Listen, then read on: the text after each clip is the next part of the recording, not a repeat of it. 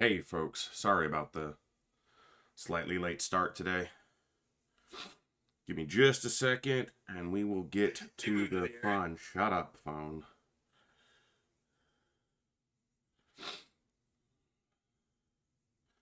Silence that. What's going on? Hope everyone's doing well tonight. Sorry, I couldn't find these. I normally just set them right here on my desk, right in front of where I'm sitting right now, but I must have gotten up when I was taking them off after stream yesterday, and I went into my bedroom, which is right on that side of that wall, because I needed to grab my wallet because I had to change one of my cards. I got a new debit card and I needed to update one of my Twitch subscriptions, the only Twitch subscription I maintain pretty much, which is to Lethal Frag. And I must have set them down right there on my dresser, but I would have found them, except my hoodie was on my bed, or my sweater, and I put it on my dresser and I laid it right on top of them, so I couldn't find them. And so I was like, well, I can't seem to find them, so I guess I'll just start stream. And I was like, let me grab my sweater. So I grabbed my sweater to put it on because it's cold in here, and I was like, oh, there they are. 5 minutes wasted looking for them when they were right there.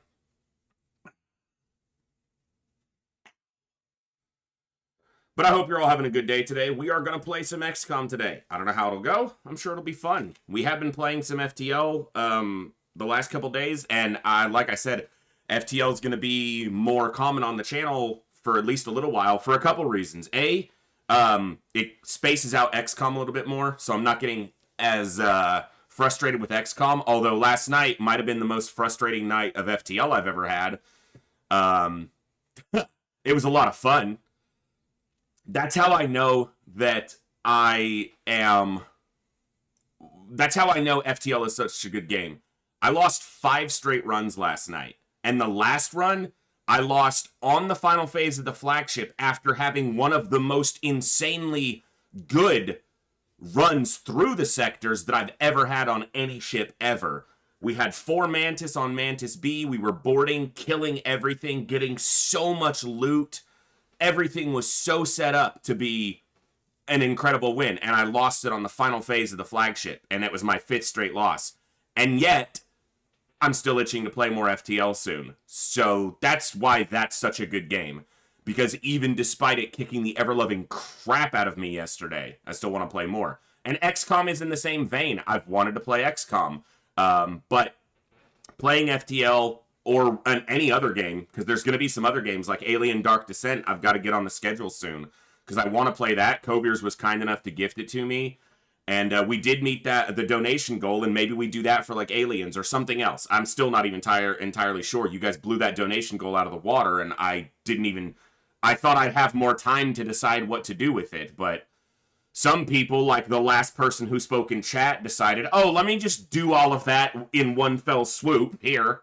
Thank you, but, so playing FTL spaces out XCOM, makes XCOM a little bit less stressful, and I don't have to worry about it as much. I can just, but people have been tuning in to watch FTL, and that's great. I've played it sporadically in the past, and a couple people have popped in who generally only pop in when I play FTL, and it's been great to see them come back. But more of the regulars have tuned into FTL and hung out for more than a few minutes, and that's been awesome. I hope you guys have been enjoying, and we're finding new people. It's helping grow the community, because people are finding the channel through FTL, and some of them pop in for XCOM, and some of the people who popped in for XCOM pop in for FTL, and that's what I want. I don't just want to be an XCOM streamer. XCOM will always feature on the channel. There will never be longer than a couple months at most where we're not playing an XCOM game, like when we did Darkest Dungeon, for example. But playing other games, enjoying all things sci-fi and fantasy, like the intro says, that's the goal, and I want to get to that point. But yeah, I've also been enjoying FTL a lot, so that's the third reason I'm going to play it more, is because I am going to play what I enjoy, and even if I'm salty during the game, just like I am during XCOM, if I'm not enjoying it, I'll turn it off. So that's one thing that maybe doesn't translate as well on stream, is you guys see me and I'm super frustrated at a game, but I keep playing. That's because I can be super frustrated outwardly, but in my brain, and maybe I need to verbalize this more, like I did a lot when I was playing XCOM earlier in the streaming time, and I need to get back to that, is I need to verbalize what I'm thinking a lot more. I can be super frustrated at a game, and yet my brain is running through the thought process of, what do I do next? What's the next decision? If a run just ended, what am I going to play next? How am I going to approach it? And so even if I'm frustrated, I'm, gearing to keep playing. If I'm not, those are the days, which happen rarely, where I'll shut off a game. Because one thing I said early in my streaming career, I've repeated it many times, I will continue to repeat and say it, I will never stream something I'm not having fun with. Whether that's I start a new game and I just don't enjoy it, it won't come back.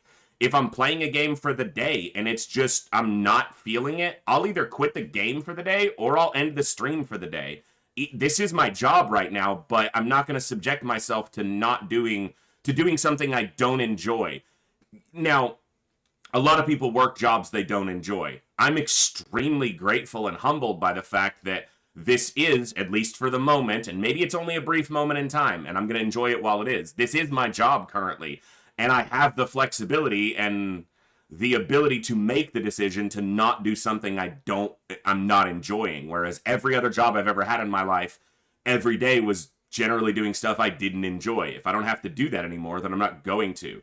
On another part of that is, I'm always just going to be me.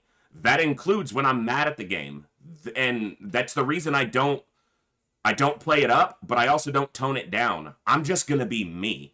If I'm extremely happy and laughing like an idiot at the game, you're going to see that. If I'm frustrated at the game at the moment, you're going to see that. You guys are just always going to get me. So I'm always going to play things I'm enjoying. You're always going to get the true 100% me. I'm not going to fake anything up or down. And I'm going to try to put on a good show. And I'm going to try to talk more about what I'm doing in those moments when I'm frustrated. I've done that with XCOM, but it feels like when I do that, I think people perceive it as me picking at XCOM, like targeting XCOM or the mod specifically, I should say. And that's not what I'm really trying to do. I'm just trying to explain where my frustration is coming from so that it makes sense. Anyway, I know that's a lot of talking and I haven't even done my intro yet, but thank you all for popping in. Let's go ahead and get geared up. So I did fix my headset a little bit. It doesn't sit right on where it was supposed to before, but it's not separating from the headset anymore. So that's good, because I don't want to pay for a new headset right now. I should say I don't want you guys to pay for a new headset right now. I kind of joking there, but can you guys stop redeeming the FTL redeem? We're playing XCOM tonight. Just because I don't turn it off doesn't mean I need you guys wasting channel points every time and spamming the damn channel point redemptions. Coviers has to go through and refund all of those when you do that. Okay, like, seriously, stop it. Like, that frustrates me, guys. Don't do that, okay? I don't want to have to turn this off every time. And yes, they're your channel points, but it skews the interactivity of the channel. Stop it. You're not children.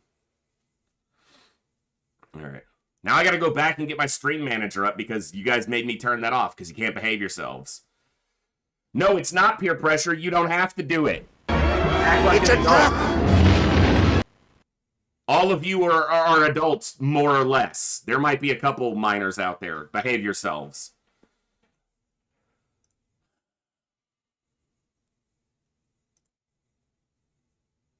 And now my stream manager won't open. Thank you.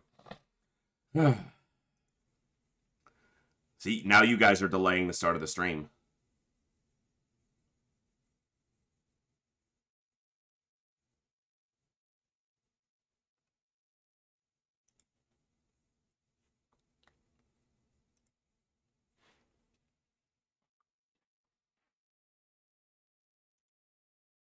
Yeah, Dev, you got to be able to think for yourself. You got to be able to make those decisions for yourself. Jack, it was you. You started it.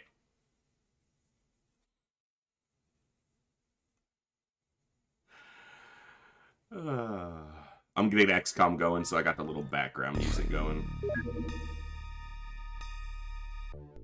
Oh, I haven't had my scumbag counter for a couple days, so let me get that pulled up.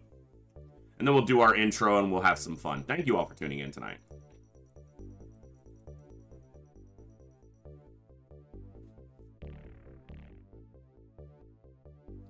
All right. Okay, stream manager's up. Make sure YouTube live stream is working properly. Because we are multi-streaming over to our YouTube channel, which hit 250 subscribers today on the Echo Archives. So that's awesome. Thank you to everybody who's subscribed to the YouTube channel over there. That's excellent. It is like twice the size of the main channel, which makes sense. I don't upload to the main channel enough. So, we got a couple folks tuning in on YouTube. I do have my chat merged so I can see all of you fine folks. If you chat away, say hello if you feel like it. But let's have some fun tonight, folks. We're going to do some XCOM, not Terror from the Deep. No, Zarnia. We're continuing the hard mode run. I probably won't play anything XCOM that's not hard mode until I finish the hard mode run, unless something egregious happens during this run. So hopefully that isn't the case. Also, I got like... How long did I sleep? I slept at least 7 hours. So, I got the most sleep I've had in 3 weeks. The only problem? Those 7 hours were like in the middle of the damn day. So, now my schedule is all screwed up.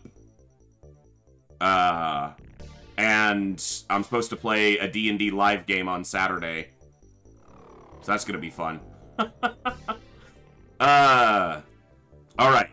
Doesn't TFTD have its own hard mode? No, Dev. There is no hard mode for TFTD yet. There are some mods for TFTD, but the most common, the biggest mod for TFTD is, as far as, like, mods that change the game instead of just... There are mods that merge it with UFO Defense, but as far as mods that add is the World of Terrifying Silence, and it's not really that close to hard mode. It's closer to, like, XCOM file.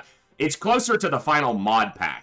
That's the best way to look at the World of Terrifying Silence, is it's very similar to the final mod pack, which is essentially XCOM Files Lite for UFO Defense. So, I've looked at the World of Terrifying Silence. I've played about 10 hours, 12 hours, maybe a little bit more than that now. Never really got that much into it yet, but it might just need more time. Count! Thank you so much for that 250 bits. What is up? Hello, Mr. Count. You're just in time for the intro. I'm going to stop rambling. No, I'm not. I'm just going to do the intro and then ramble while I play the game. But let's get to that part of the show. Show number 357 tonight here on Twitch. I realized I hadn't been saying the show number anymore, and I wanted to do that more because it especially now with the live stream on YouTube, it tracks our progression. So, show number 357 here on Twitch. Good morning, good evening, good afternoon, whatever time it is for you, wherever you are, ladies, gentlemen, and everybody else. Thanks for being here. I'm The Voice, and this is The Echo, where everybody has a voice. That means me, you, our games, our characters, our stories, our heroes and villains, successes and failures, the ups, the downs, the good, the bad, the wins, the losses, in all things sci-fi and fantasy, particularly and especially gaming. This is a place where we can come together to enjoy those things alongside challenging gameplay in a recently very salty environment. That's because of me. Yeah. Good times in a mostly chill environment with an awesome group of amazing people. That's each and every one of you. Whether it's your first time here, whether you're a long-time regular, whether you're a lurker, a chatter, a recent returner to the stream, the time you guys choose to spend here is awesome and amazing and extremely valuable to me, so thank you for that. And thank you for all the ways you guys choose to support the stream, the community, the channel, and me, and give me the opportunity to create this space, curate this experience, and share some good times, good vibes, and some good games with a great group of people. Tonight, we are continuing our classic XCOM UFO Defense Hard Mode Expansion Mod Campaign 2 playthrough. Superhuman, Iron Man-ish. We took out 2 alien bases on Saturday. We lost 10 soldiers total, I think, between the 2 bases, which sucked, but we did clear 2 alien bases off. And the second base wasn't that bad. Our losses in the second base were pretty minimal. The biggest one was that the biggest loss we had in the second alien base was to friendly fire. Our soldiers couldn't hit an enemy to save their lives, and when they did hit the enemies, they didn't do any damage to it. But then they land a random stray shot friendly fire that does enough damage to kill a soldier through a power suit. The math has just been mean on XCOM lately, but yeah. Yes, only Twitch chat shows up on the screen. That is correct.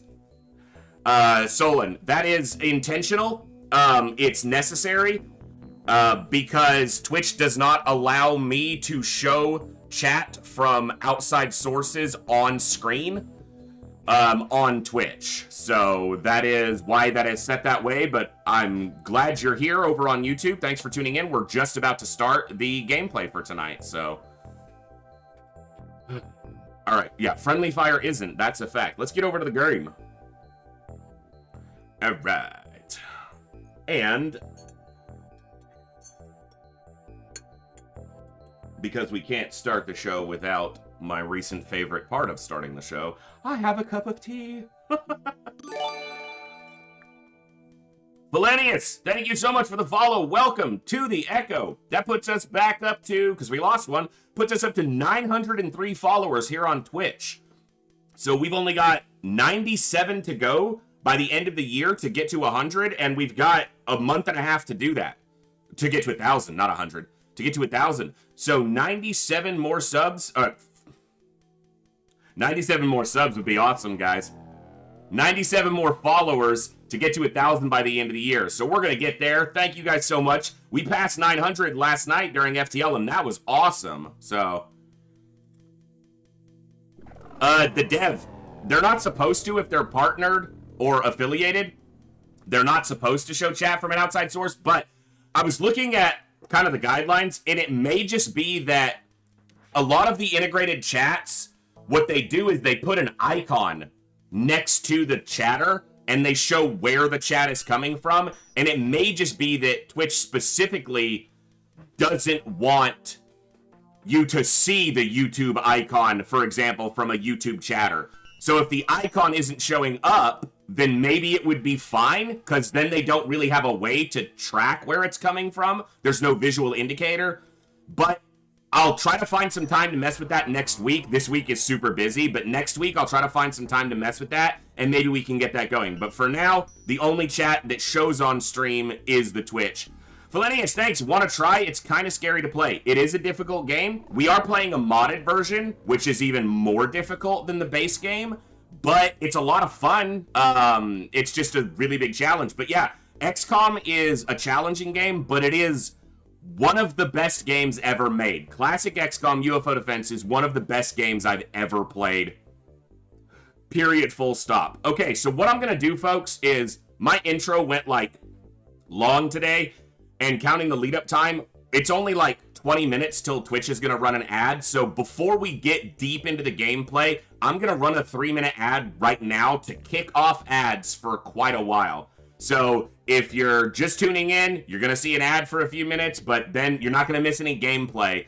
And then that way we don't get interrupted in the middle of our first mission. So also, always remember, if you're here on Twitch and you don't want to see ads, you can always consider subscribing, though it's obviously not obligatory. If you guys want to support the stream directly, consider subscribing, especially if you have an Amazon Prime. You can link your Prime account to your Twitch account and get one free sub a month that you're already, well, you're paying for it with your Amazon Prime. So make sure you're using it. We're going to run that ad. I'm going to turn this fan on, and I might even take my sweater off because it's warmer in here than I thought it was going to be. I'll be right back in just a second, folks, and we'll get to the gameplay super fast. I promise. One moment.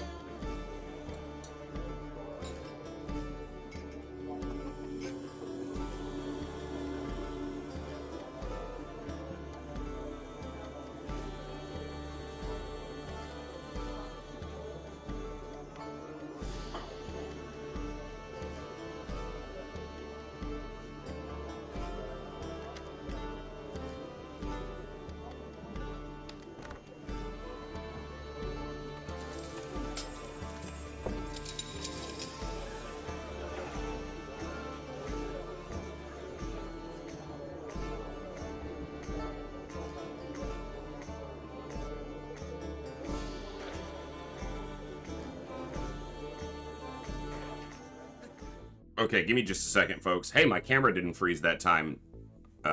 Give me just a second. I want to grab one thing real quick. And, XCOM crashed on me just now. So, okay, that's fun.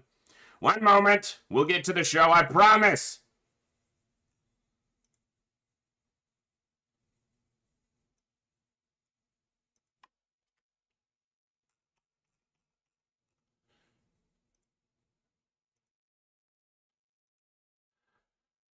So, okay. So, this is just so you guys know what I'm referring to when I say that I can't show the chat messages. So, these are the guidelines. Just snipped that off of the page. Those are the guidelines that Twitch has sent to broadcasters as far as simulcasting. And if you look at the third one there, it specifically says, you do not use third-party services that combine activity from other platforms or services on your Twitch stream during your simulcast, such as merging chat or other features, to ensure the Twitch community is included in the entirety of the experience of your live stream. If you fail to adhere to the simulcast guidelines, Twitch will send you a warning prior to taking any enforcement action. I'm just going to follow that guideline because it's really not that difficult to do, and it does skew the experience a little bit for people tuning in through YouTube. They can't see all of the chat, but I'm just not going to risk my channel and my livelihood over something so simple as that. And the reality is, I am thankful for each and every person that tunes in through YouTube, but the number of people that tune in through YouTube right now is less than 1/10 of what generally tunes in through Twitch. So Twitch is still obviously my primary focus anyway, and I appreciate the people tuning in through YouTube, but yeah. I understand it, the dev. I don't think it's really an L. I understand it because they're a business, and their business is to make money, and they don't want someone, coming onto Twitch who has a Twitch audience and decides, hey, I'm going to go stream on YouTube, and I'm not going to tell Twitch, so I'm just going to tell my audience, hey, everyone, go to YouTube, go to YouTube, go to YouTube, go to YouTube. And then they shut off their Twitch account one day, and Twitch loses money. Their purpose is to make money, whether they do it right or not, but they have, streamers who make them a lot of money are a big investment for them as well, because they pay those streamers a chunk of money, and yes, those streamers bring in money for them, and they want to keep that relationship going, so they protect that. It's an exclusive, it's not, the fact that they're even allowing multi-streaming is good, because they used to not. Now, a lot of people did it, but a lot of people were risking enforcement action on their community to do that, and I'm not going to do that. So we're just going to have some fun. Thank you to each and every one of you, whichever platform you're tuning in on. I'm thankful that the YouTube channel has been growing through subscriptions. We got over 900 followers on Twitch. We got 250 subscribers on the Echo Archives YouTube channel and 133 on the Echo YouTube channel, which is a lot of the same people. Half of the same people, probably. But yeah, it's been fun. Let's have some fun. Let's play some XCOM tonight. So, last time, we lost all these soldiers doing base assault. So we lost 1, 2, 3, 4, 5, 6, 7, 8, 9, 10. The biggest losses that we took. Trojan was a pretty big loss. Trojan was the one who died to friendly fire. TNAV killed Trojan with a heavy plasma. So he had pretty good stats. That was a big loss. Jat was a big loss because while his soldier was still ranking up, he was 100 psi strength, a natural 100. So that was a big loss. Steel Soldier was a very big loss. He was one of our highest ranking assaults, so that sucked. He had 59 missions, which for an assault is insane. Was nearing accuracy cap. We had trained his psi strength from under 70 to over 90. That's a lot of an investment. And then Edmund Bacon was the biggest loss because he was a capped out accuracy heavy gunner. 37 missions, nearly 100 kills, high psi strength. Big loss. The other losses obviously were impactful, but those were the biggest ones. And we lost 5 assaults, 1, 2, either scout or assault, 3, 4, 5 assaults, and 2 scouts. So of the 7, we lost, of the 10, we lost 7 frontliners. Yeah, Edmund, you did die, unfortunately, on Saturday. It was the biggest loss we took on Saturday for sure. But it's XCOM, baby. Losses happen. I gotta roll with it more. 220 losses is still pretty minimal for this campaign. The Martini Dog, thank you so much for that Prime subscription. You know, this has happened a couple times recently, and I'm very appreciative of this, and I'm not calling anybody out. We've had a couple subs recently, Prime subs or subs who've never chatted in the stream before. They just drop a sub and enjoy the lurk. I appreciate that a great deal. If you're gonna chat, please feel free, but no one should feel obligated, but it's just awesome. It's really cool. I'm glad I can be entertaining enough that people want to drop a sub who've never even, said hi. Don't feel obligated to say hi. If you're a lurker, lurk. Lurker's number one. If you're out there lurking and you want to, throw an emote in chat, wave at us, but enjoy your lurk. Lurkers are amazing. I lurk in many a channel, so. All right, so we've got to get these crews rebuilt with frontliners. So we need assaults here and a heavy gunner. No, they didn't lose a heavy gunner. What the fuck is a Prime? I saw you on YouTube, now I'm here too. Hey, well, thank you and welcome, Martini Dog. I'm glad you found our channel and our content, my content, our channel, our community. I'm just the goofball in front of it. I'm just the face, but this community is a collaborative effort. Saline, I kind of already did, but if you have your Amazon Prime linked to your Twitch account, so if you're already paying for Amazon Prime for the great discounts you get there, and free shipping and, Prime TV and all that stuff, and you link it to your Twitch account, you get one free sub to any YouTube channel, one tier 1 sub to any YouTube. Jesus, you guys have got me talking about 10 things. You get a free sub on Twitch, one tier 1 sub to any Twitch channel of your choice. Make sure you're using it. If you're not using it, whether you use it here or on another channel, make sure you use your Prime sub.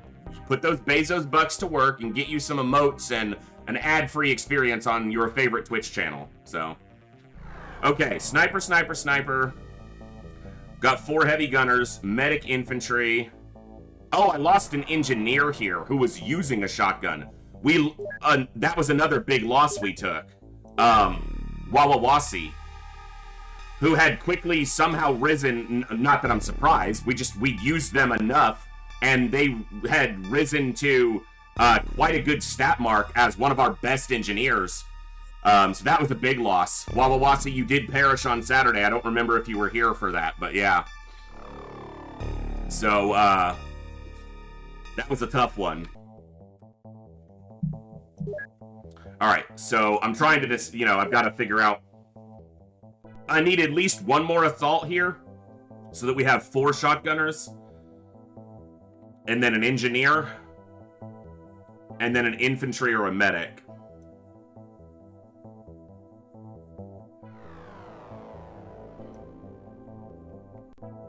Hexadecimal's gonna fill the engineer spot.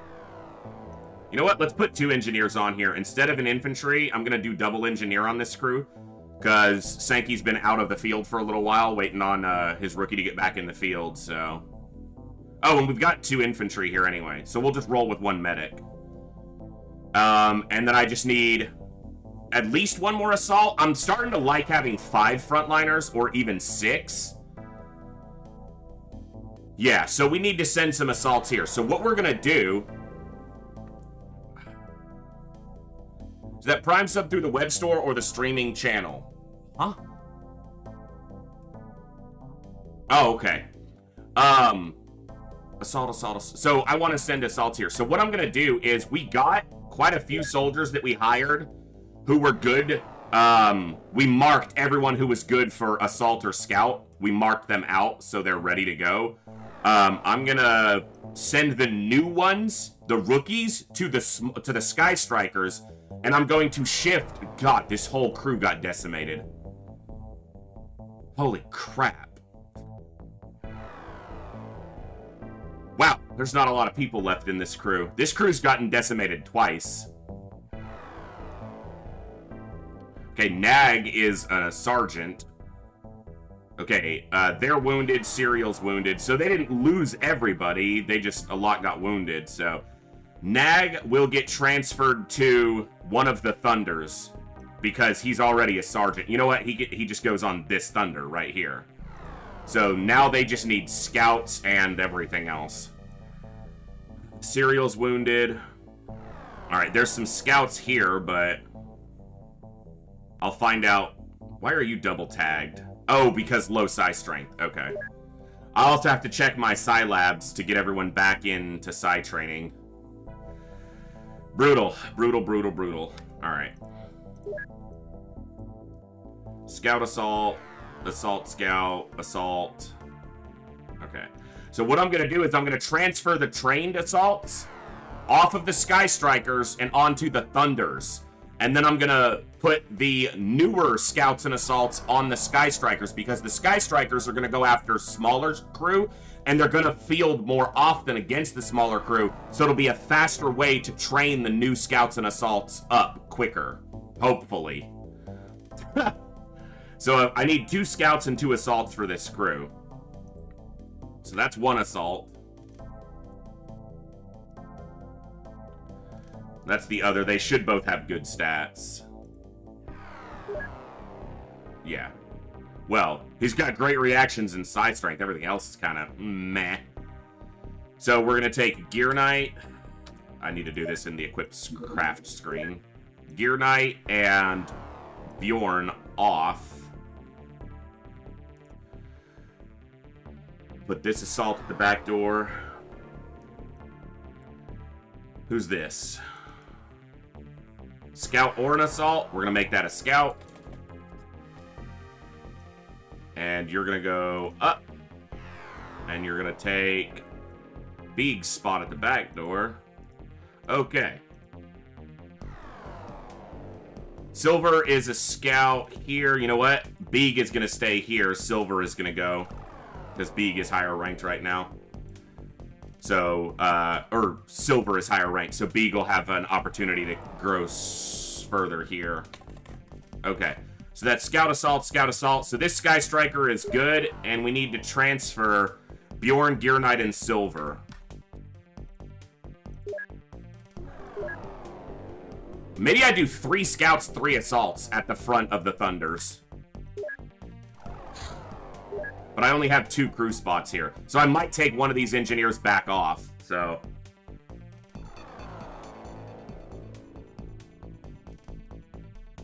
Thank you all for tuning in. I'm going to enjoy a little bit of a tea while we get going. This got a little bit cold because I was doing all my searching for my gaming skins.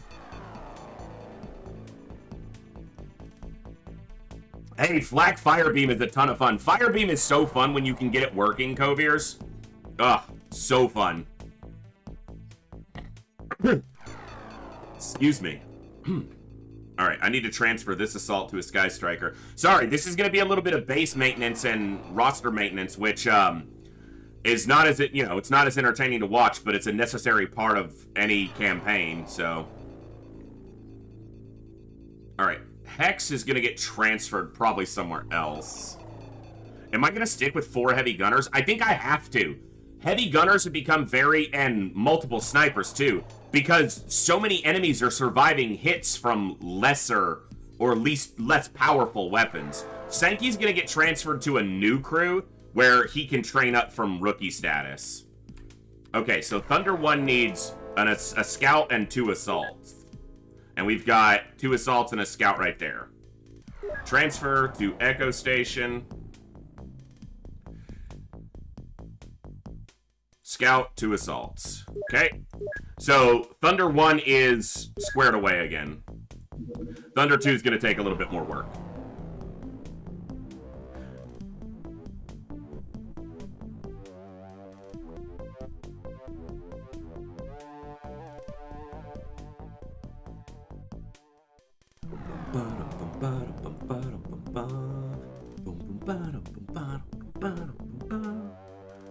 Have I ever mentioned that this music is amazing, guys? I don't think I have. I should mention it. This music is amazing, guys. That track specifically, but all the music in this game is excellent. But that music specifically. Alright, Equipped Craft, Sky Striker 2, Crew. North Star, Sati, Uncle Ruckus, and Count.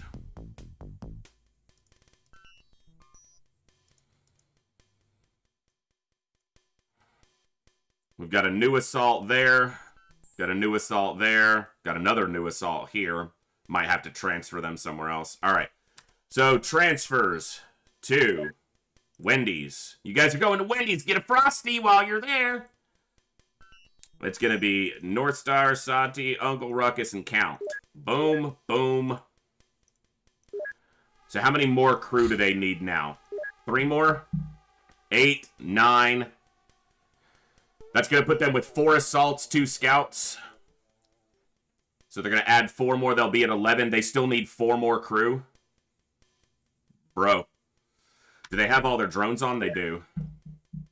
They have 4 snipers, 3 heavy gunners. So another heavy gunner. No, they don't have a Rocketeer on board. That's the other thing that's missing here. Because this was set up for a base assault. There's no Rocketeer on board. So I might dip 1 heavy gunner. I'll cycle the heavy gunners in and out for a Rocketeer and a Grenadier. Yeah. Okay. Jack, I couldn't decide what their class was going to be. Which base was that in? Yeah, other than reactions, they have the stats to do any other class. I just couldn't decide what any other class would be. Like, they have enough accuracy to fit any role. They have the bravery, decent time units, decent stamina. Like, their stats are not incredible, but they'll work for anything other than a frontliner, so I just tagged them with any while I was trying to filter. I was trying to organize the crews. That was a couple weeks ago now, or a week ago now, something like that. I was going to say, I thought this was a high, but they have really good firing accuracy, too. Maybe that's why I didn't tag them for scout or assault, although that looks like an assault. All right. Okay, so they've got 2 assaults. They need 2 scouts. There's not a scout here, unless one of these assaults is better tagged as a scout. That's an assault. I mean, I tagged them all as assaults, so they're probably going to stay as assaults, but let me just double check. That could be a scout. He's got good melee accuracy, but our you know what? Our scouts have been using swords as well. So they need another assault right here. Help if I do this in the equipped craft screen. Assault. Can I roll on the assault, please? Thank you. Alright, so now they just need a scout at the front, and this crew is good. Let's double check.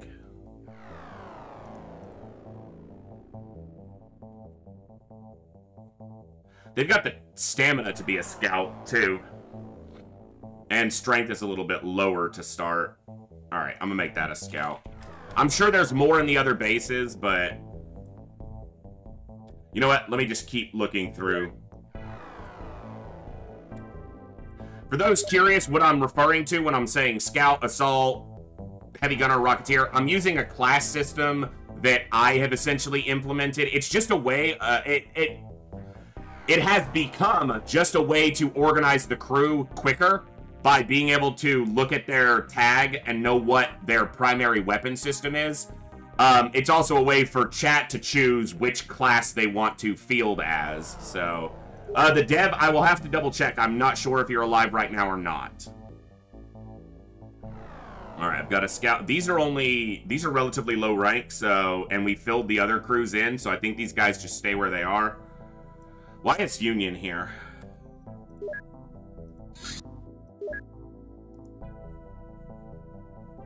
Like, why isn't he on the crew? Did I take him off for some reason?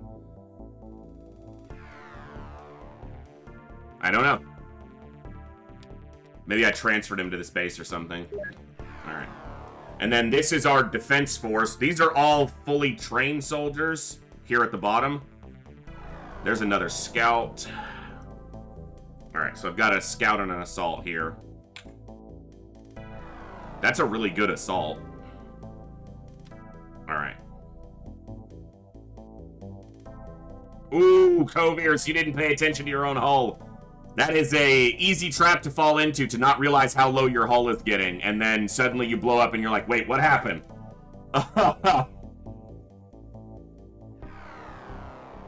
Oh, that's good. Oh, that's good. Hey, those of you who are over in, like, the UK or any part of the world that have really good tea, like, particularly black tea, not herbal teas, which aren't actual teas, and I don't really go in for green tea, but a good black tea. Let me know. Let me know what I should look into getting if I gotta order some online at some point for some really good tea. Because this isn't bad, but this is just, like, not the cheapest stuff from Walmart, so it's not great either.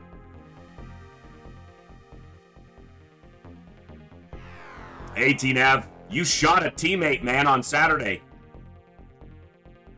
You betrayed us and killed one of our best. You... I just had the red and blue moment go through my head. It is, Dev. It is. You shot Church, you team-killing fucktard.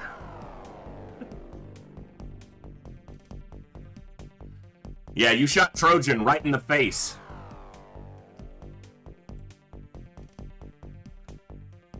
Alright, I think that's pretty much what I need. Hey, Strike Card, there you go.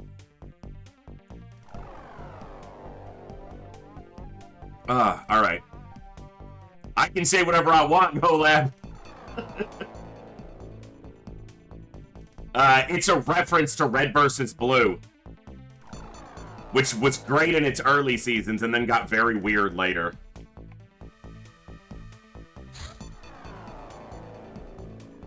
Alright, we don't have any UFOs on the ground. I'm not going to do a base tonight unless I get, like, nothing interesting happening.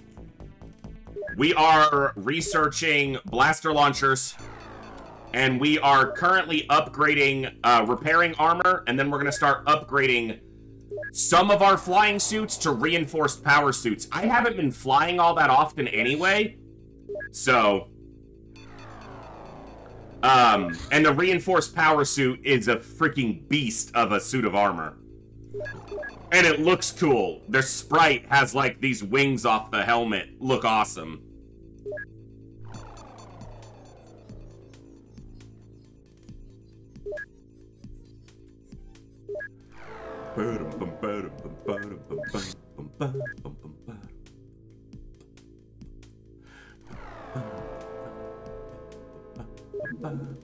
This armor is expensive, though.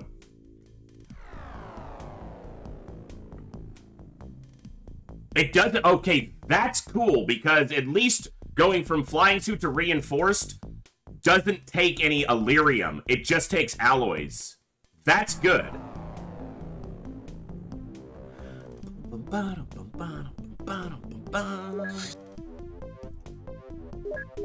Okay, what I'm gonna do here is armor. If you're not on the crew right now, strip down to your skivvies. I need this armor. I hope this base doesn't get attacked. You have a regular power suit, Eon? Gotta fix that. Alright, I'm gonna do these in batches, but for now, flying suit, flying suit, flying suit.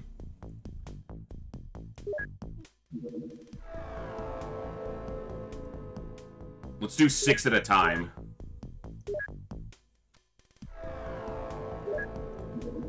That way, if this base gets attacked, more people are still wearing armor.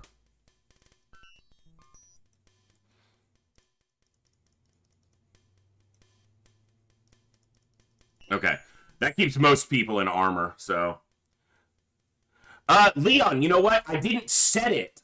I forget to do that on YouTube. If I don't set it on YouTube, it just chooses whatever game it thinks I'm playing.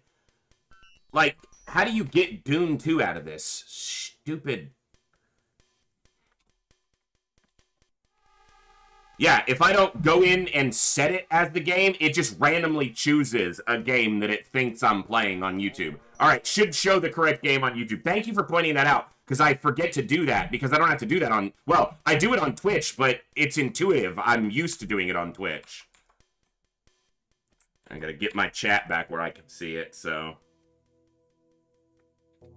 The OBS 30.0 update should have a way to handle that within OBS itself. I can send you a link to a vid if you want. Hey, send me that link in Discord, Hill Home. Yeah, I'll definitely check it out. So I could probably do it through my multi-output section, but I don't want to mess with it too much.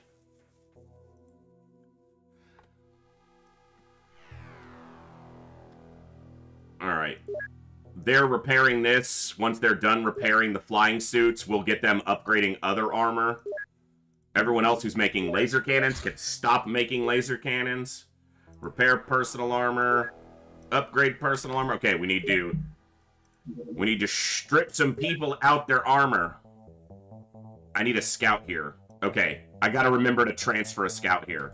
Let me do that right now before I forget.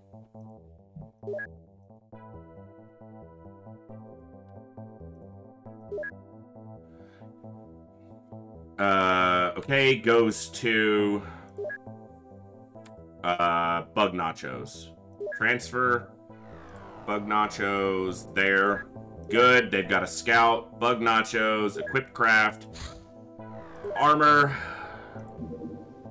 Ooh, I am short on flying suits here.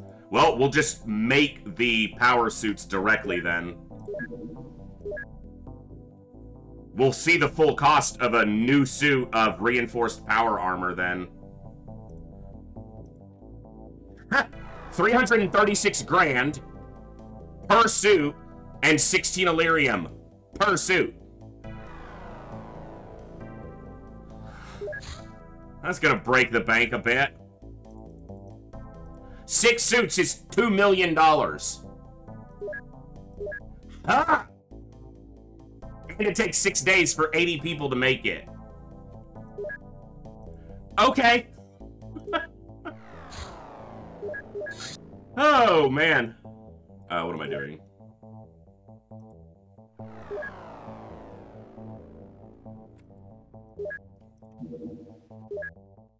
Okay, everyone that's on board is in a flying suit. We've got 1 extra. None, none, none. Okay, manufacture, upgrade, not support drones, upgrade personal armor.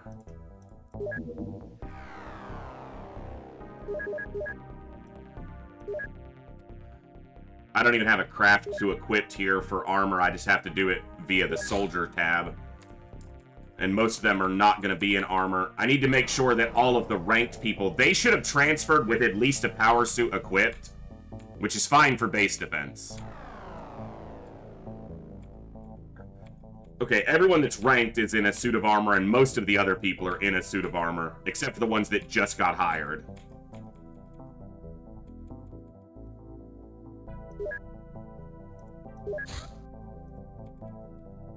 Okay. You forgot how good the heating is on the armor and voice strips it off? Yeah. Yeah. Good armor, but it's expensive. Good thing is we're good on money right now. Well, we're pretty good on money right now. My monthly costs are up to 45 million. We're making almost 14 though, so currently we're well in the green. Okay, let's see what happens while we transfer some crew around. Not enough special materials to produce flying suit to reinforce power suit. I must have selected too many. Power suit to reinforce power suit. That's a straight upgrade that costs 8 Illyrium. So this reduces the cost of the previous suit. That's fine, but... Okay. Go to base, equipped, thunder, crew. Welcome to the big league, folks. You trained up in a small base. Now you're here with the big boys. Don't die. 3 assaults, 3 scouts. Infantry, infantry, engineer, medic, heavy gunner, heavy gunner, heavy gunner, heavy gunner. I'm going to take 1 heavy gunner off for now. It's going to be Last Ninja. I'm just randomly picking one to take off for now. We need to keep Rocketeers in top form. Cursed is already in top form. We just need to get some other Rocketeers trained up, because we're going to start having some blaster launcher fun soon, so I want my Rocketeers to be ready for that. Everyone's in a flying suit. Okay, got a lot of flying suits to upgrade there, too.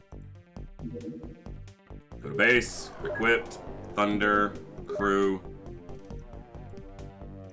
And I didn't strip their armor off when they transferred, so they should transfer with their armor still equipped. They're supposed to. Scouts at the front, 4 assaults behind. I need a Rocketeer on this crew. Jam or Zarnia. Zarnia's about to cap out, so I gotta be very specific about what mission I send Zarnia on, because I want them to get a 124 accuracy. So I'm gonna put Jam on for now, for small craft response. Although this group isn't likely to respond to small craft much. I need a medic, because Colin got killed. Do I have any named medics over here? I have this unnamed squatty medic, but I know I have some named medics sitting around.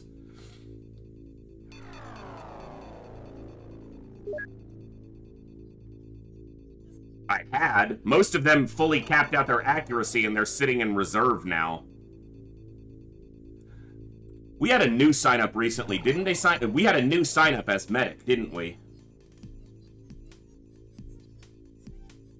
I thought we did.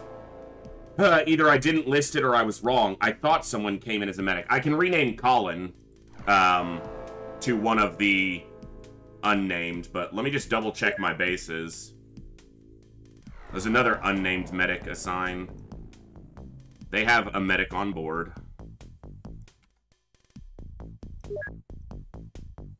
Sierra. There we go. Perfect. Alright, transfer Sierra to Wendy's.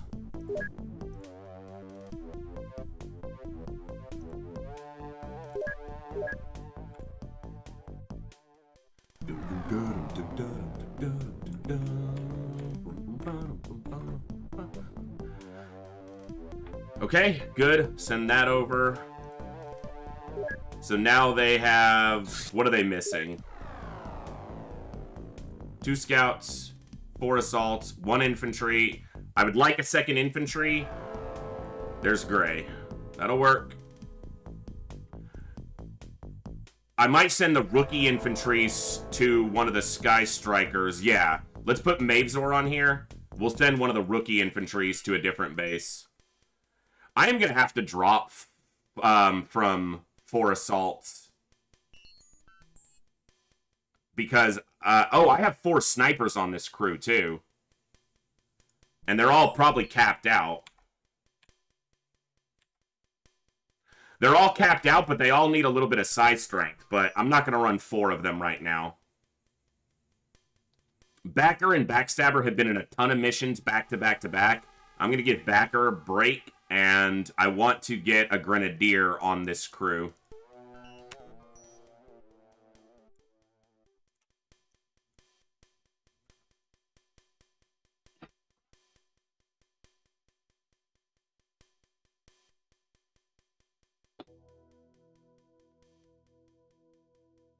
I don't have an engineer. Man, trying to keep the classes well represented in the field is also a little difficult. All right, Uncle Ruckus, you're going to take a break for now.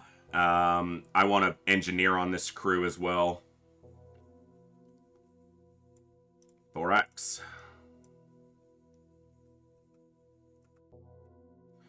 All right, that gets me Engineer, Grenadier, Rocketeer, so I got the explosives. Gives me 2 infantry, enough frontline, and enough heavy firepower for big threats. Plus, I'm transferring the medic over. Okay. This crew is good. This crew has a scout incoming. And this crew is good.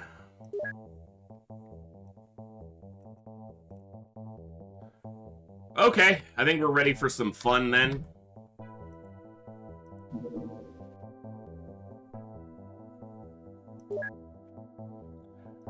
Ethereal base, huh?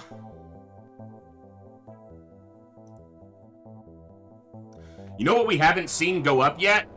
We haven't seen an ethereal base get built. So either we're missing a base somewhere, which I don't think we are, because I've kept count of all the bases, or the ethereals haven't built a base yet. This might be their first attempt to build a base. And they have to build a base for you to win the campaign. Because you have to be able to attack, get an ethereal commander. What's up, Comrade Barrick? Because we know what these other bases are, and based on the count of this base being 21 and then 22, one of these is 22. Oh, we might have taken it out. 22. So we haven't missed a base going up. Because I know that if I see the next one and it says 23, if I see the next one and it says 24, then I might have missed 23 somewhere. But we have pretty good coverage on the globe. The only place we don't have direct coverage is in Antarctica, which they have tried to build a base there. But we scouted it with a Sky Striker to ensure that wasn't happening. To try to ensure that wasn't happening.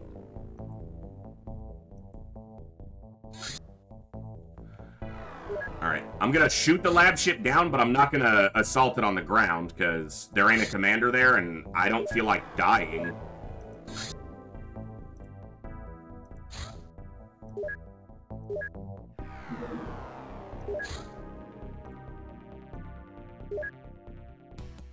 Alright, this is the excavator. Let's put that on the ice. Okay, and then redirect to the lab ship.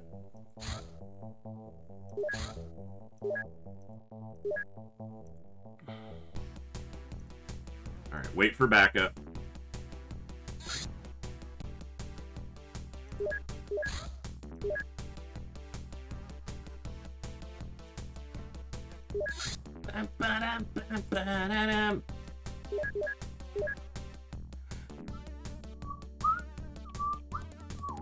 That's right, you did, Dov. You don't forget it, neither. Do I want to shoot down an ethereal supply ship over the ground or over the water? Do I want to do a supply ship recovery where I'm not going to get Illyrium? No, I don't. Like, if I'm not going to get Illyrium there anyway, then I don't care, and I'll just put it in the water. The excavator is fine. I can recover that.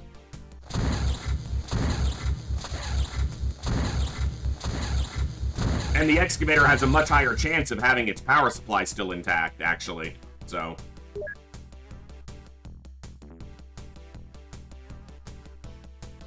If I can get this over the water, that would be ideal, because I'm not going to respond. I'm not going to do a ground assault, so I'd rather splash it. But they're going to land if I don't shoot them down soon. Get over the water. Get over the water. There we go.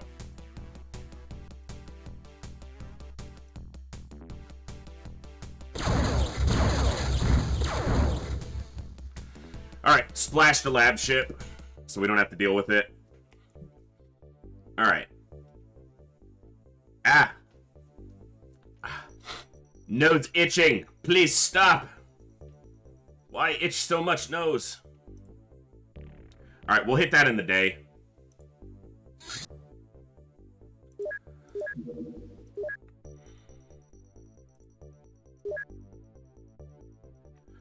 Alright, what base was there? They're good. It was right here. Okay, equipped craft. Sky Striker. Crew. Armor, rather.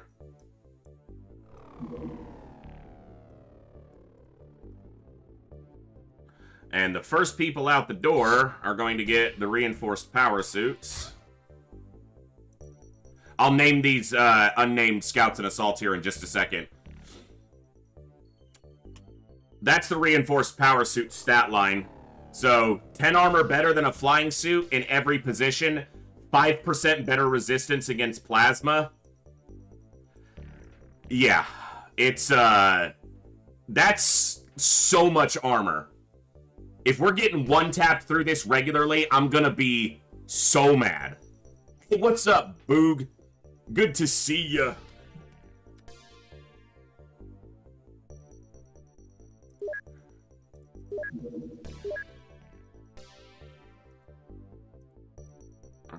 12 flying suits? That's a lot. Let's do 6. Sweet! I tried to get you as much... I appreciate that, Werf, but only watch if you're enjoying. Don't... Well, you do what you want to do, but thank you. Glad to see you back on the YouTube side, my man. That feature would go beyond what any mod can do and something that would need to be coded. What are we talking about, Crazed? Hardmode could add extra options like shot down, could still fly a little way away from the intercept point. That'd be interesting, but... You know, you guys might have seen in Discord, I had a little, kind of discussion with, Hellraiser, and, he illustrated the fact that this is something that's kind of obvious. So, we've been going after every battleship we can, more or less. Sometimes it's just, well, everyone I can, because sometimes I just can't either mentally choose to go after a battleship or my crew's not ready for it. Because the mod states that if you you shoot down or assault a landed battleship, you have a 50% chance to stop a base build, and you have a 33% chance to stop an infiltration. So I've gone after battleships regularly to try to stop those events from happening. And it hasn't stopped a single base build or a single infiltration. And you know why? Because the moment the infiltration triggers, and the moment the battleship spawns for a base build, the base spawns. So the base is already there, and it's not coded for it to be removed. That's obvious. That mechanic has existed since vanilla. So Hellraiser was like, I guess I need to add a dummy fleet that actually is the one that builds the base. But then if the battleship is assaulted and you win, then it rolls the percentage. And if the percentage is correct, it stops the base from being built. And I'm like, so you mean to tell me that wasn't already the case? So I've gone after all these battleships and there was never a chance to stop these bases from going up. No wonder there's 22 bases.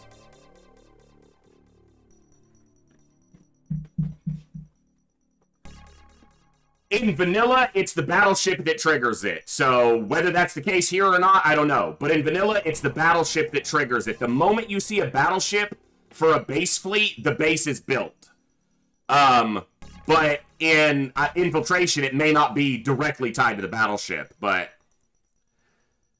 It happens the moment the wave starts, not at the end, and there was no coding put in place so that if you did beat the battleship, the base disappears. It's just there. Ha!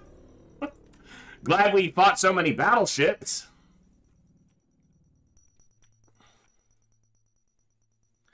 I'm not entirely mad about it because going after so many battleships definitely accelerated my campaign by having that additional money, whereas I probably wouldn't have had it otherwise, but I also lost soldiers on all of those. No, because the math on losing a 30, let's just call it a 33%, not even counting one of those is supposed to be 50%. Let's call them all a 1/3 chance. So 33%, 22 times in a row, the odds of losing 33% that many times in a row is like 1 in 32 billion? That's just quick math in my head. What's 1 to the 23rd power?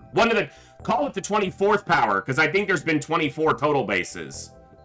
So, or 3 to the 24th power. I think that's about 32 billion. Or trillion. Is it trillion? No, it's billion. It's billion. Edmund, I don't know. I'm not a modder or a coder, and I'm too stupid to be either, so...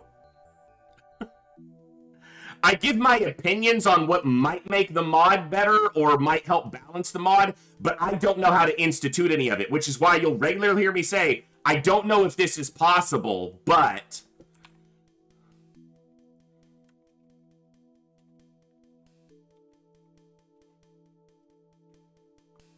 Oh, I was doing... Yeah, I was doing 1 to the... Sorry.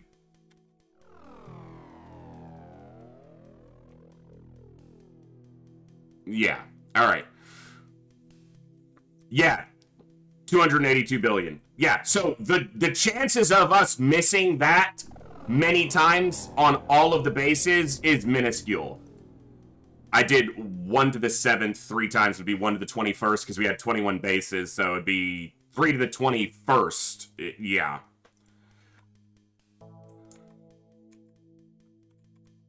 I'm not great at math, even in my head anymore. I used to be decent when math was simple.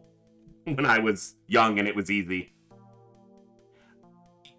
Not really possible, because the odds of that happening in a lifetime are basically incalculatably small. So, no.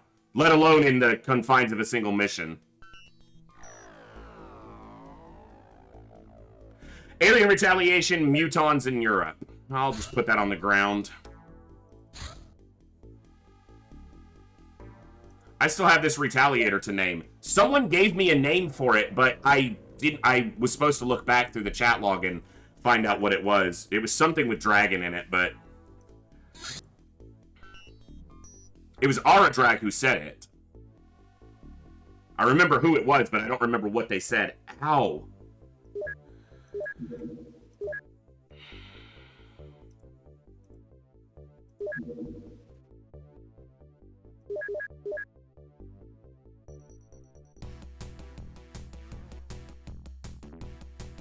Go visit our friends in Iceland. Say hi to Scalix and Olsen while you're out there.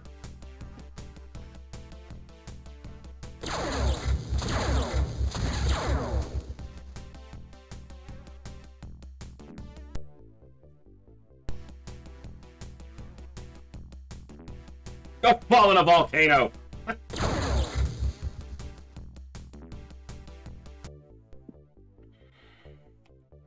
All right.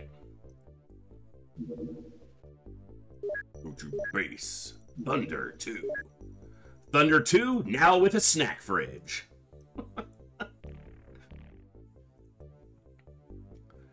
Whenever we have to ship Sierra between bases, we're shipping them, their personal effects, their equipment, and a mini fridge. It's like, dude, why do you take this everywhere with you? He's like, it's the snack fridge. It goes where I go. I defend it.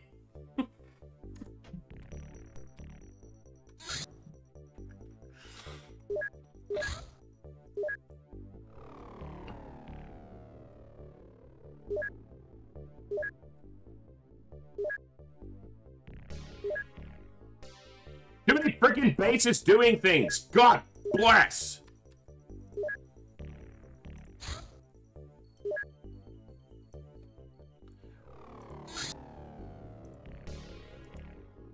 Frontliners get the big suits. Heavy gunners should also get the big suits. So that's going to be 1 flying suit off. Oh, I have 4 to upgrade. So let me just upgrade the 4 I have. And that'll be for the 2 heavy gunners, the infantry, and the medic. No, the medic should keep mobility high. I want the snipers to have flying suits. I want the rocketeer and the grenadier to have flying suits. And probably the medic. So I just need 4 more reinforced power suits. I want to keep some flying suits for mobility. And, you know, it's expensive to upgrade these right now.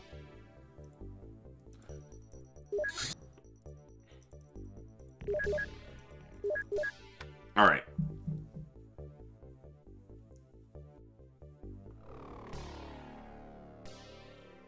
Oh shit, there's like UFOs I want to respond to. Alright. Alright, let's make sure Sky Striker 1 at Shut the Fuck Up Bradford is ready to go. Nobody here needs to be named right now. They got smoke. They got Illyrium rockets. They got a few. They got drones. They got medkits. I need more medkits. Gotta build more medkits.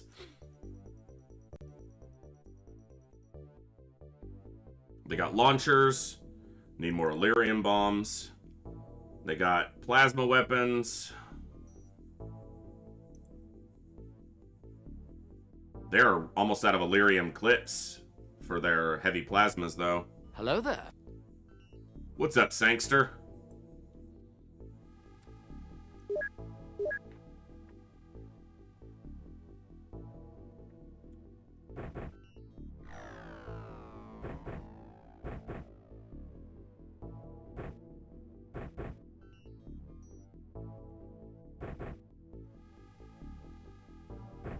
Default those to your backpack.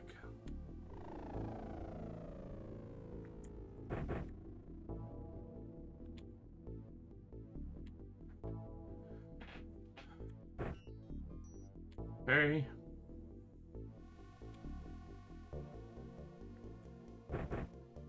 Oh, he's loaded. I should look at weight. Okay. Good, good. There.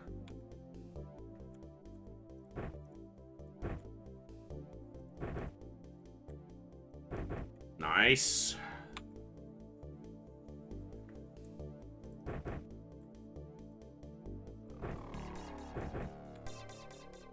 All right. They are good for a mission. Let's do it. Which one? Mutons or ethereals? This crew's a little bit lower ranked. We're just going to have them kill the mutons.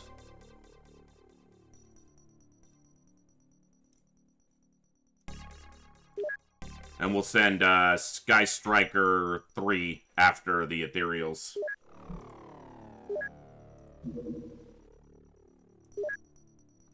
Make sure everything's here. They need Elerium rockets built, but we're doing armor upgrades right now, so that can wait. They've got medkits. Gonna need to build more for the base. They've got plasma swords. I need to sell those. They've got plenty of clips, it would appear, so they're good there. Small launchers. They've got Elerium bombs. They've got alien grenades. Jeez. I don't know if they have enough alien grenades, guys. Let's keep some for proximities. Well, we'll sell more than half and still have 200. Jeez.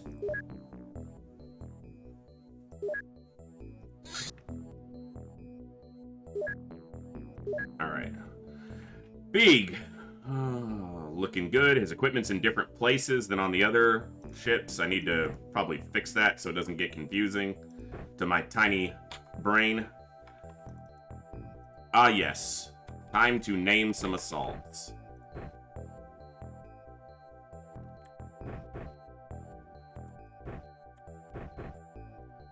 These should be up here. These should be over here. Alright, let me get some assault names. Who's first? Did you find it? The answer to this is the same as you can ever have too many guns and ammo. The answer is always, what the fuck are you talking about? Yes, I would agree. Alright. What's your stat line looking like?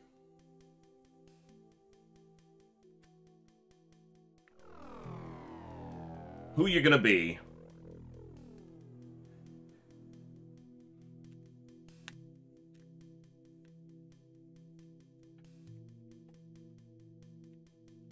Hook 0 the second. There we go.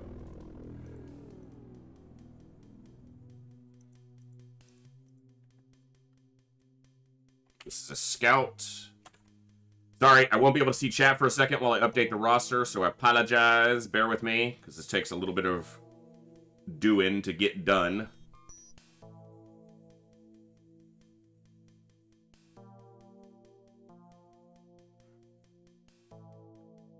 Beeg is on a craft right now. Hold on.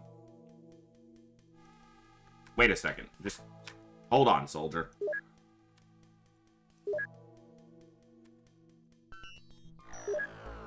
Beeg is on a craft. Either I renamed them and forgot, or they were double named. Alright, it looks like I renamed them and forgot. Okay. Alright.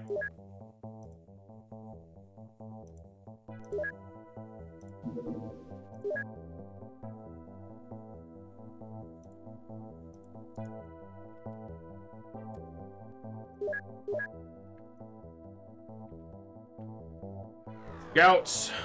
It's gonna be Zeons. Wait, is this where Zeonzi is? No. Zeonzi's on one of the main crews, Thunder crews.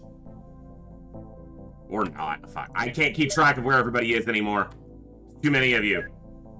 Zeonzi's here. Hey, they need a scout. Maybe I'll send Zeons over here and they can die together. But they'll have to live through a mission first. I need to give them a number.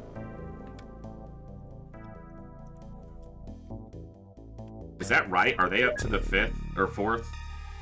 No, they're on the 3rd. See, I screwed up the way I was keeping track of it on my own roster sheet, and now I'm messing myself up.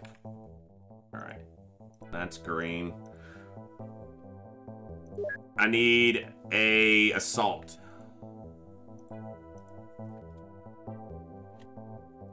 It's gonna be...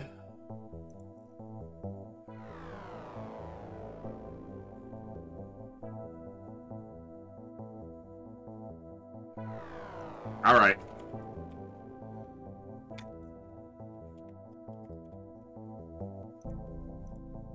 We'll let Cover's back on.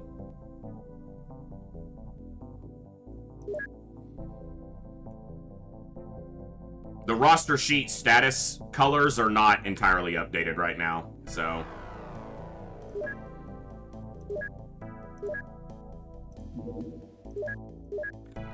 Alright, I can see chat again. Sorry about that, folks. Just had to get everything squared away. Copy that. 2 Covirs. Copy that. Here. Hey, you almost have the strength for that. In fact, if you drop the electric flares, you're good. Astro Boy looks equipped. Mazoral Sigurd looks solid. Werf. Werf! You're on the crew, my man. You're a sergeant, in fact. Sergeant Werf. Grim. Random classing. Let's roll that now, because if I don't do it right now, I will forget.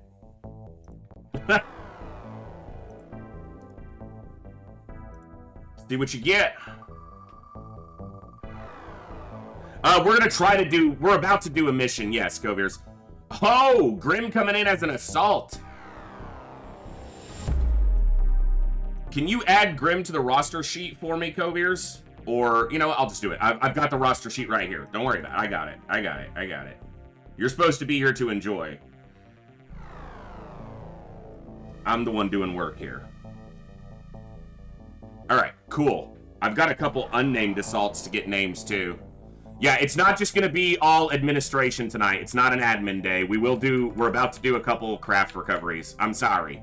We've been live for like an hour and a half, and I've done anything but look at soldiers, but it's part of the campaign, and it's something that if you guys are playing XCOM, you're going to have to do as well, so deal with it.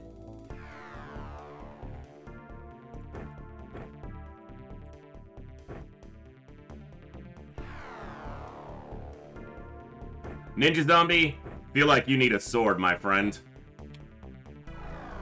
Goviers, you can carry 2.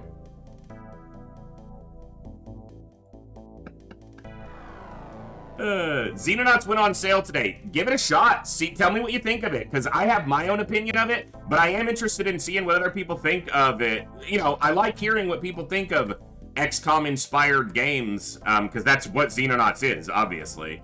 Alright, we're about to land at a mission. I deployed them, right? Oh yeah, they're flying over the top. I couldn't see the line, so... Alright, we're doing a...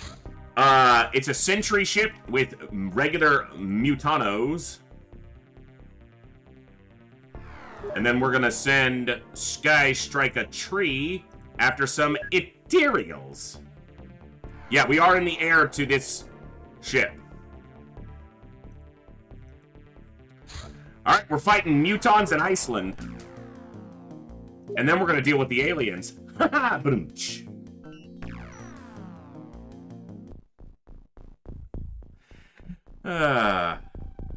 Hey, there's an ethereal, because we go after mutons to face ethereals.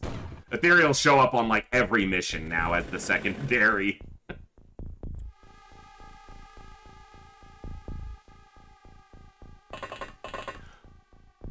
Well, I did not mean to grab the scout. I meant to grab the drone. And that's why I didn't want to do the scout. I wanted to grab the drone.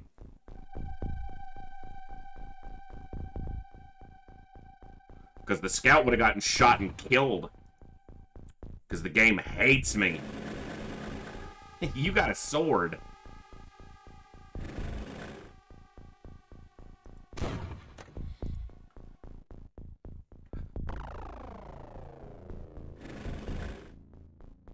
Don't shoot me, Ethereal. No! I said, don't shoot me! Can you not listen to instructions? You're supposed to be a super intelligent being. You can't even hear properly. My God. I have not ever played Saber Team. Strike hard. Can't say I played that one. I could say it, I'd be lying.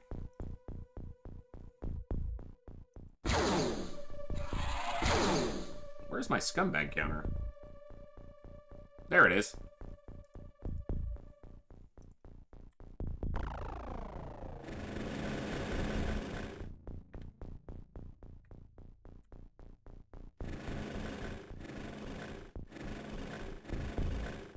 Oh, we blew up the power supply.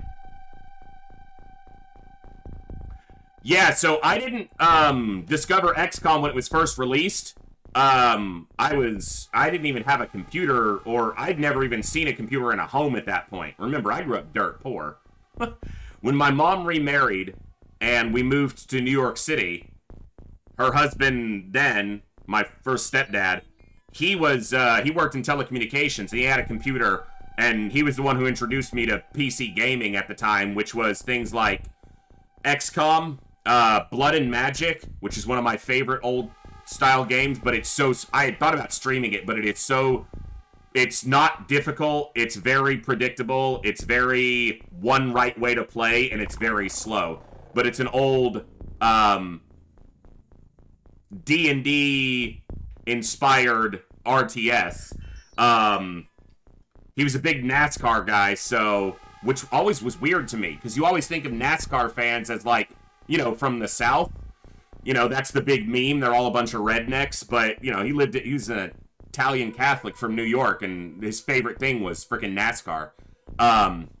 So he had NASCAR racing games on his computer as well. So that was 1996 is when I first found XCOM, and I've been playing it ever since. So, yeah, it was very slow crazed, but it had really cool audio for the time, and it had really cool unit design. It was fun. I played occasionally. I have it installed on a flash drive through, like, DOSBox, and I've still goofed around with it occasionally, but if you've played it once, you've played it. Like, there's not much nuance to it, but it was fun for, you know, the time. Thank you, Yugian, for missing all of the air.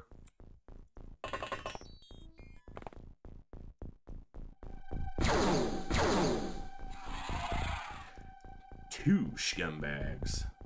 So yeah, most things that were released before, I have gone back and found many games, but if it was released, you know, before around that time, there's a much higher chance I haven't seen or played it.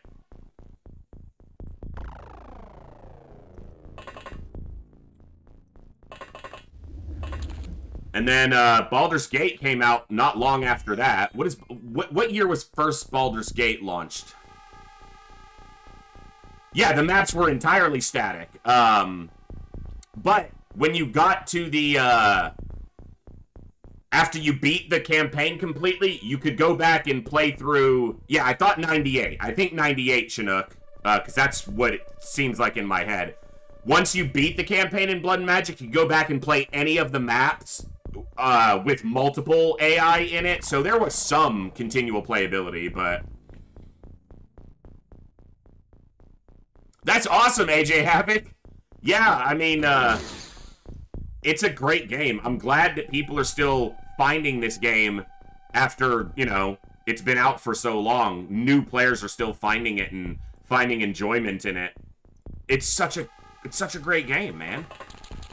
It's just so good.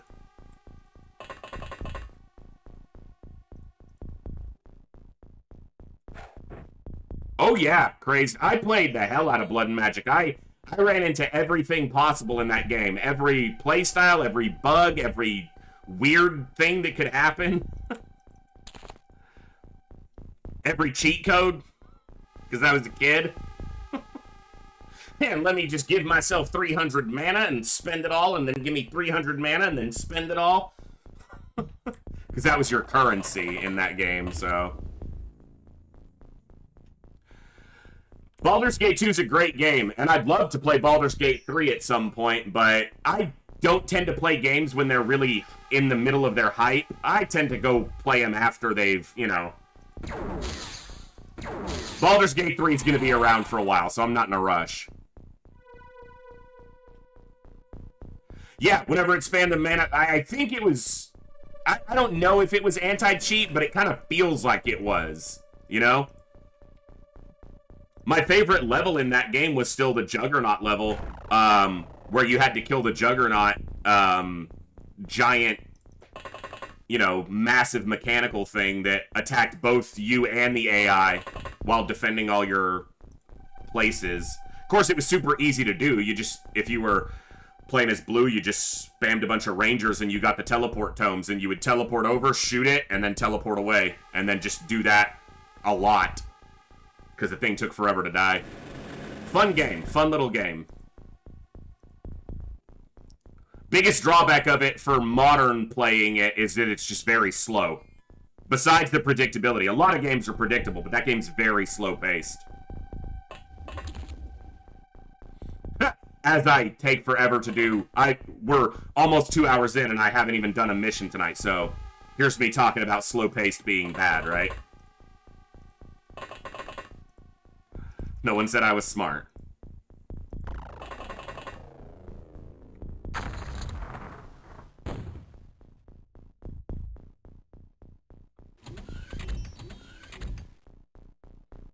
Excuse me.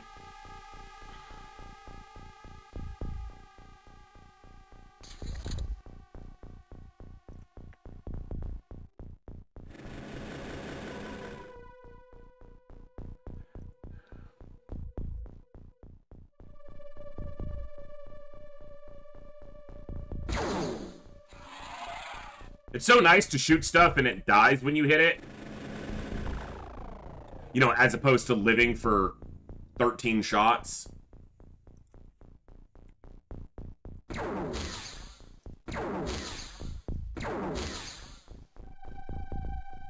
I've really got to stop talking out loud. Because... no, Purple. Not at all. I just, you know... The stream, you know, is built on XCOM for now, and I'm expanding into other games, but tonight's an XCOM night, and tomorrow will be XCOM as well.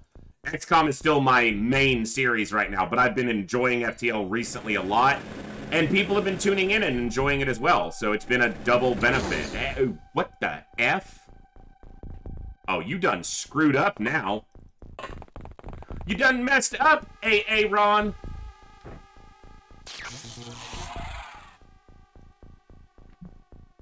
And even after the complete destruction of my psyche by FTL last night, no, I'm not done with it. Not at all. I was itching to play more.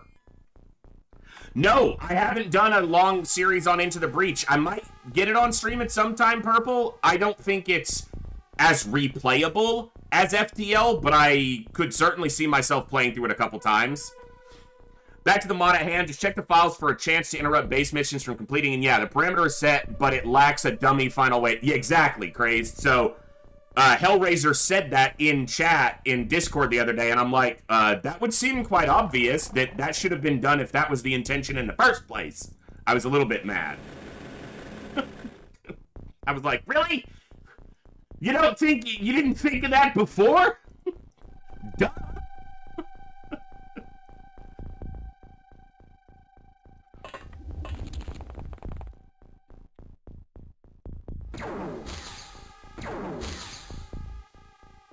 I don't expect them to die to a rifle shot anyway. Straight up. Now, tell me, do you really want to shoot me forever, die Muton? Bro, I'm sorry, game. I didn't mean it.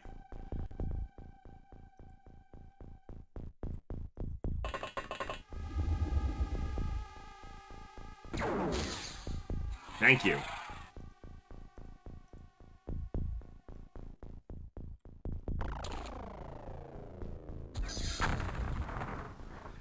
Just had to apologize to the game for saying, oh, I kill aliens in one shot. And it was like, oh, do you? Do you now?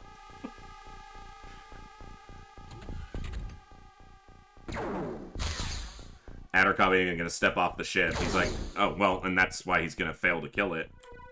Do I only have one heavy gunner on this crew? I only have one heavy gunner on this crew. I will need to rectify that situation. Oh, there he is. I was like, I know I had two. I double-checked all my rosters.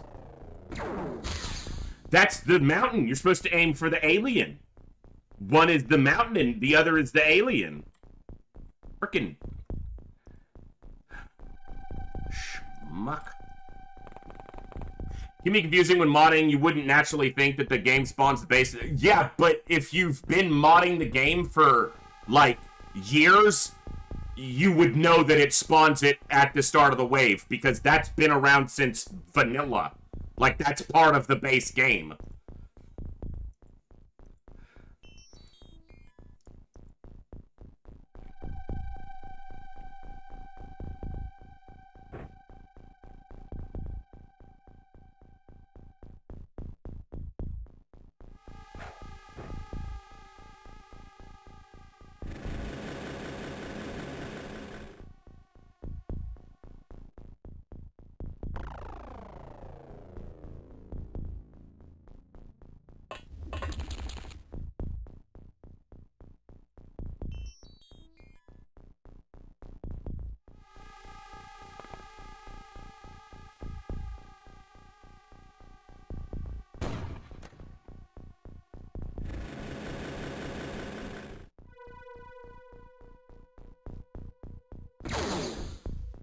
Didn't force that shot. He took it, but yeah, there's a lot of crap in the way. He took that shot too, and there's no way he had a shot, so that's ambitious, game.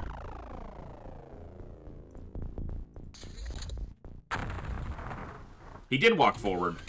Cool. Thank you all for tuning in tonight. Glad to see you all for some XCOM.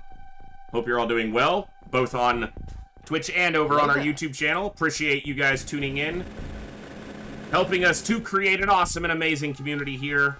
Diabolus, a new addition to the crew. Alright, 2 solid hits. It's not your fault if he lives if you hit him twice. Well, except that you hit him twice out of 12. Also, I still gotta fix these shotguns, because this crap is... I complained about that quite a bit on Saturday, because it is not okay. These shotguns just... There's gotta be a better way to implement them to act like shotguns. They don't have to be perfect, but...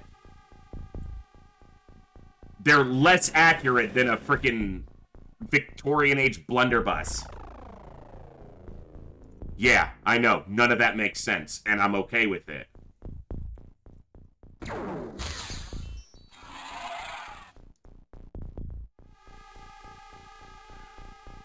I was like, where's my other drone? I had to search around that mountain, or that little hill. Okay, and I got a drone on the backside. Alright, move forward. Hey, what's up, man? What are you doing? Yeah, Grim, right? Here's your standard issue equipment for your Sky Ranger as you start the XCOM initiative. We got 4 rifles, we got 4 pistols, we got 4 Victorian age blunderbusses, we got 2 sniper rifles, 2... Can you go back? What was that last one? The sniper rifles? No, the one before that. The regular rifles? No, the one between those two. We don't talk about that.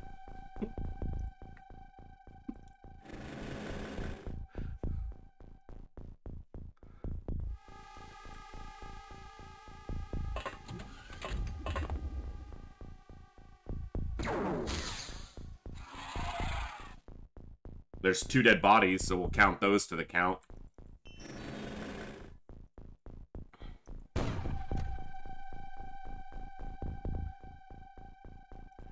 I've never done that. In all my time playing XCOM, I've never shot my own Sky Ranger with a blaster launcher. Probably one of the worst blaster launcher misses I've had. I've had 2 bad ones. One was in a base during our first XCOM stream series, just UFO defense, vanilla, superhuman Iron Man. I shot a blaster launcher through a hallway in an alien base, and I killed 3 of my own people. And then Kovir's shot himself and Gil in the finale to Hardmode Season 1. Sorry if you're still watching that, spoilers. He shot a blaster launcher at his own feet, basically.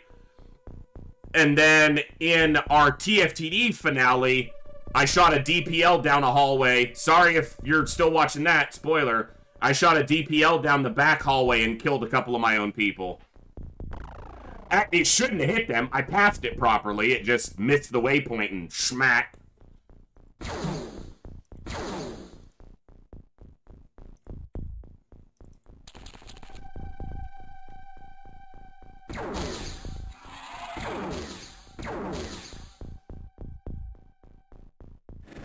That's most of the aliens dead. That's 13 out of, like, 16 or 18. I think you mean that the other way, Grim. Unfortunately, the shotgun uses the same accuracy mechanic as a blunderbuss. I don't get psionics when I played through on stream. There was a lot of death. The final mission, only one person walked away from it. And that was the soldier who blind fired a blaster bomb to where I was guessing the alien brain thing was. Nice!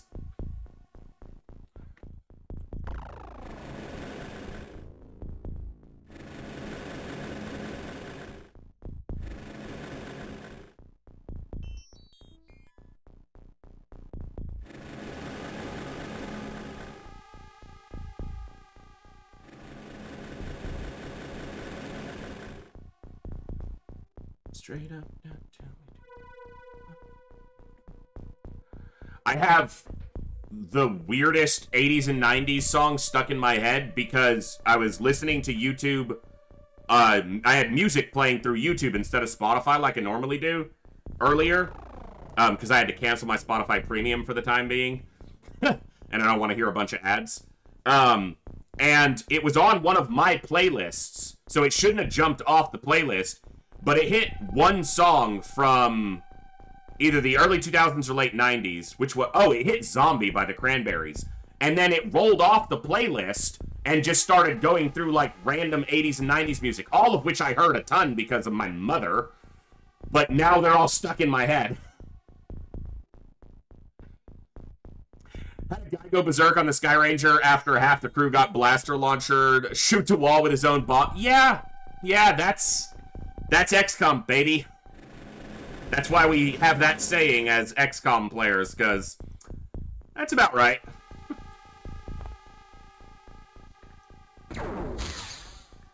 Yeah, except that Zombie's not in my head, and I love that song, so if that was stuck in my head, I'm okay with it, but...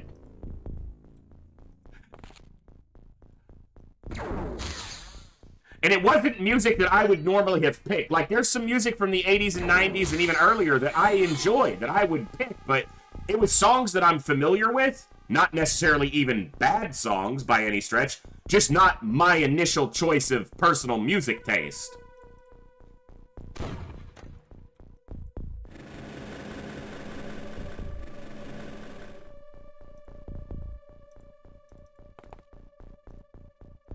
I've got freaking toy soldiers playing in my head.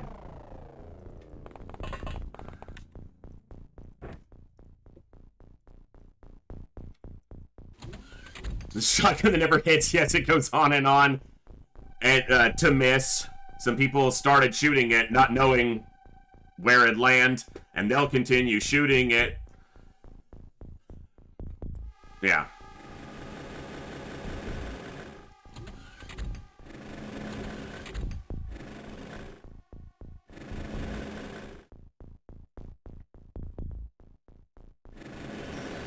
They'll continue shooting it as badly as they can. This is the shotgun that never hits.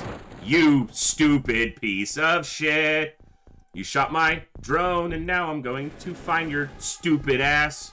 And then I'm gonna shoot it with this launcher just because. Die. Well. Get hurt. Now die. I shot you in the ass and you died. That's what happens.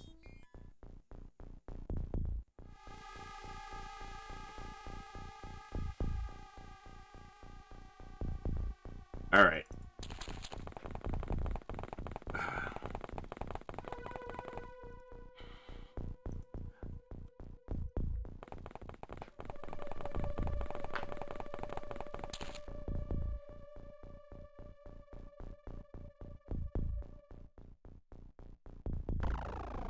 I think that's the last alien. Yeah, that's the last alien for sure.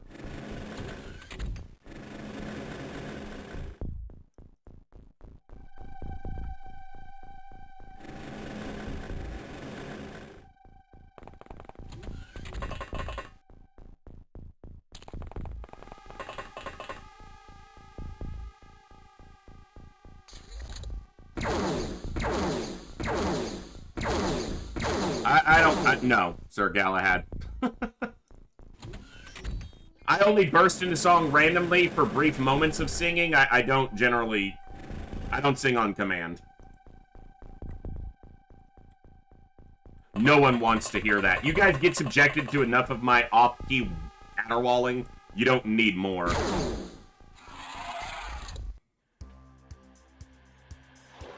I'm out of tea. Gibbs, go make me a cup of tea. Gibbs. Come here. Come here. Okay, so all you have to do, you go open the little container, and you get a tea bag out, and then you put it in the mug, and then you go hit the button on the electric kettle, and when it boils, you pour it in the cup, and you let it steep for like 5 minutes. I like a dark, rich tea. And then after that, you put just a little bit of sugar and a tiny splash of milk in it, okay? And then you bring it to me. You'd be glad to help, but you don't have opposable thumbs. Thank you for burping. We're all glad for that. I only lost the drone. That's a pretty good result. No Illyrium. Alright. Okay, this is an ethereal excavator that was shot down.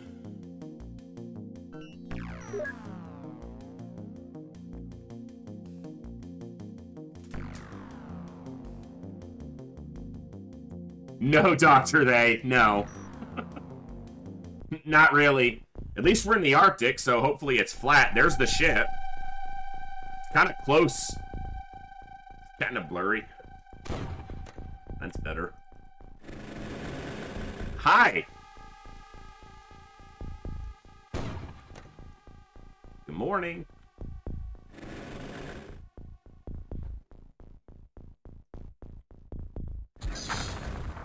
Motherfucker just blew up my equipment pile, didn't you?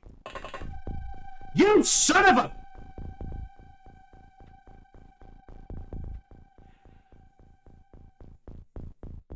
This crew had so much ammo, I'm so glad I didn't put it all on the ship. And it didn't blow up the plasma weapons, it just blew up the clips that were on the ground. Thank God, but man, that's irritating. Ugh.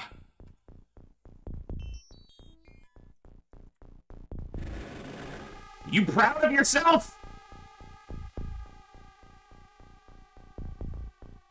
Generally speaking, yes, I'm an ethereal. Of course I am.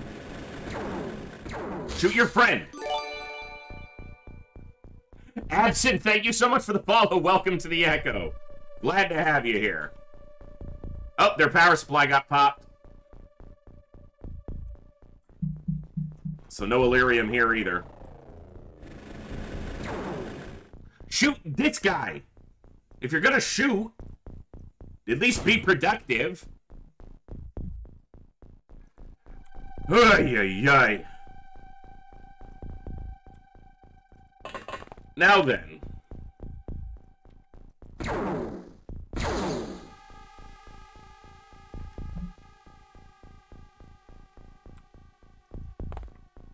Let me reset that scumbag counters. Hey, Gallows! Yeah, it was a bit ugly, huh, Worf? But, you know, what are you gonna do? It happens. No soldiers died yet. Knocking on wood. Kids look like, who's knocking? Nobody, dumbass.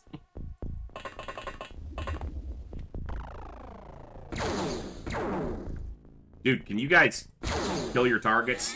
Appreciate you.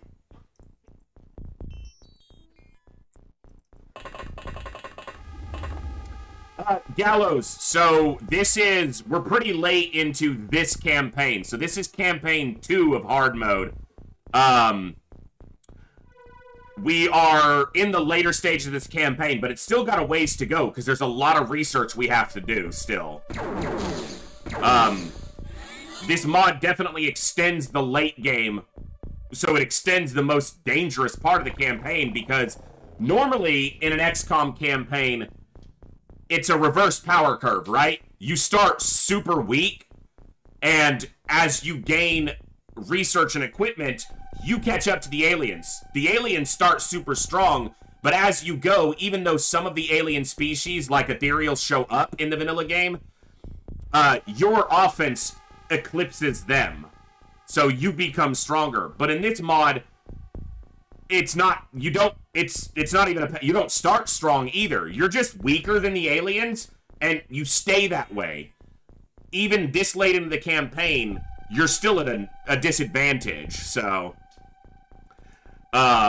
because not only ethereals, but Muton Elite Guard, Armored Sectopods, Chrysalid Spitters, I mean, there's just too many dangerous things that show up in the late game.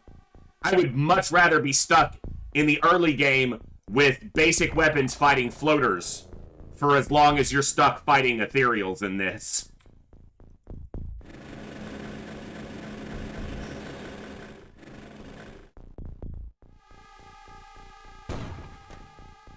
At least from a standpoint of difficulty, but yeah, I've beaten the campaign entirely once, this mod entirely one time, Pure Iron Man. That series is on the Echo Archives on YouTube, and I've just uploaded episode 2 of this campaign. I'm obviously not on episode 2, I'm much further in, but I had to finish uploading campaign 1, and then it took me a while to get this one started uploading, but I'm going to try to upload this campaign faster. So, it's a great mod, but playing through it this campaign, I have run into more complaints, if you will, about it, but if you've never beaten Enemy Unknown, I would suggest maybe trying the vanilla game. Play it through openxcom, but play the vanilla game on Superhuman first, because this mod is designed to be substantially harder than even a Superhuman campaign. It's called the Hardmode expansion. So, if you haven't beaten the first game, the original game, try that on Superhuman, see if you enjoy the challenge, and then maybe. On the first campaign, it took me 11 tries. On this campaign, it took more, but because I was trying to get a very clean start, I could have got a run going on the first or second attempt, probably, this time around. But I had so many people signed up in the roster peon that I wanted to get a pretty clean first month. So it took about a week of shooting attempts on and off. So it's about the same amount of time. It took me about a week to get a run off the ground. And through the first alien base. That's kind of when I considered this run to be going, is when I completed the first alien base. Because it's such a necessity early in this campaign. Other than supply ship for base created early, have you ever seen an early game race like a floater show up this late? Yeah. So they definitely do it, Chinook. In my first campaign, I had the floaters build 2 bases in like the second to last month of the campaign. So they definitely show up less, but they still show up. At least they did in the first campaign. I don't know if the balance of their appearance rate has been shifted here, or not. It may have, because this is a more updated version of the mod.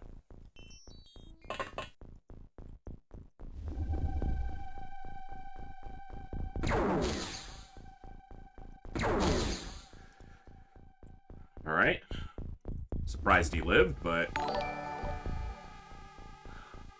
Lawlish, thank you so much for the raid. Welcome, Raiders.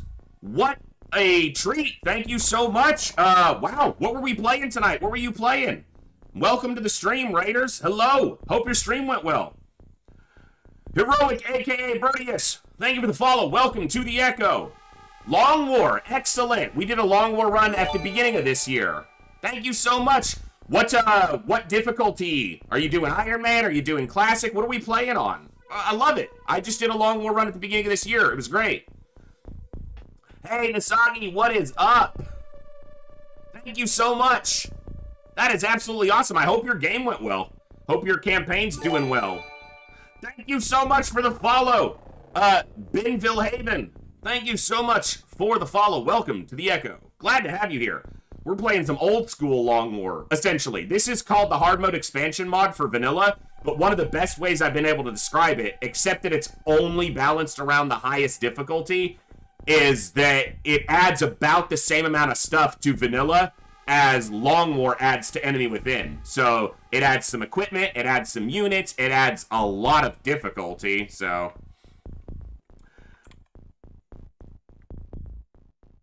Nasagi, we can get you in for the XCOM campaign for sure. You said clear. We have a different redeem system for it, but we can definitely get you in. Do you want to choose your class? There's an info sheet someone can link in chat, or you can type !info, and you can choose a class to be on the roster, or I can assign you randomly a class off of the wheel spin. But thank you, Lawlish or Lolish. Thank you so much for the follow, or for the raid. Well, for the raid. Thank you so much. Wow, 906 followers. We are getting close to that 1,000, folks. Thank you so much. That is awesome. I hope Long War's treating you well.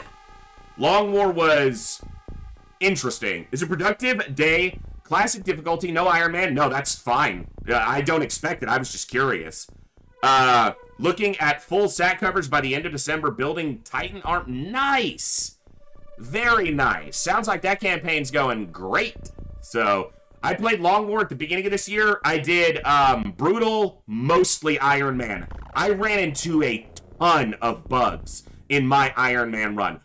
There was a ton of people who watched who have played Iron Man, who have streamed Iron Man, and no one had ever seen as many bugs as I ran into. Like, every other mission we went on, there was something buggy happening. So I tried to play mostly, like, as Iron Man as I could, but I ran into so many bugs that I reloaded a number of times, or had to reload to go around the mission because it was, like, bugged and incompletable. But I'm glad to hear it's going well for you.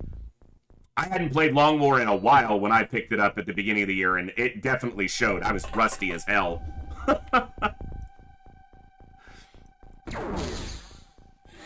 We're in the late part of this campaign, later, but it's still got a ways to go. We're fighting ethereals right now on this little craft that we shot down. So... Yes! What is up, Nobly? You are in the roster for sure. You're not dead even right now, so... Yeah, thank you so much for the raid. That's absolutely awesome. I'll definitely have to check out your Long War run. I love XCOM content. When it comes to XCOM, what's a good difficulty to play for never having beaten it? Gallows, if you're playing vanilla XCOM and you've never beaten it, there is nothing wrong with starting on beginner. It is not an easy game.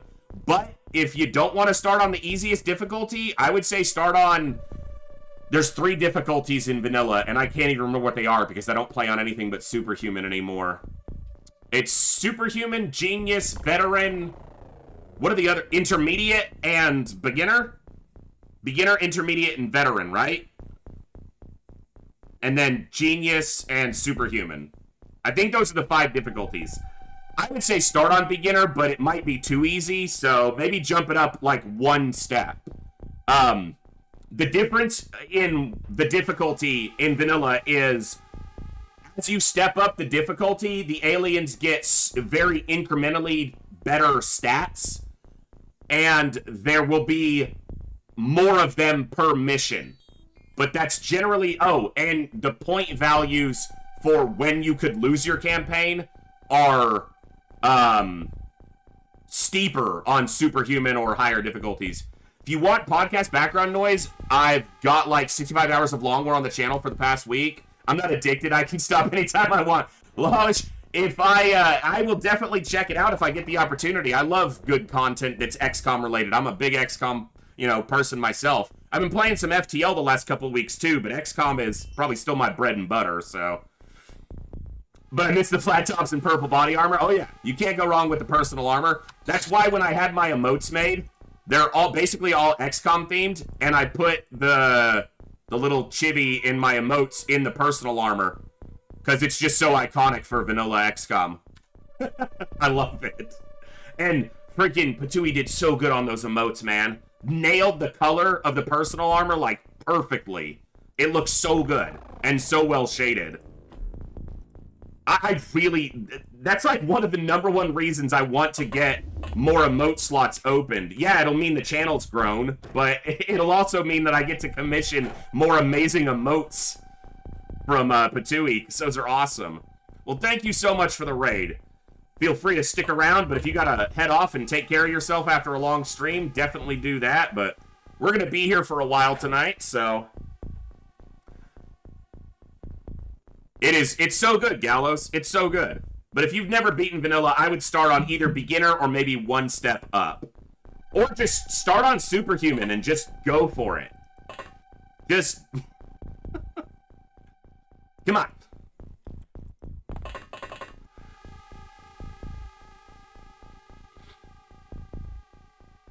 The first time I ever beat TFTD was on superhuman. Like, I played TFT a bunch, but I'd kind of fizzle out on it before I ever finished it. And then years ago, I went back and I played a Superhuman campaign. So the first time I beat Terror from the Deep was Superhuman, so. So that was cool. To me.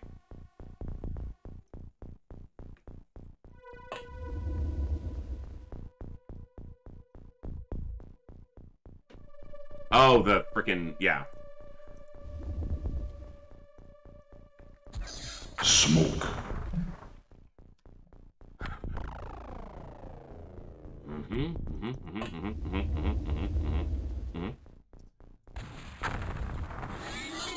That'll work. Cool. Started on Superhuman and just restarted a lot. Yeah, I mean, that's one way to go about it, right? It may not be the recommended way for a lot of people, because, some people don't want to deal with a bunch of restarts, or they find something like that frustrating, but...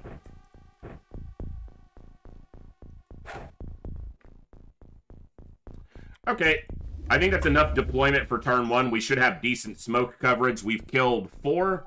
1, 2, 3... Oh, 4, 5. I killed this one and this one, so I missed a count. Boom. Ah, smoke grenades. You saved my life. Literally all the time. I gotta get a drink. Hey, you and the sword, back up.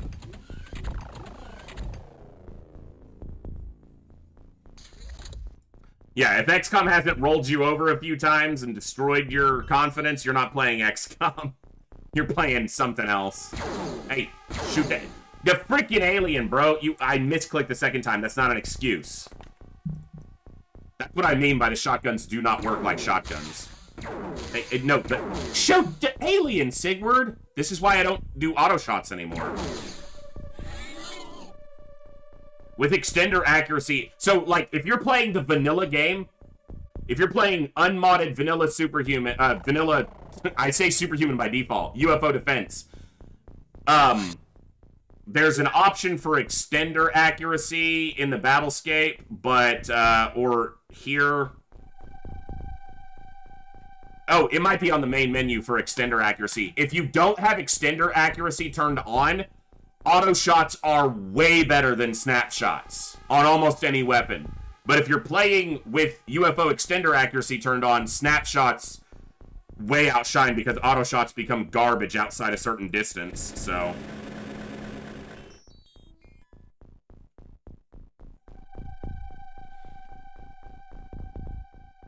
I figured it did, Craze. Someone in chat said they didn't think that that was possible, and I'm like, it has to be. And I'm not surprised to hear that it is, so... My god, my nose will not stop itching, and I don't know why. I'm allergic to ethereals. Ah!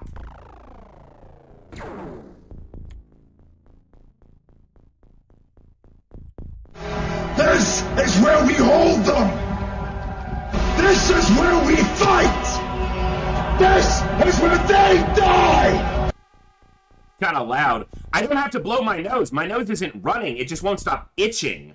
It's not running. It's itching. Like I have an itch in my... Not in my nose. On my nose. That sound alert, I will turn the volume down, but thank you. Username unknown at this time. Welcome to the chat today. King Arthur, hello as well. If I didn't say that already.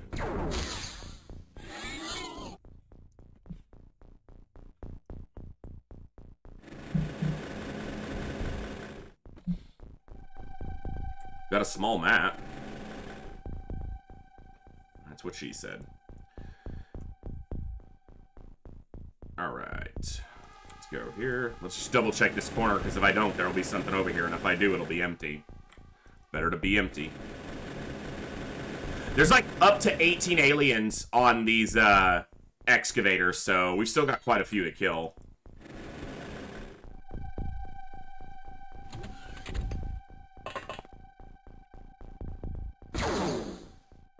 Come on. Yeah. That's about right. I don't know why I expect more from these shotguns anymore.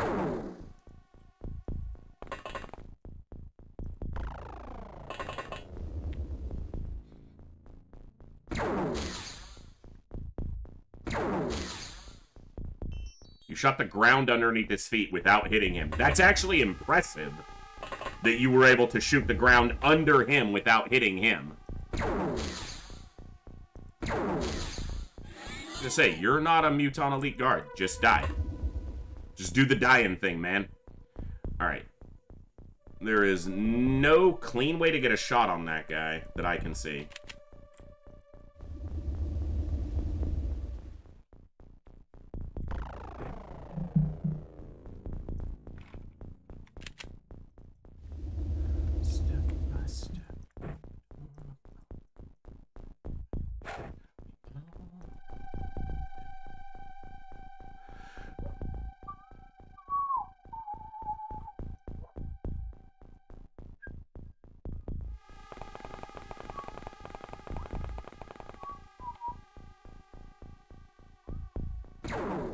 That's a nice shot, Astro Boy. I didn't speed run it. It was Mutons.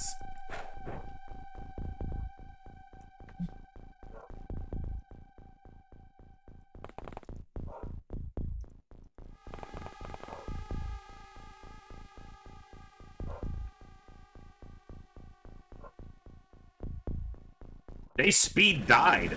Like, not my fault they suck.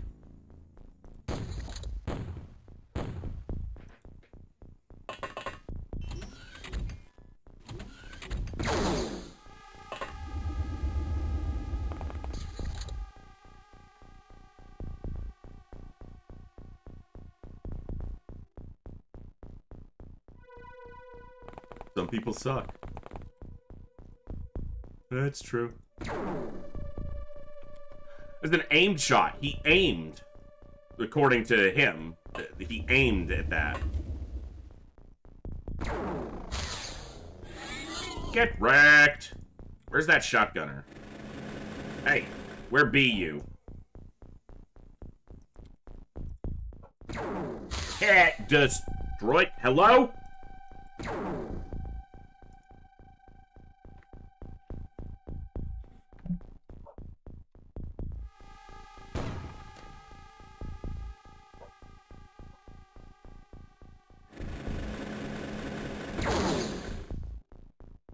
Found you.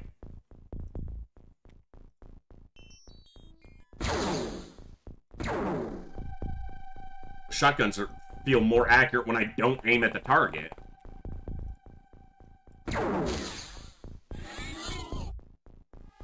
Found. Alright, we already knew that guy was there. Keep going.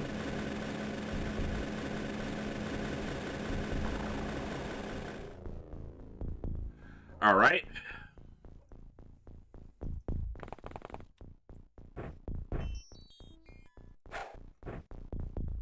Okay, and yeah, shotgunners might as well move up. We might have to go inside.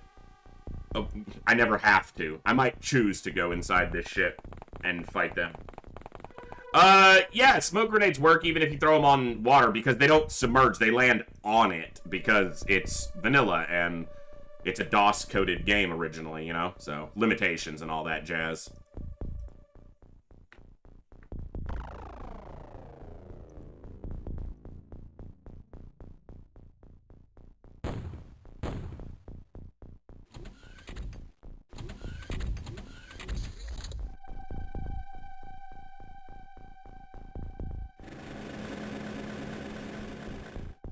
Alright, let's clear the corner.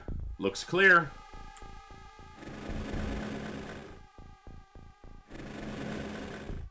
No one out here. Except us drones. Yeah, the water depth, it doesn't actually have depth. I said it looks clear. What's Doesn't look like that.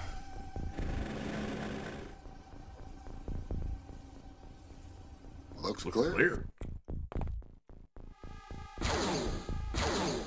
Yeah, I didn't expect that to hit.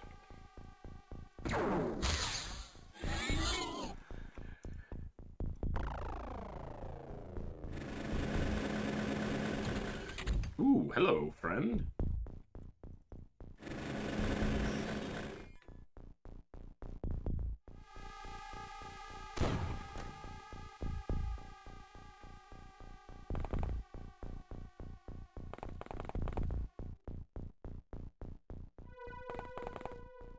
Alright, you step here. New donation from Scalix for $15. Looks like you're taking out the occult. Thank you, Scalix, so much for that $15 and that generous donation. I will remove that donation goal so that you guys aren't just, well, maybe you like seeing the massive percentage by which you blew away that donation goal. Thank you so much for that generosity and continual support. That is absolutely amazing. Kovier's gifted me, sent me Aliens Dark Descent on Steam, so I've got it installed. I need to set it up on OBS, but we might try that out next week or the week after. I just gotta figure out where I'm gonna fit it in, and that, Kovier's was one of the big contributors to the donation goal. Everybody, there was a ton of contributors, but I'm not going to stop playing XCOM either, because I know one of the massive contributors just found me through XCOM, so, you know, want to keep showing the love and giving back the, you know, hopefully the good, entertaining streams for the massive support you guys have shown, so. That's alright, Koviers. It sounds like almost every game I play. Stop itching, nose! I've only watched a little, and I've kept myself from watching more, so... I've seen very little of it, Koviers, so I'm gonna keep it that way now that I have the game, thanks to you, and we'll do a mostly blind run. You know, I saw Deporticus play maybe a couple hours, not even, because it was, like, off, you know, I kind of had it on the side. And then I haven't sought out any content from it directly, so. Only 3? Sometimes I feel like they're just a bunch of scumbags. Alright, that's 2 that these ones I killed, because they were flying right here, but these 2 bodies, I'll count those.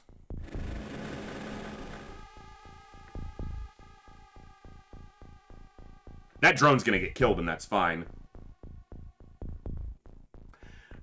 Well, hopefully you'll, if you enjoy it, you know, you'll eventually understand more of it. I'm gonna try to do more explanatory gameplay as I play FTL and explain it more, because it's one of the things that people commented on for a long time is what they enjoyed about my XCOM streams and content is that I talk about what I'm doing and I talk about the decision making.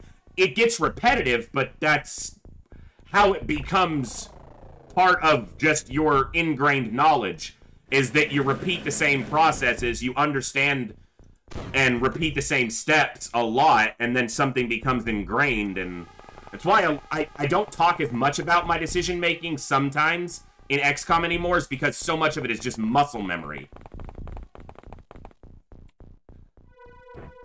Like dropping and throwing smoke grenades. You all understand why I'm doing what I'm doing with this, so. Oh, my nose, man. Maybe it's Gibbs. I'm not allergic to him, but dander and all that might just be because he was right here for a minute and.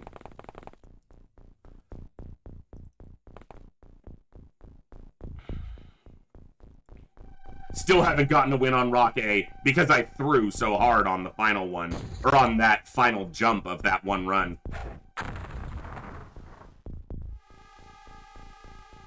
What just happened there? The aliens tried to throw a grenade, but from inside the ship? Like he chucked a grenade, but at what?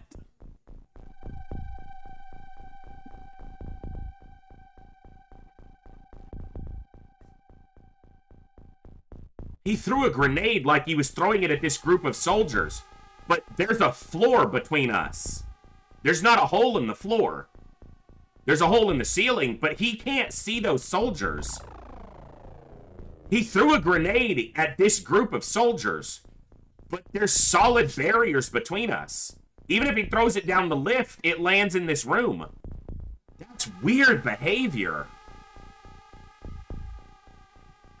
And maybe it was him who threw it. One of them threw it. I don't know who, but that's very odd. It landed here in the ship, I think. Maybe it landed here. There's no hole in the floor. No, there's no hole in the floor. So it was him who threw.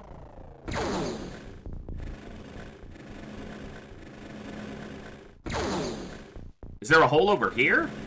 No, there's not even a hole in the floor over here. That was very... I've played... Yeah, the AI can be weird, but I've played thousands of hours of this game. I've never seen that behavior. It could be because this ship isn't a vanilla ship. It's a modded ship. So maybe one of the vision lines is weird, and they, like, think they can see the soldiers through the floor or something. Yeah, it's Grace, exactly. That's exactly what I was thinking. Because it's not a vanilla ship, there could be a vision oddity involved. Alright.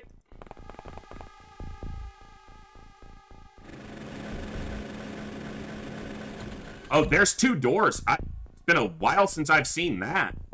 Two doors on an excavator? It's almost always just one.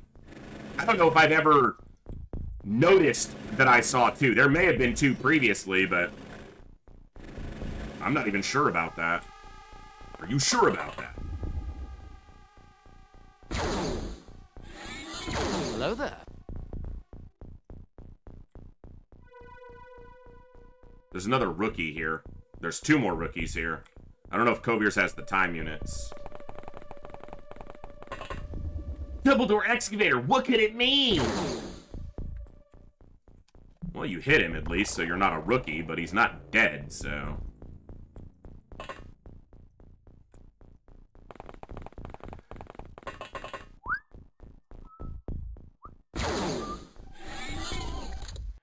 It's a clean excavator, excavation.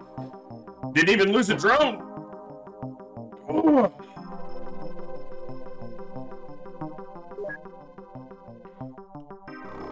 A little bit of accuracy. Just a little bit. They never got a psi attack off. Oh yeah, our equipment got blown up. Let's see how much got blown up. The swords got blown up, the Illyrium bombs, all the lasers, med kits, motion scanners, 6 plasma rifle Illyrium clips, a rocket launcher, scatter lasers, stun bombs, stun rods.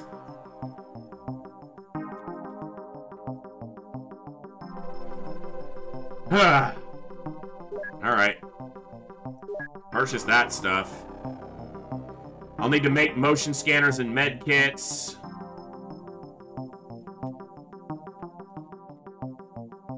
I'll probably make some laser equipment just because it's good to fall back on if you run out of plasma clips in a base defense or something, but... And we'll need to make some more rifle clips because they don't use the rifles very often and we do. Alright, it wasn't too bad. Alright, folks, we are about 2.5 hours into the stream. We've done those 2 small recoveries. There was a lot of, just maintenance to do at the beginning of the stream. But I'm going to take a quick break.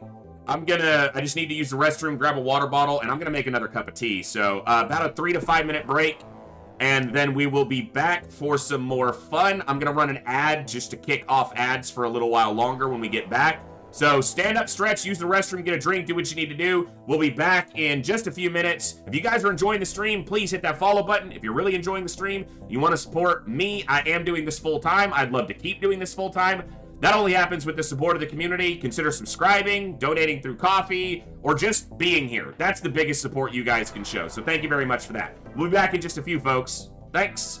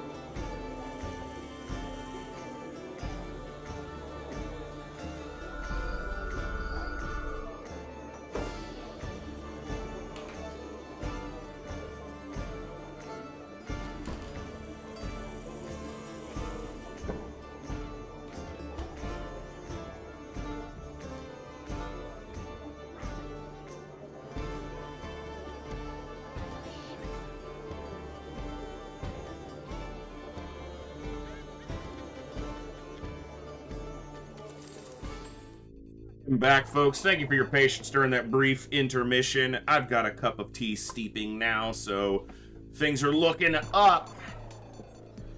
Just a second here. Let's let that get nice and deep. Giggity. Thank you all for tuning in today, man. I'm having a lot of fun. And I'm glad. Glad to be having fun. Glad to be entertaining such an amazing group of awesome people.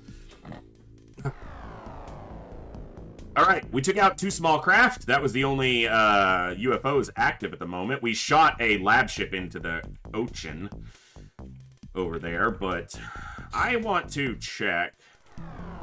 Music.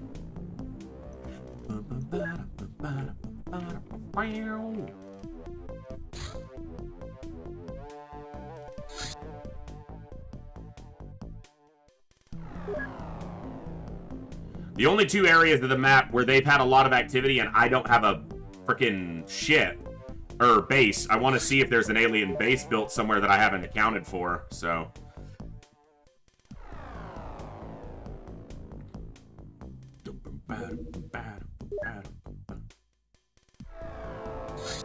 Doesn't look like it, at least not down there.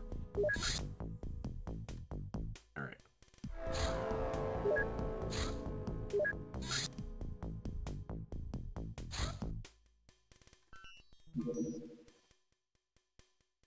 Make sure Hawaii doesn't have a base on it, because it very well could.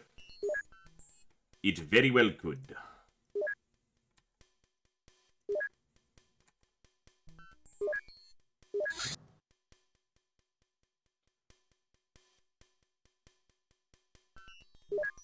All right.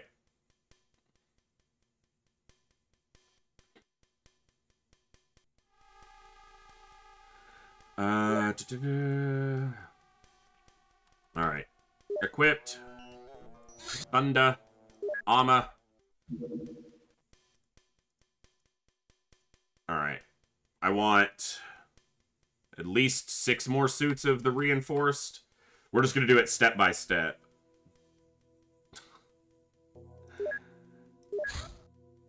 Heart to heart, left, right, left. We all fall down.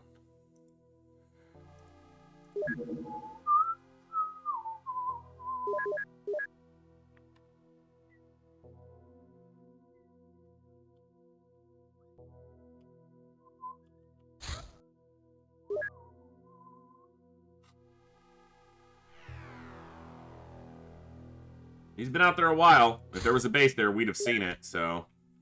Okay, so I don't think there's any unaccounted for alien bases, which is good.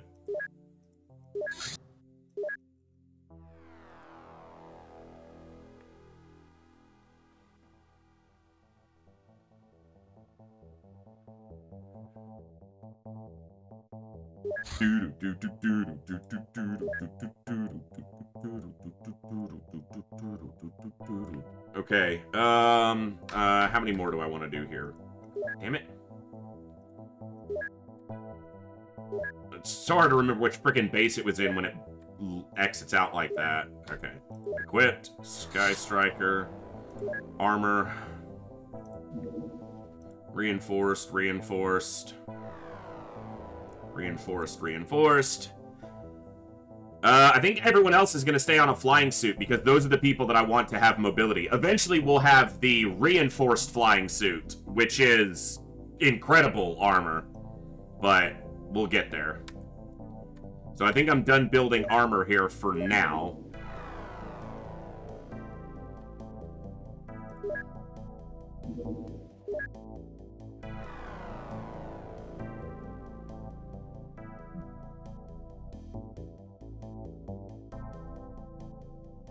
Looking at my ammo counts, they need heavy plasma clips, but they'll pick up heavy plasma clips, so it's the other crew that got their shit nuked.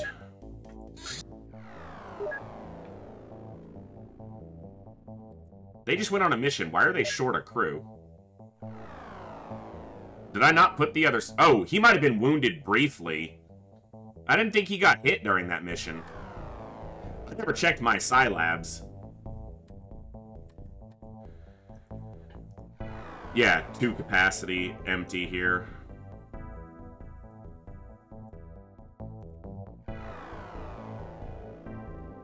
Actually, I see this one tagged for Scout. Let's get them in. And the 86. That's fine. Okay. 3 empty spots. 86, 85, 85. That'll work. 4 empty spots. There's an 84, 83, 85. 94. 6 spots. A bunch of people died over here, apparently.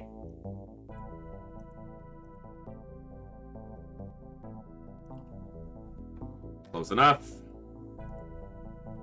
Good. 2 spots. 79. 86. Okay. All right.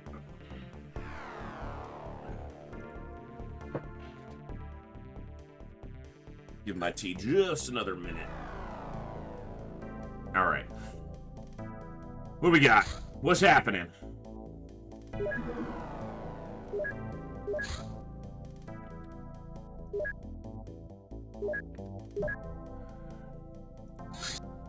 Armor. Reinforced, reinforced, reinforced, reinforced, reinforced, reinforced, reinforced. Heavy gunners.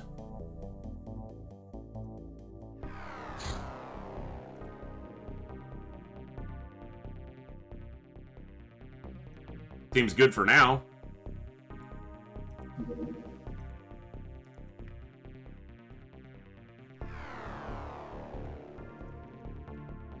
That's a lot of armor at this base. Here, you don't need that when you're wounded. Cool. That'll do. Make some money.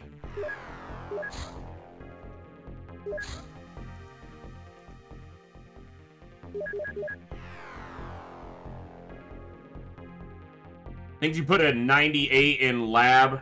Probably did, but honestly, everyone's pretty close. Everyone's usable, except for a few, and I know all of the ones that are just under are assigned, so they should be fine. Because there's a lot of work to go check.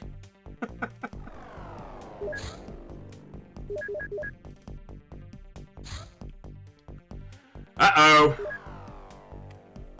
That's full speed. Are we retaliating? Oh, he flew right over top, but didn't hit our base. 4th base, I will double check if it's, if we think we know what base it is then. Alright, what base am I at now? Hold on.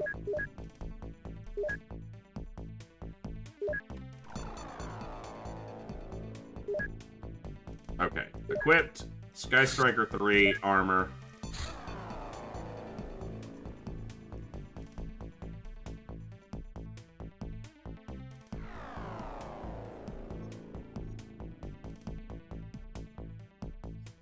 Okay, that's good for now.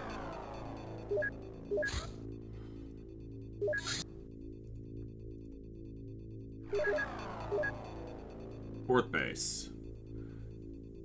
I mean, there are definitely some 90s in there. But, yeah, I could take out, like, the 97. Even the 95 for an 85. 98 can come out. 94, 83 can go in. I don't need to be super optimal with it, is what I'm getting at. You know, if I really want to optimize it, I could just sort them top to bottom and then fix it afterwards, but... Alright.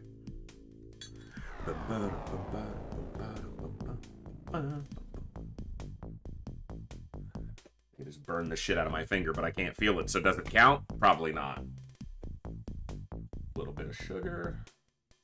I'm making my tea. Bear with me a moment, folks. Listen to the jams.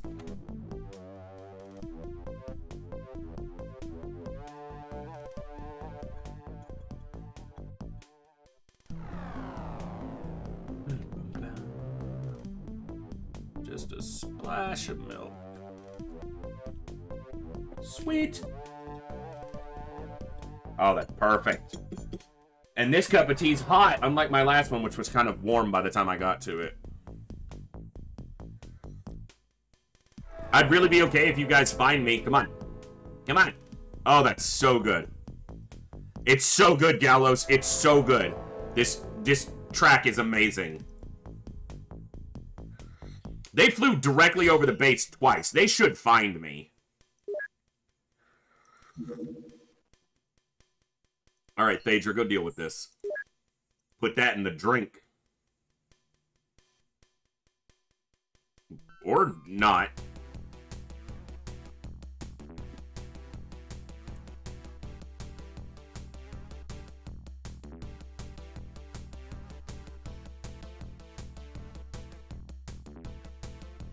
Because I just don't feel like doing another ethereal ship right now.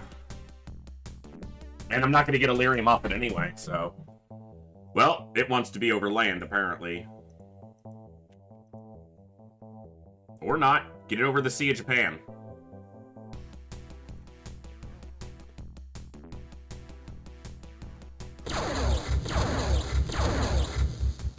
Sentry ships are dangerous, just a reminder. These are not interceptors, they are retaliators. They are a half measure introduced in this mod. It's essentially an Illyrium or an alloy reinforced interceptor. So it has better top speed, 2.5 times the health of an interceptor, and they don't use Illyrium for fuel, so yeah. And also in the base game, this is something that if you've never beaten, you don't go fully into firestorms. You keep regular interceptors around because firestorms and lightnings and the Avenger, they use Illyrium for fuel, and you'll burn through your Illyrium stocks super quick. So even in the vanilla game, you want to keep interceptors around. An interceptor with a plasma beam in the base game outranges every enemy ship except a battleship, so they can safely shoot everything else down if they can catch it. The only disadvantage they have is speed. The Firestorm is a lot faster, but you need to keep some regular interceptors around in the base game.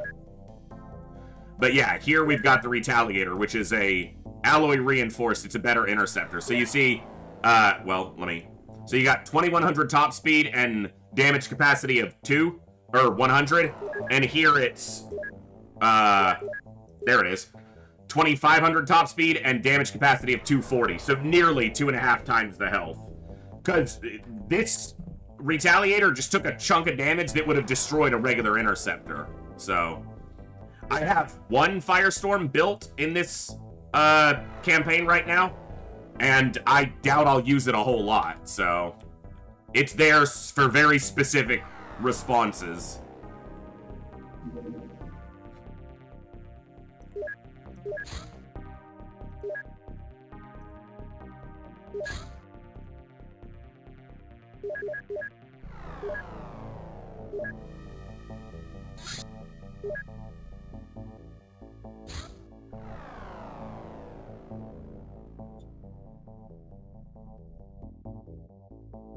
So I need 1, 2,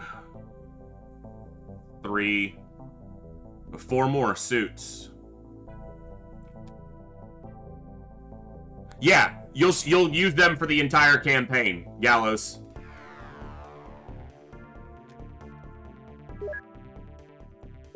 The primary reason in the vanilla game is because Illyrium is fuel. You will run out of Illyrium if all you use is Illyrium-fueled craft. So...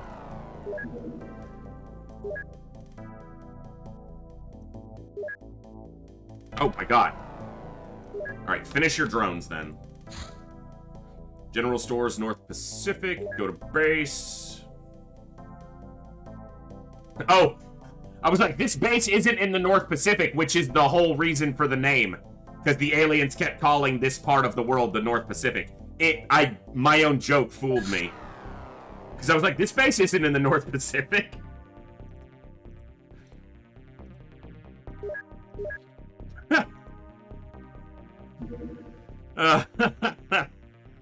Muton Elite Guard Terror Ship. That's something for the Firestorm to respond to.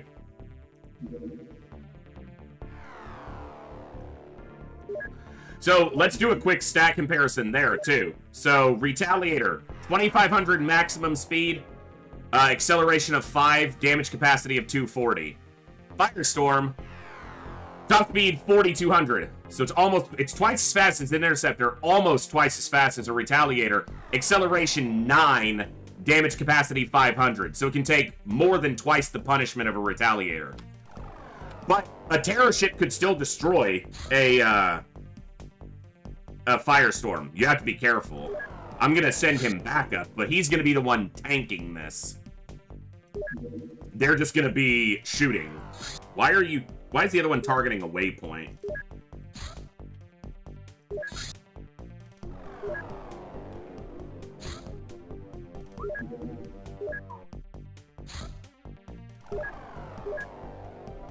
So it's not Night Ranger, it was Hailraiser.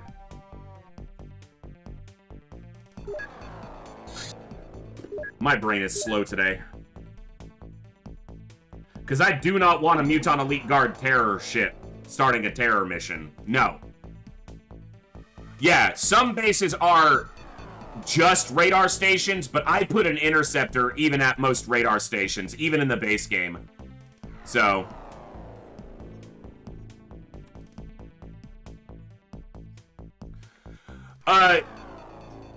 yeah, you need to do your lasers first. You should always prioritize lasers first, then craft afterwards, so... I mean, we call it radar.exe, but it's a full base. It just doesn't have a crew that goes out into the field. They have a crew for defense, but not a ground crew. I have plasma beams. Yeah, every one of my craft that can have a weapon is on a plasma cannon now. Or plasma beam, whatever. Alright, wait for the firestorm. It'll get here soon.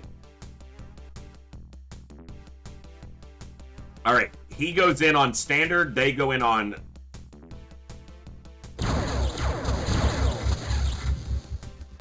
He fucking destroyed that thing. Fusion launchers are extremely expensive, and the only thing that they're beneficial for is if you're trying to shoot down battleships, and in the base game, you never need to shoot down a battleship unless it's trying to attack your base. But here's the thing. If a battleship is going for retaliation, trying to attack your base, even if you shoot it down, they will eventually just send another one. And another one, and another one. Doesn't matter. Retaliation never stops until they land at your base. No matter what you do, you can delay it, you can never stop it. So in the vanilla game, there's never a reason to shoot down a battleship, because the only thing in the vanilla game that a battleship is ever deployed for, it will land or it's scouting your base for retaliation. That's it. And because it's guaranteed to land, if you want to assault it, just assault it on the ground. Trying to shoot down a battleship in the base game, you're gonna lose craft. They outrange I don't even remember if they outrange fusion ball launchers. They either match or are just outranged by fusion balls. Do you guys want to see a really dangerous mission? They match. That's what... Okay, yeah. So they match so a fusion ball launcher doesn't even get you out of range of a battleship. So there's no point. Do we want to do a Muton Elite Guard crashed terror ship? There will be chrysalid spitters and armored sectopods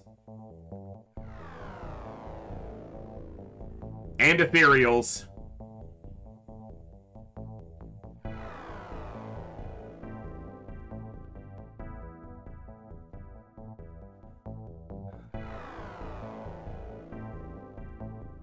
Yeah, and if you miss a fusion ball shot, it's just such a loss.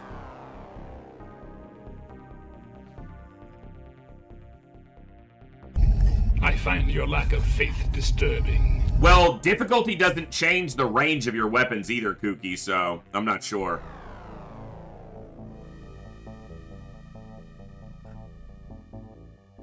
No, that's the thing, Ivan. The only thing I would gain from it is entertainment for you guys and content, but I don't gain anything that I need for this campaign by going to this mission.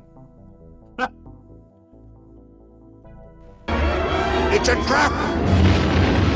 I don't actually know, Kooky. I'd have to look back and see. Ben Vilhaven, it is definitely a trap, but sometimes we like springing traps. I don't really need experience. I can get experience much safer against smaller ships. We could pull a backup, and we could do this as a let's see how it goes mission, with the full knowledge that if it goes badly, we'll just reload. But that's what I thought, Crazed. So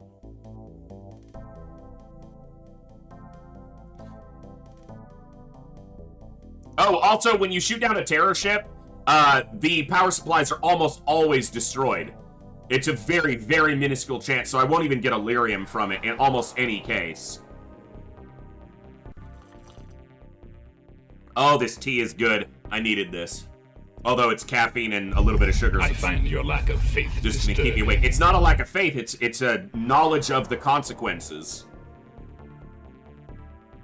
If I had blaster launchers done, I would go. But we Never tell me the odds. We don't even have the launcher done yet, let alone the bomb. So we're close. Dark Searchman, thank you so much for the follow. Welcome to the Echo. My God, the follows have been amazing tonight, guys. We're racing towards 1,000 followers. We blew right past 900, and we're going for 1,000. Thank you so much. 907. 93 to go. It was 97 to go not that long ago, like today. Yeah, this is just risk with no reward, no real reward, so probably not gonna do that.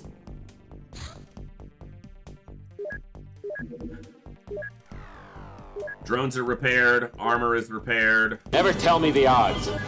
Alright, let's do 4 more suits.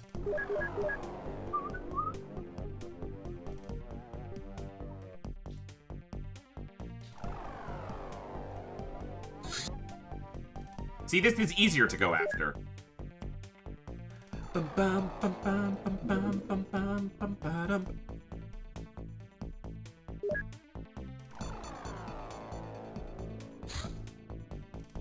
I should do this more often against sentry ships. Send 2.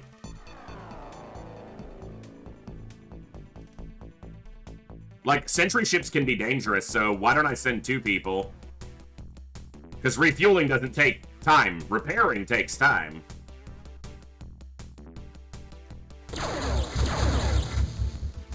That's a lot cleaner. He didn't hurt anybody. Alright. So it looks like we're going to do another ethereal sentry ship. We're going to send this Sky Ranger, so we're going to wait for daylight.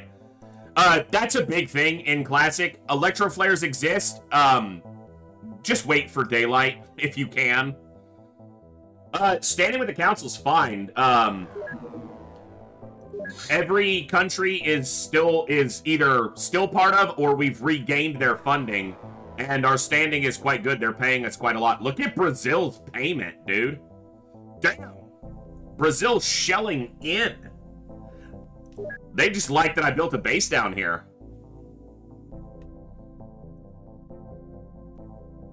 I'm not in Brazil, but just being in... If you're in the country or adjacent to it, they're happy. They like that. It's good for them. That could be the retaliation coming. Giggity.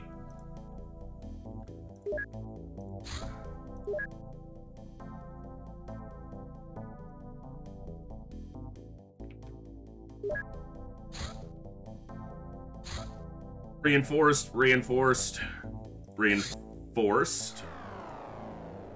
Okay, the doors have reinforced armor now. It's North Brazil. I'm south of it. It's in the North Pacific, yeah. I get the joke. Alright.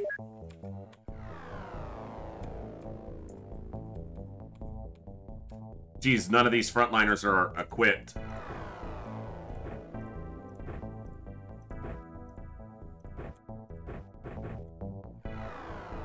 Alright, prime, prime, prime.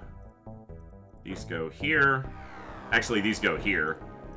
Ammunition can go in your backpack unless you need these slots for something else, something bigger, because reloading a gun takes 15 time units no matter where they pull the ammo from. It could be on the belt, on the legs, on the ground. It doesn't matter. It's always 15 time units to reload a weapon. So put your clips in your backpack so that you have other space that's easier on time units to access, because backpack takes forever to pull an item out of. but if you put it on your belt, shoulders are the fastest slot. So shoulders are the fastest slot from shoulder to hand, only takes 3 time units. I think it's 3 or 4. Followed by belt and then legs, or legs and then belt. But shoulder, it's why I put my most commonly accessed throwing equipment in the shoulder slots. It's the fastest slot. I'll be able to, once we get into mission, I'll be able to demonstrate it because it shows the numbers.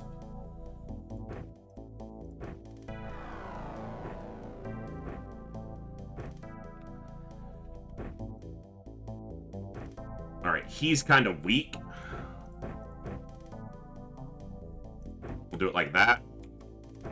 And then that same loadout can go here, just minus the unnecessaries. And then the other assault. Yeah, these assaults need some strength, but otherwise they're okay. Alright. That must be changed in the mod. Vanilla, its legs better. No, it's not. I have heard that, and I get, every time I say that, I get told that, and I double check, and that's not correct. Shoulders are faster in vanilla.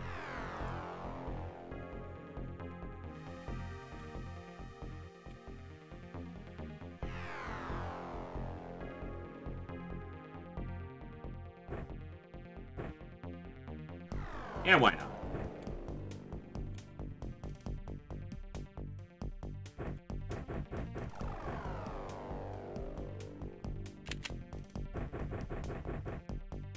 Almost. You're a medic. It was because we were doing side training with him. Okay. Get you a rifle. That's the sniper clip. Where's the regular rifle clip? There it is.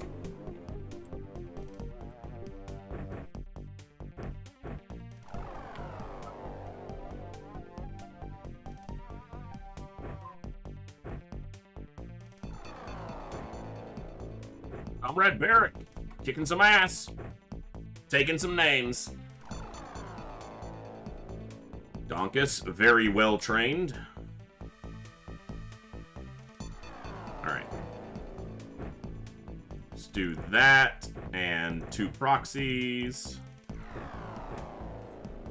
Carry an extra motion scanner, and some Hayeks, I like it. And a med kit. Close enough for government work. Okay. This retaliation might interrupt us. This could be heading straight in. So.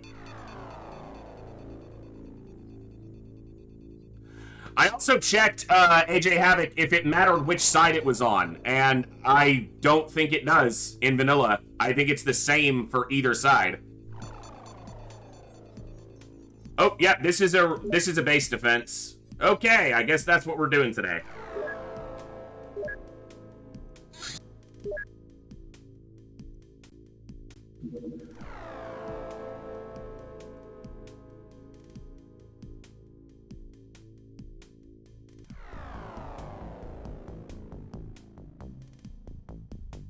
All right.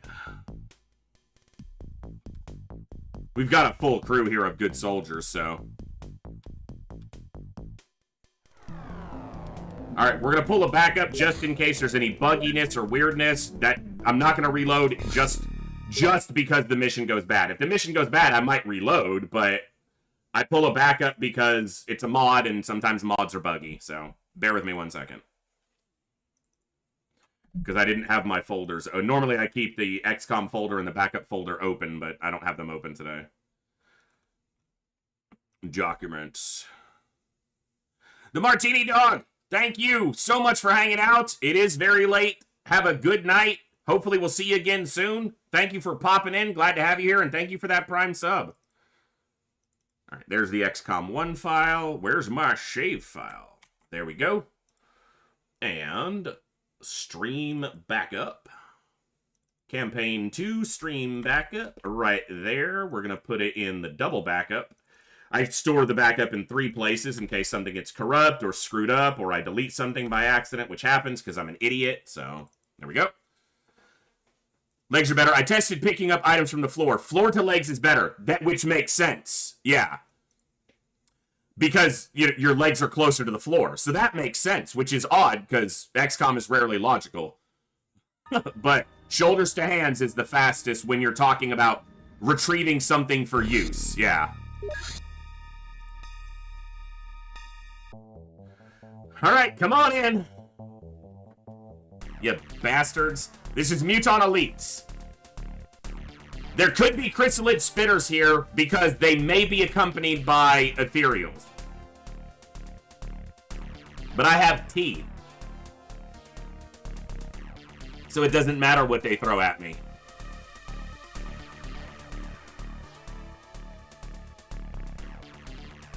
An alien vessel has landed nearby. Our base is in severe danger. No, it's not. As per standard procedure, all non-combat personnel and XCOM craft have been evacuated. And yet we don't have time to position ourselves.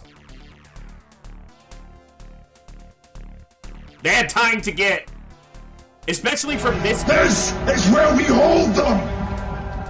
This is where we fight!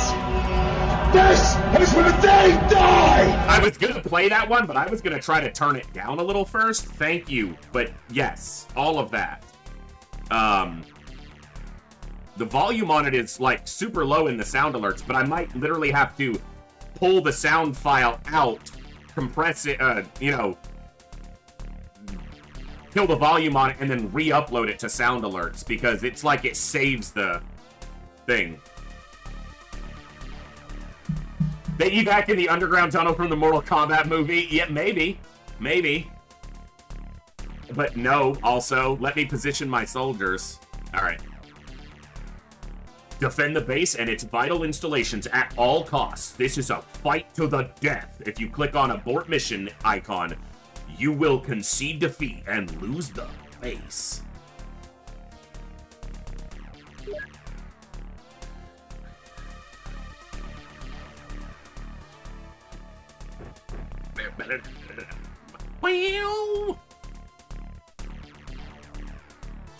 I don't have a lot of plasma ammo, but I have heavy plasma, so that's what the additional staff is going to use.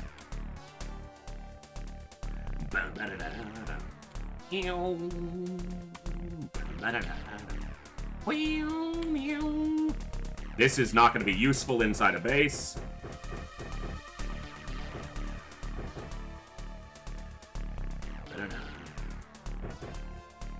Gee, I wonder if we have enough alien grenades. I've only got 296. And that's just the ones that are sitting on the floor. It's not counting the ones we're already holding.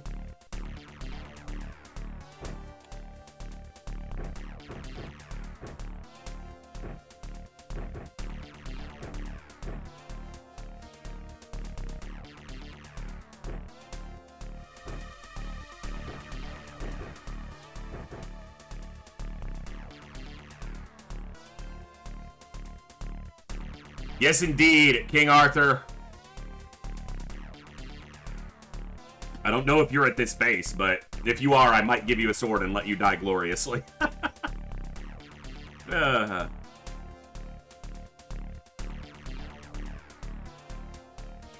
He doesn't have additional ammo right now, so I'm gonna unload.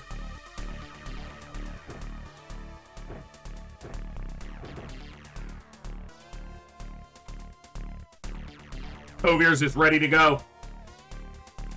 It's because it loaded all these shotguns. That's why there's not extra clips sitting on the ground.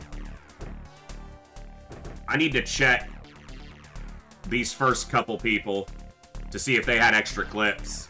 Beak has 2 extra clips. Coke only has 1. Alright. So a lot of the security staff that's inaccurate will use shotguns, but then heavy plasmas as well. They don't have extra ammo either. I'm glad I saw that. Because what it's doing is it's loading all the ones that are in the base, but not in someone's inventory.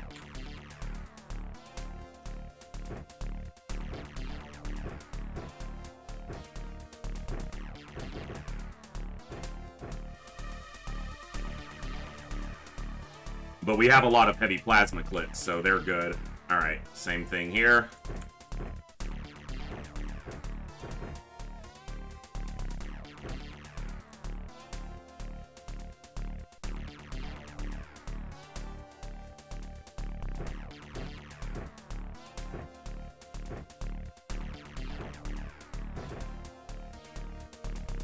Could be a liability if there's ethereals. We'll need to keep an eye on that.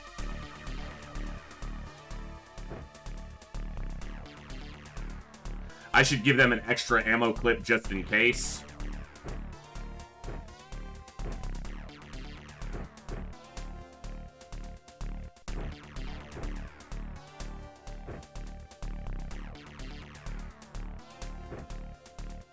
He's not that strong. Ditch those.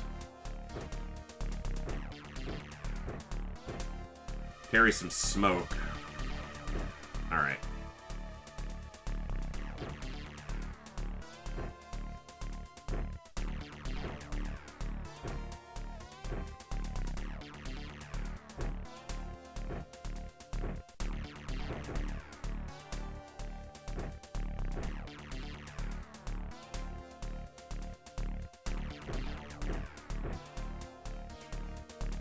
Medic.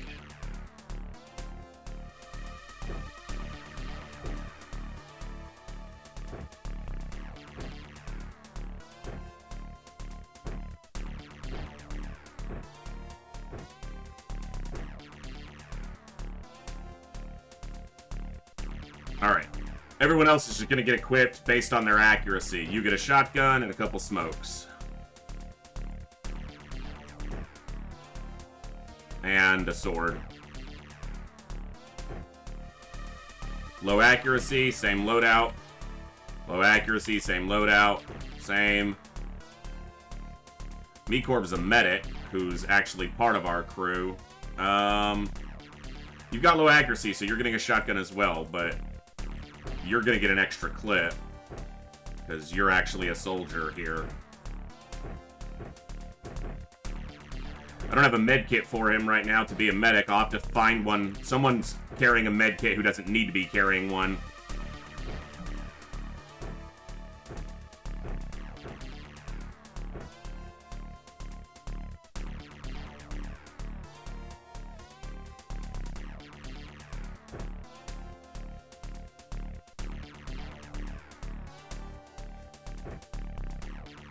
Bogu's a heavy gunner, so Bogu gets a heavy gun. Bogu's really accurate for a rookie, too. One off of max. Sorry, I'm equipping not looking at chat as much, so... Yeah, when you get a base attacked and you have a lot of crew in it, it does take a little while to get it set up sometimes, but... Low accuracy, give me that. High accuracy.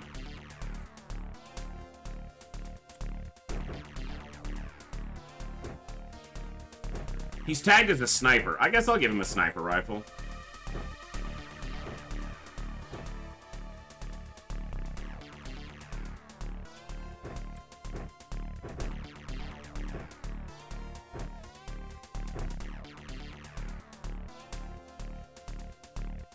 Low accuracy, low accuracy, low accuracy, and no armor.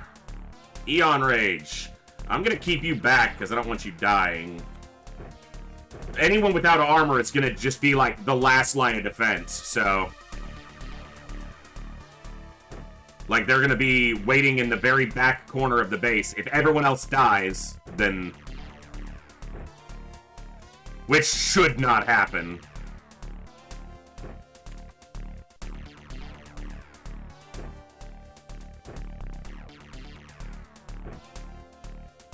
Okay. Ugh. Hey, look, we're doing a base fight like you guys always want. It's a different kind of base fight, but it is a base fight. I got a couple tanks. I got at least 3 drones that I've seen, which is good. 4 drones that I see. There might even be a drone stuck in a corner somewhere. They like to put them in weird places. Alright, first things first. I'm the realist.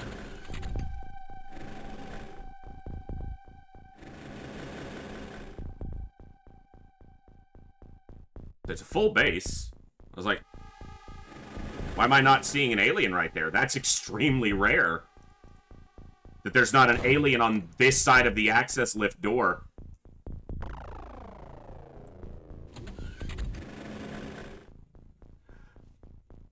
Alright. Alright. You start moving this way. What did I say about drones stuck in corners? There's another one. And another one. Right there.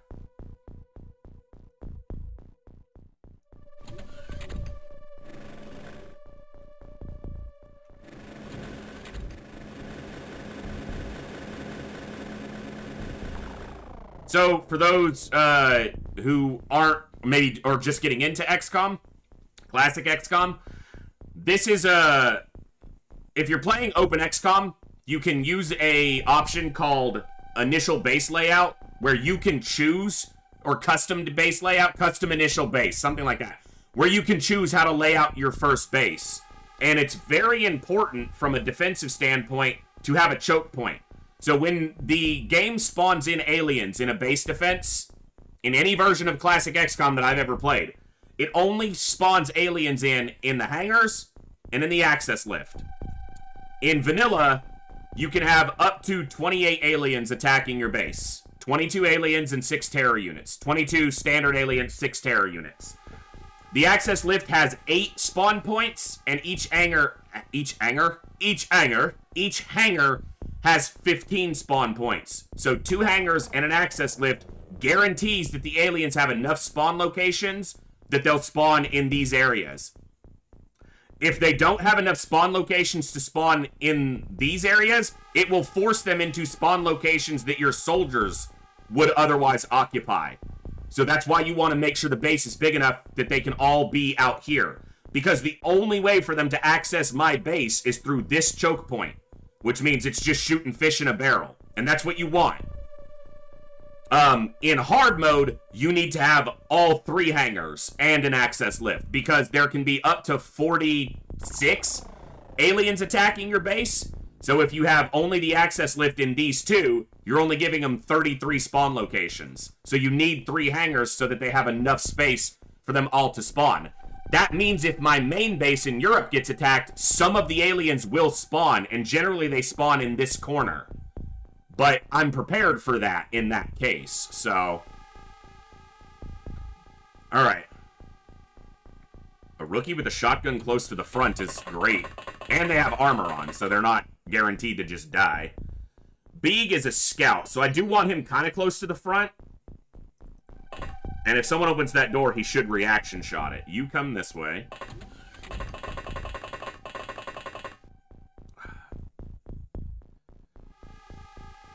Alright, Mecorb, you're a medic, but I gave you a shotgun for now. Okay, you're a medic, so you're going to hang back here. Alright, you're a medic, so you're going to hang here with him. Who's upstairs? Nobody upstairs there? Good. Get in here. Alright, another low-ranking shotgunner. Good.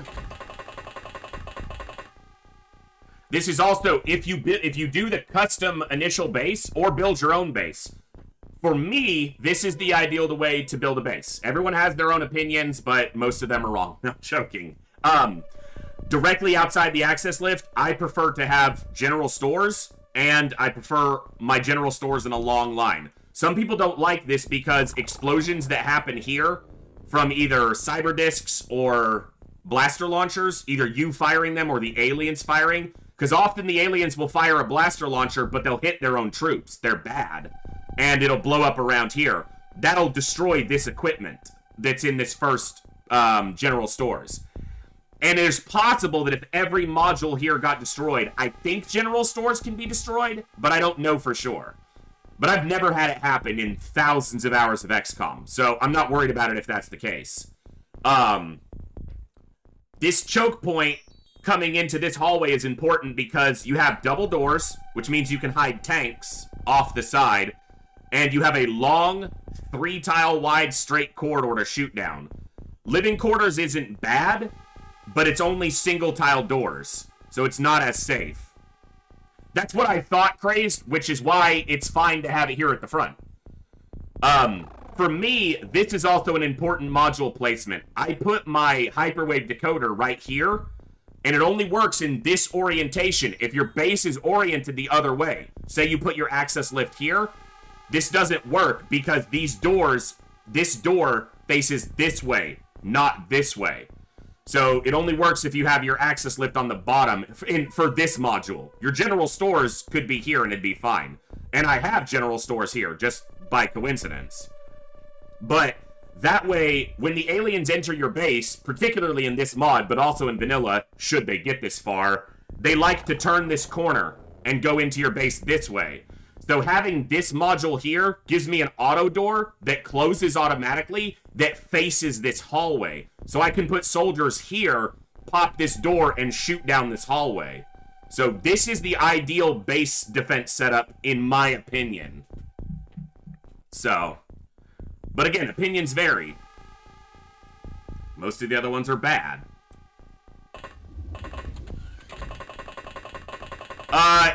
It's probably every scout drone that was in this base, and these bases have 9 drones, so it could be all 9, yes.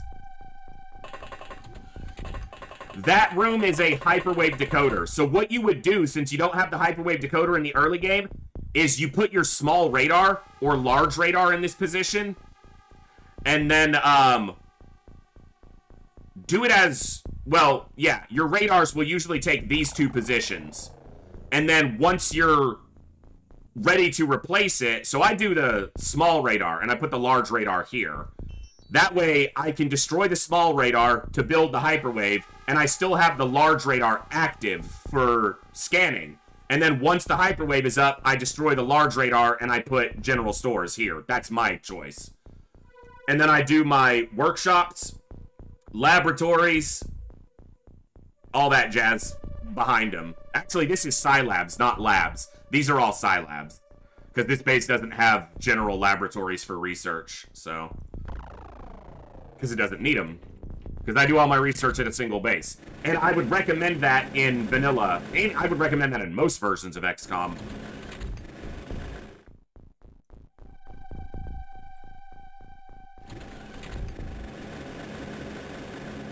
Don't see any cows on tables? I said research, not dissection.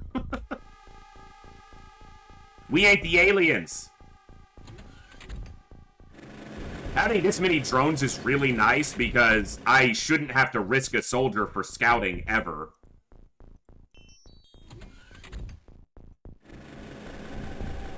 If I lose 9 drones here, whew, something went sideways. Also, this is a really good thing to do, in my opinion. Block the door with the tanks, if you have tanks in your base defense. Because, yeah, Bobo, and put soldiers behind them. If something like a chrysalid walks up, it's going to start swinging at the tanks. It'll probably kill the tank, but it usually will have to swing enough times that the tank dies and the soldiers live.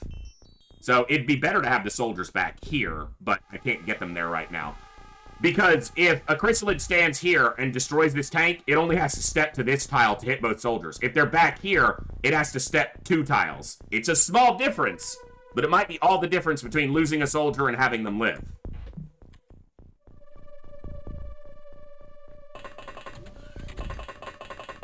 And these tanks are literally here for scouting and to buffer our defense. I don't care if they die. They're freaking alloy tank lasers, whatever. I never send them on missions. They're just here for defense, so. Alright, we got a sniper. Alright, I need to tab through these guys with cancel. So I have a hotkey for...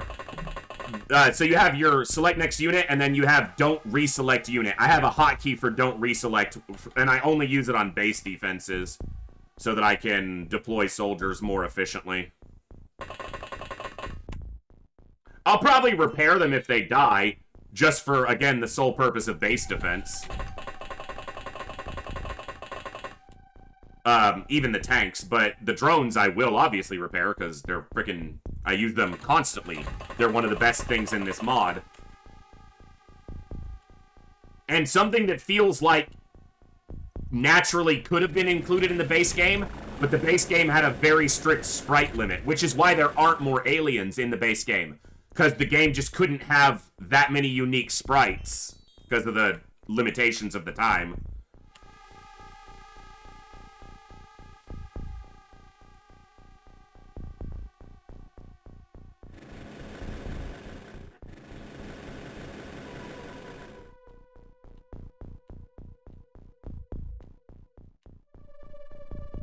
Beak stays there. Coke 0. Let's get you...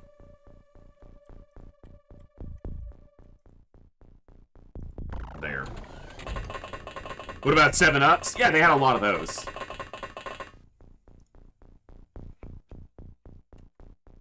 Astro Boy.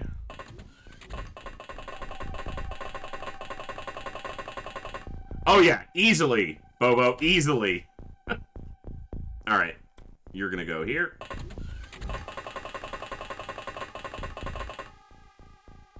Neil? Neil! I don't know why I had to be so aggressive about it, but Neil!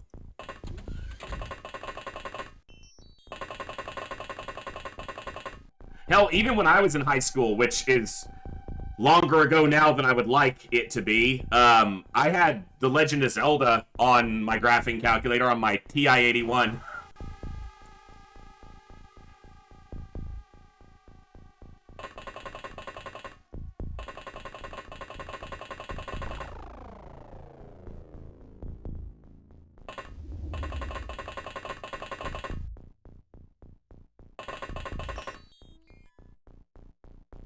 Alright, Bib's kind of in the wrong place for a sniper, but we'll get him up here. And he can occupy the sniper. He'll take this position, and we'll put Mazoral on one of the side steps. Bluegrass, I'm gonna need you to go this way.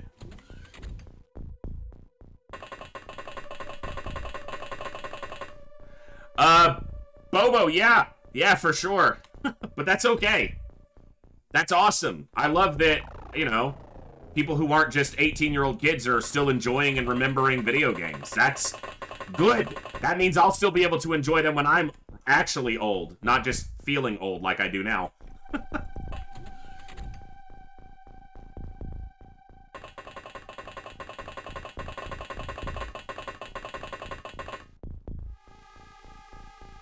Oh, beers.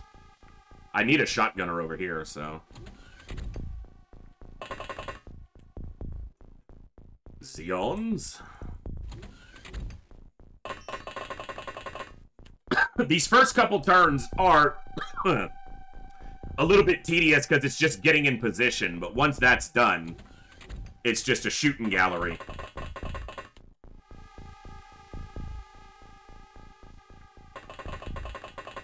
Another good thing about this is if you're moving soldiers down this way, and they're not inside the doors, this module blocks the aliens from seeing down this hallway, so they can move up safely.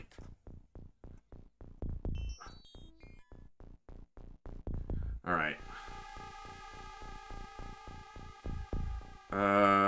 Yeah. Let's actually get you in this room.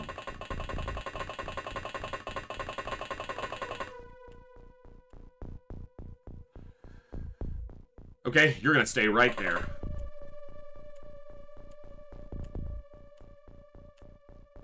Shouldn't have too many more to position, but I haven't seen most of my snipers. Do I not have that many snipers in this base right now? I mean, I don't need that many, but... I got Bluegrass, I got Luke here. I've got... I feel like I have more snipers. I know there's one over here. Right here. Or, nope, that's Kovir's. There, the Bibba Sparks. Okay. Yeah, this isn't a Thunder Crew, so there might only be the 2 or 3 snipers. Alright. And...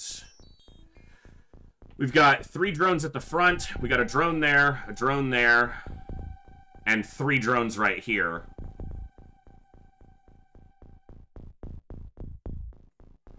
Didn't miss anybody, didn't miss anything. Hope too many of them don't get into this hallway, because that'll become a little bit annoying to clear out, but I should have enough personnel to do it on this side. Alright.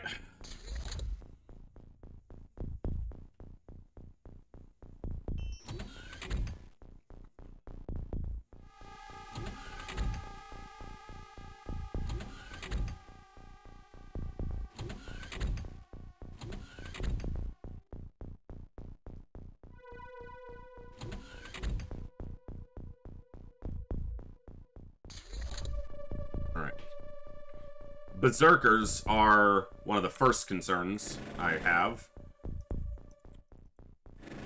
just because they can get close and get on top of Hi, fellas! Welcome to the party!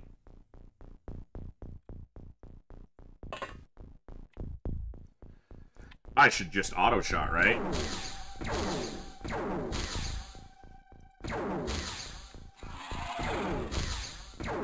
Figured if he misses, he probably hits something. He still didn't hit enough. Alright, one down. Might as well take some shots. Yeah, maybe you shouldn't have taken any shots. I don't know.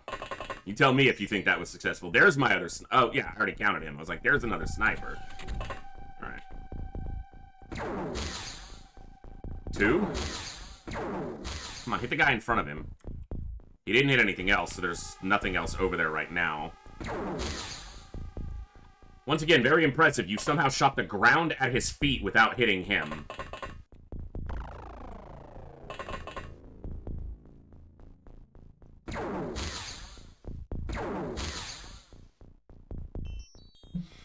Gotta love those Muton Elites, man. Gotta love them. Get back here. What is my function? You open doors for my snipers. Ninjas of Bambi. Time to kick some ass. Alright, keep moving. You unarmored personnel, get to the back of the base where you will not die, hopefully. Keep it rolling. Come on, people. This is not a drill. How many made it down the hallway? None? That's good. Okay, so nothing made it down the hallway.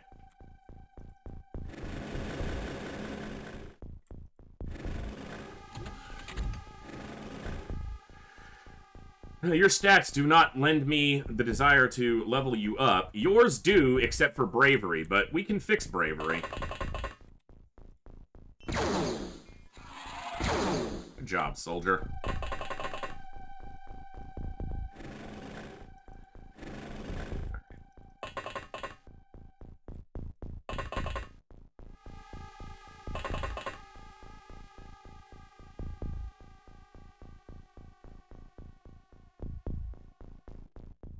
You know, the only problem with that is the drones can't go out in front of the tank if I do that. So I need to do it like this.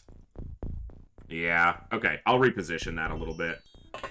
Because that way the tank can move back and the drone can step out. So this corner and this tile is where I'll stand. Alright. Double check. Nothing in the hallway there. You step down. Kneel. That's lights. Kneel there. Bibisparks go here.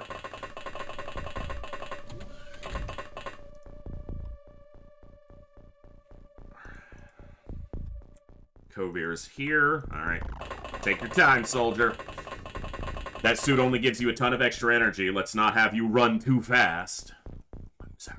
I'm joking. He's fine. Rag, get in here.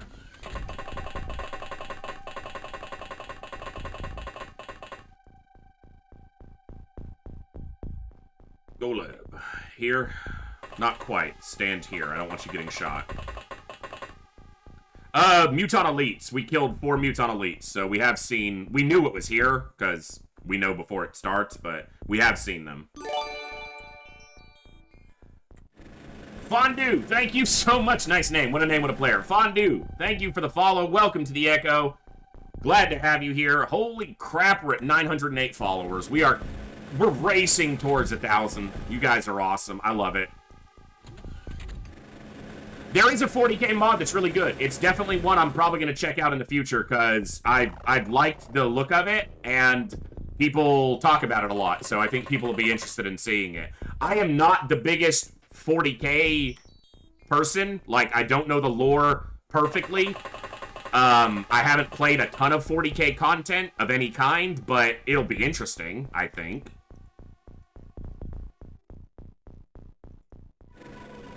You said clear. I said it looks clear. When? What's it look like now? When did I say clear? Tell me. Alright, we're gonna keep a drone with these guys. Looks clear. So that if shit goes sideways, they have a drone at least.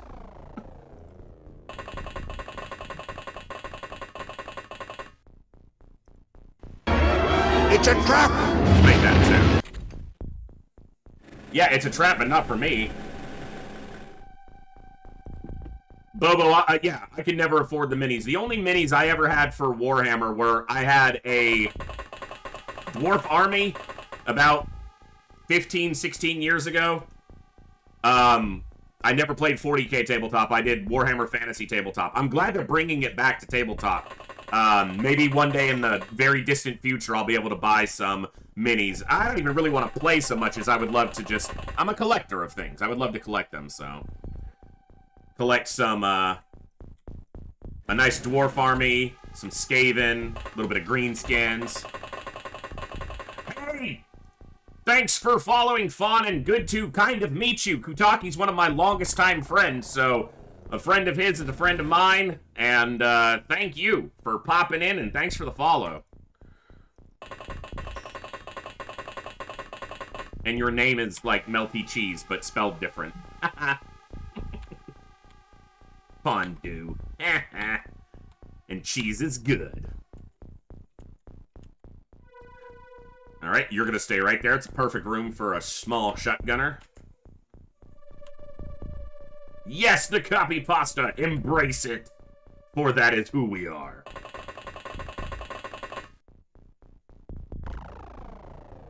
Very cool, Kutakster. Kutaki's one of the people I'm hanging out with and playing D&D in person on Saturday, so you guys can blame him and the others who never pop in here. Although one of them might be lurking. If you're out there lurking, hi, I won't say your name and call you out, because you don't like that. But, we're playing a live D&D game on Saturday, so this is just another reminder. There will not be a stream on Saturday. There will possibly be a makeup/bonus stream on Sunday. We'll just see how much energy I have after going out of town and all that jazz, and then I have to do all the normal stuff I would do on a Saturday and a Sunday here at home, so...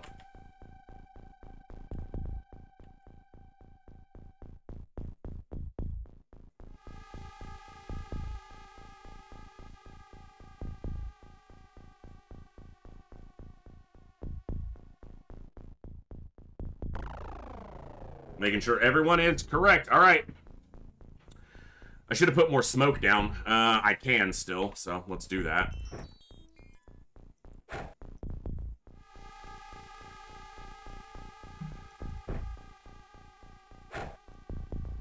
And I should put smoke here. Smoke in the hallways to block the alien fire.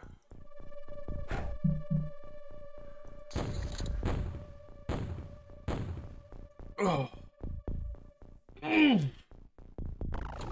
Yeah, it's gonna be good, Kutaki. But that's because, Bjorn, you follow and unfollow constantly, so you get called names because that's what you deserve. Like to die? Well, you know, King Arthur, maybe it'll happen, so... Maybe you will die in XCOM 2 someday. XCOM 2's lower on my list than most other XCOM content. It's above Apocalypse. It's above Enforcer, and it's above, you know, Chimera Squad. It's behind most things, but it still beats out those travesties.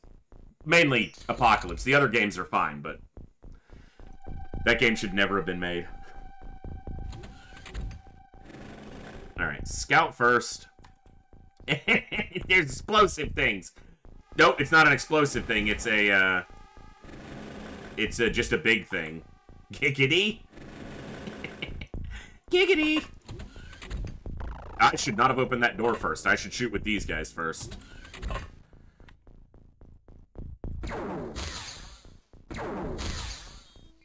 Two hits on a Zerker. Pop, stop, and block.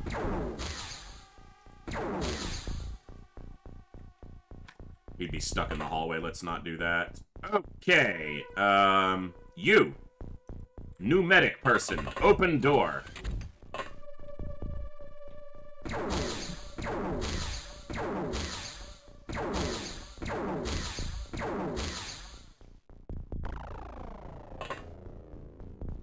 One hit registered out of all that? Bro. Bro. Dude! You actually torched a door. I need those.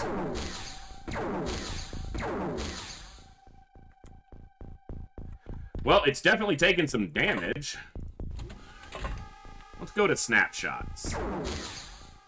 Okay, I was aiming for the Berserker, but that's a Sectopod dead. Good job, JJ. I know it's not your rocket launcher, but... yeah, something... it's a Berserker.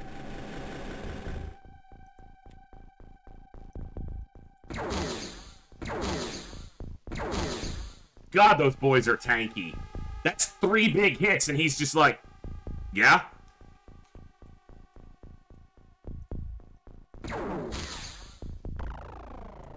He hit something. He knocked something out that was standing there. Because there was a pause after the connection. So he just knocked an alien out.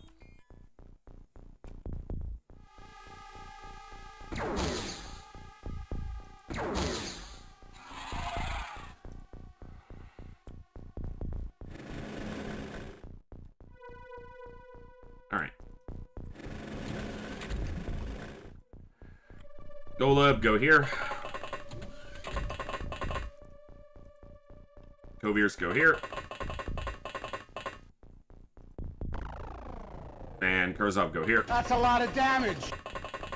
I like the concept of Chimera, but couldn't stomach the gameplay until stop wasting my time type mods were made. Yeah, that's fair. Beat the main story of the 2 DLCs for Assassin's Creed Origins again. Very nice. Glad you're enjoying. Fun games. I never played past the first... I think I played the first 3 Assassin's Creed games, and then I just never got back around to them again. Excuse me. Alright, Xeons. Is there an unnamed in here anywhere? No, these are all named. Alright, Xeons, go here.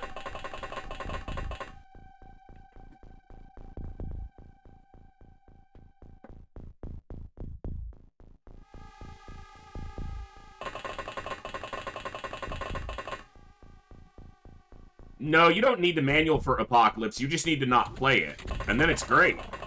It's a great game if you never play it.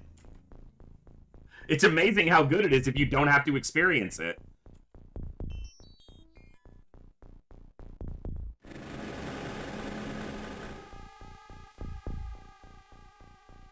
Apocalypse isn't that bad. I'm mostly memeing, but... only mostly.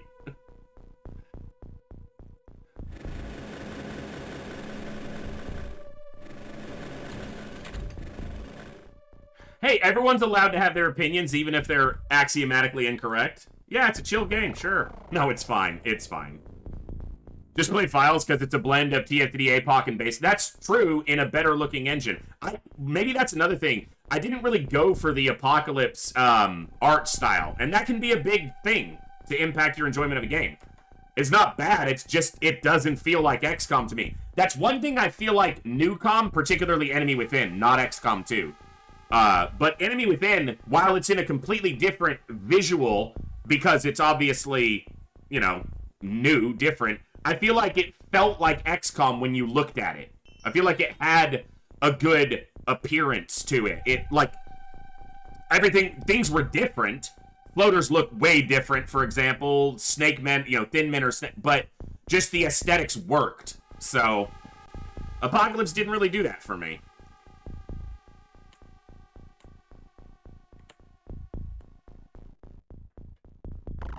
There's another terror unit back here. Yeah.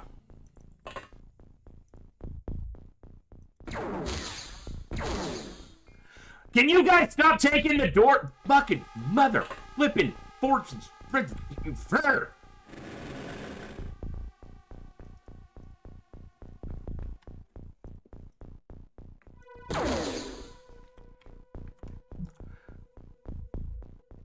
What?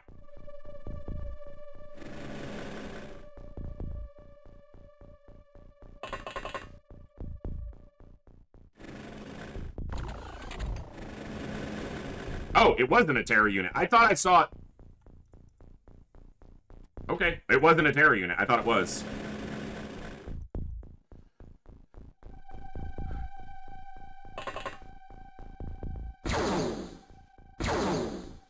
Good job, Coke Zero. That was impressively bad shooting.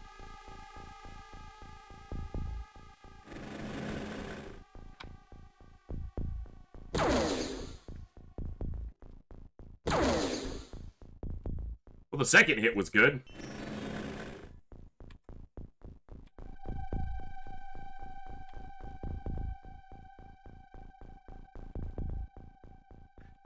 That Muton Elite is going to live, and he has a blade in his hand and a pistol. So he's probably going to walk up and attack one of these tanks, which should be fine. If he doesn't kill a soldier, I'm fine.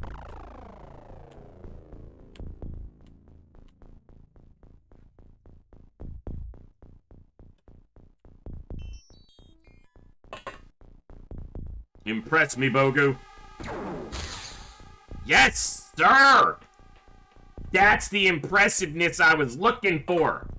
My man. Bogu Bogu. The man with the plan. And a gun in his hand. When do the troops pass out from smoke inhalation? Okay, so if you're playing the base game and you're on a soldier, their health bar will get overlaid with a white bar that is stun damage. So if they're standing in smoke and they're not in a power suit, personal armor or no armor, you'll see the white bar in the center of their health bar starting to fill up. If that reaches the total of their health, they pass out and go unconscious from smoke inhalation. These soldiers are all wearing closed helmets, so they're not affected. It's the same in the base game. If they have power suits or flying suits, they're sealed and they're not affected. Funnily enough, though, you can go to Mars without any armor. Your soldiers can walk off the Avenger onto the surface of Mars in no armor, and they don't total recall it. So I guess the designers just didn't figure anyone would ever do that. So, but speedrunners do it all the time.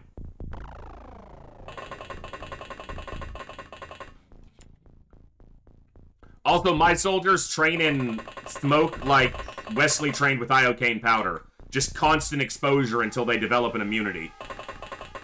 Just like Sir Galahad said, so.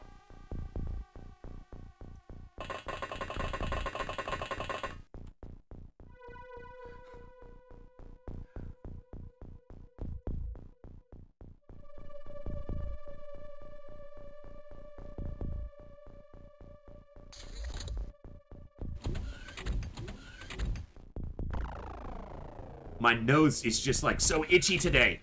And I don't know why. And it needs to stop. I'm allergic to all the amazing people in chat, but I'll deal with that. That's an allergy I gladly deal with. Thank you all for being here. I hope you guys are having fun. I am. We're shooting aliens at a choke point. What's better than that?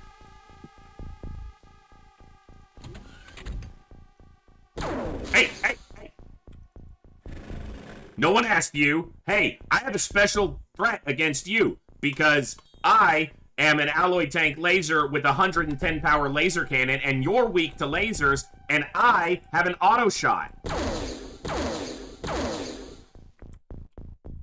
And I hit you once and it did damage. Nah. I really wanted that to do more. Yes, the tanks in this mod are added auto shots. In the base game, the tank laser doesn't have an auto shot. Weakness to lasers. Bitch.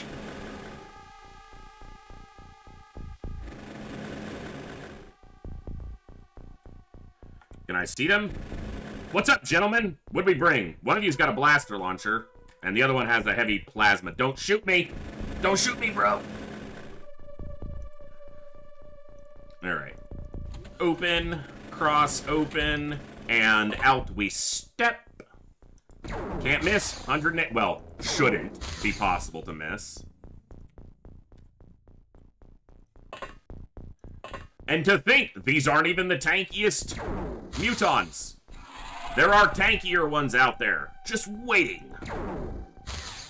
To get fucking rolled double kill for Luke. Yeah. Yeah. Any berserker movement? Oh, any berserker movement? That is a berserker 100%. All right, Coviers. If you die, you'll be happy. Can't do it around the corner. Bruh.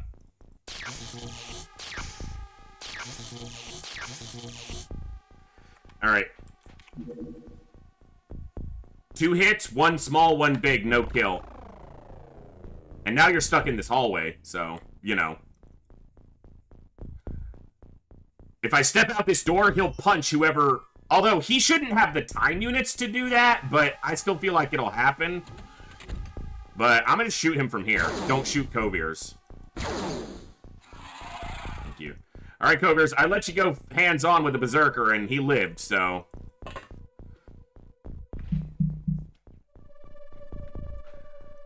I see it as a loss because you didn't kill him, so now you're on report for not performing your duties properly. Next time you're given an assignment, I expect you to carry it out properly, soldier. I don't want any excuses. I want you to do your damn job. Pathetic.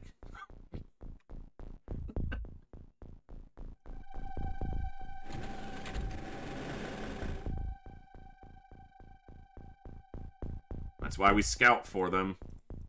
Because they get into the base quick. Quick like.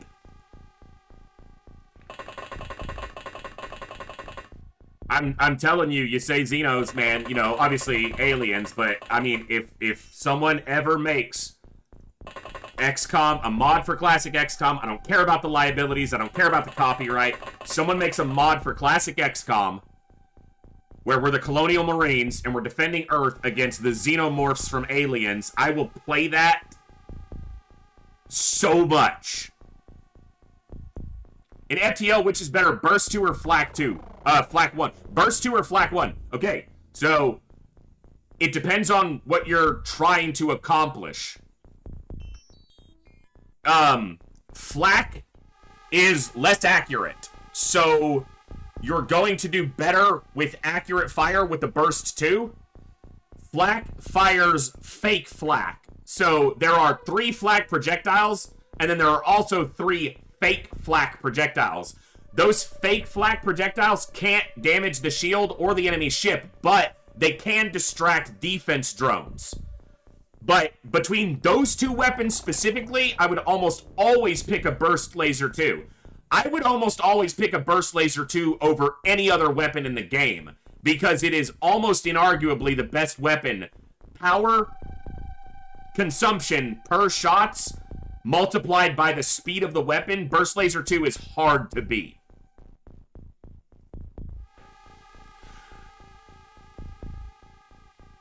No, Flak always fires extra flak shots. I did have to attack it from behind, which is the most powerful armor it has. What? Oh, on the Berserker. Berserker's armor is Omni armor. They have the same armor in every direction, Kovier, so that doesn't matter.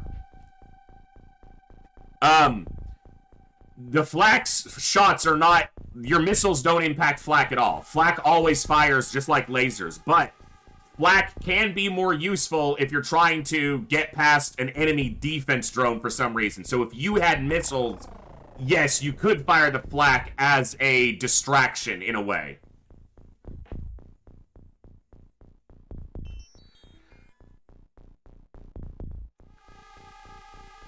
For those who don't know, I'm talking about FTL because we've been playing it a lot recently, and Kovier's just picked it back up and is playing. Never tell me the odds.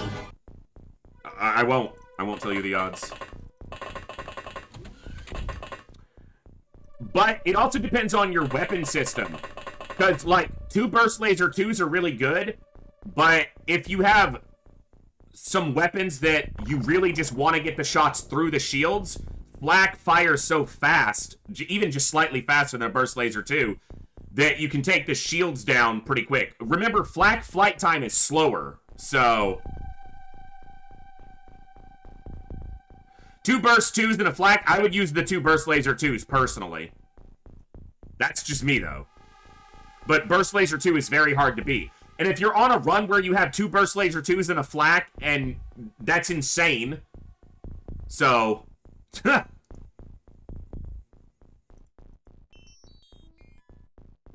alright, I think everyone has moved how I want or need them to for the moment, so...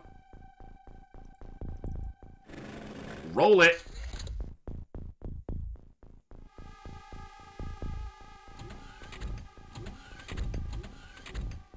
Any run where you get 2 burst laser 2s, no matter what your other weapons are, is an insanely good run.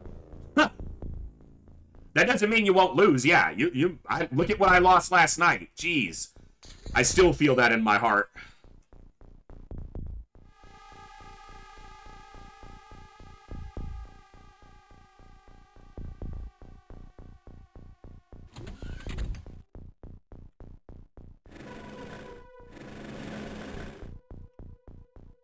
Blaster so he can't reaction. He can reaction shot. If I give him the opportunity, which I don't frickin' plan on doing.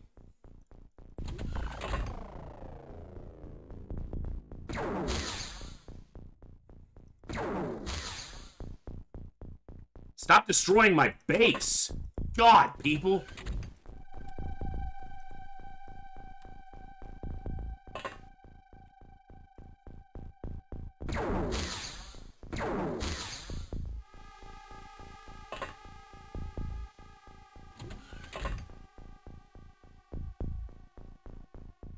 Still got a ways to go on his accuracy. Let's do an aim shot.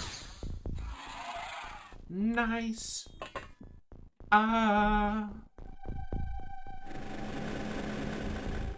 Anybody in the hallway? Nope.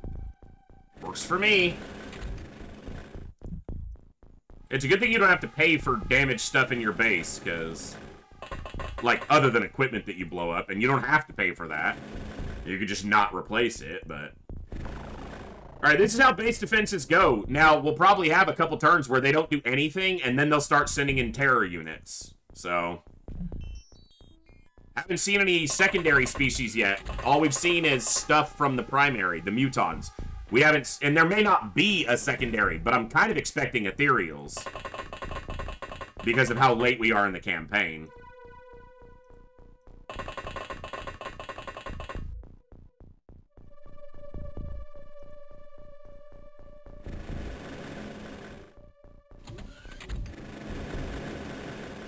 Is that the only soldiers I had without armor? Those 5? That's pretty good. Hey, that's pretty good. Don't stand at the door. Let the drone stand at the door. I don't know what this room is, but he can't walk to the corner. Like here, you can go to the corner. But here, there's something in that spot, so you can't walk to... yeah, it's like there's shit all over the place, man. I guess you can go to this side. Alright, roll it! Oh, there will be discs. Boog, there will be discs. Because yeah, Muton Elites are discs. Are they discs, sectopods, and berserkers? Or is the sectopod part of the secondary here? Let's take a quick gander over here at the thingy, the place where that does the stuff. I checked this before and I didn't remember. Sectopods, armored cyber discs, and berserkers. So yeah, we haven't seen any key of a secondary, or of a secondary species yet. So cyber discs are fucking annoying. That is, yeah, that is such a truth that you could have that tattooed on yourself. It's that true. Yes. If I understand it right, Flak 2, Burst Laser 2, Pike Beam is a flagship ready fight. Yes, but okay. Flak 2, Burst Laser 2's Pike Beam. That's yeah. You could easily kill the flagship with that. Very easily. You wouldn't even need hacking, because the Flaks probably strip the shields. Or the Flak and one of the Burst Lasers. Here we go, we got a party.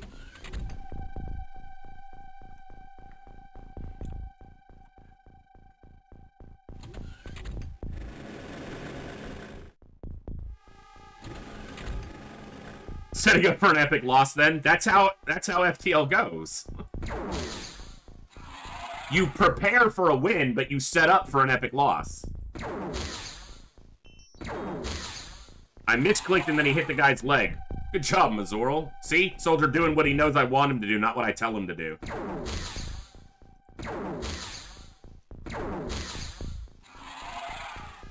Oh, you guys are getting rolled.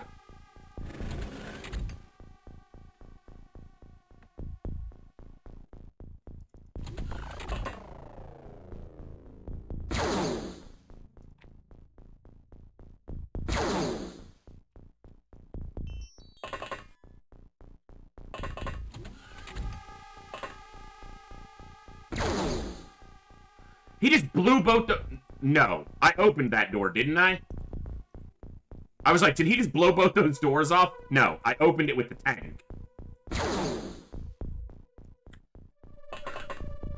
Alright.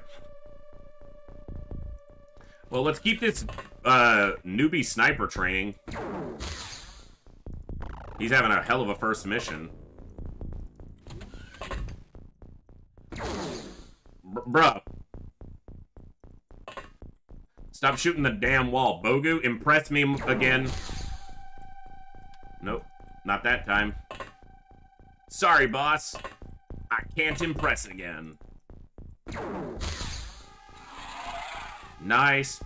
JJ's on 119. I need him to land a lot of shots so that I cap that over 120. What? Whoa! Kind of forgot there was another one. My bad.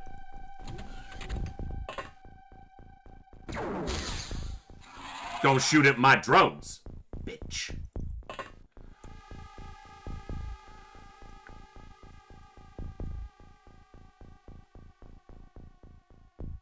Okay, nothing got past the initial blockade. Blockade the door.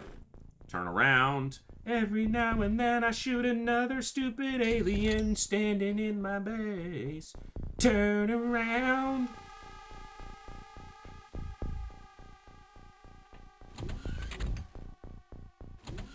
Oh. Oh.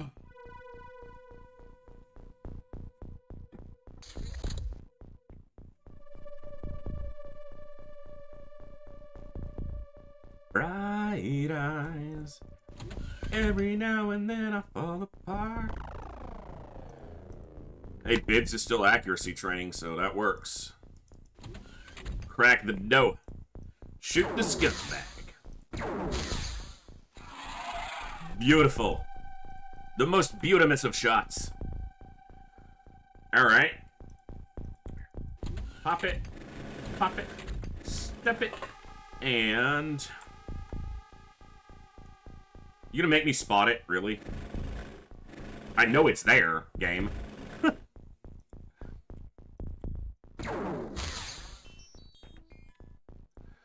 Snapshot for the road. Oh, 2 hits. Didn't kill it yet. I just ticked it up on the killer because I figured it was gonna die, but it didn't, so... And I won't count that because I already counted it. 22. We're like halfway through. Yeah, this is why you build in a choke like this. Giggity. Because you just massacre them. Alright, so what we're going to do with our drones now is we're going to take this drone and put him here. And we're going to prepare for equipment salvage.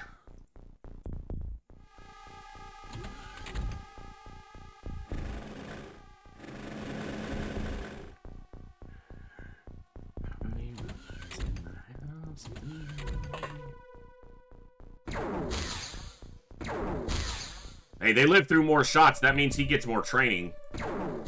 That's 3 accuracy ticks for him. Yeah, the one time I'm happy that that alien didn't die.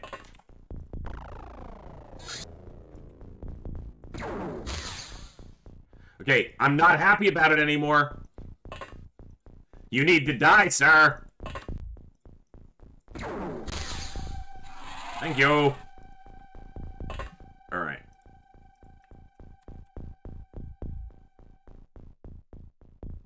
Okay.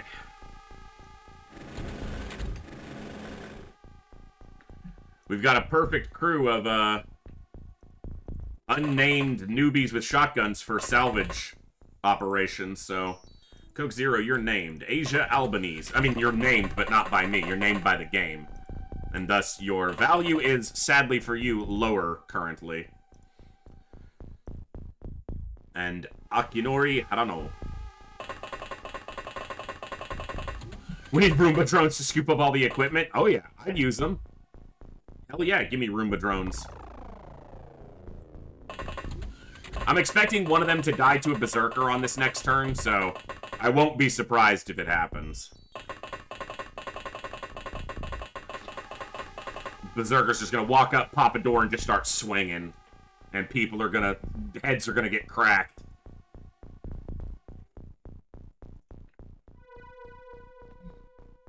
But that's okay.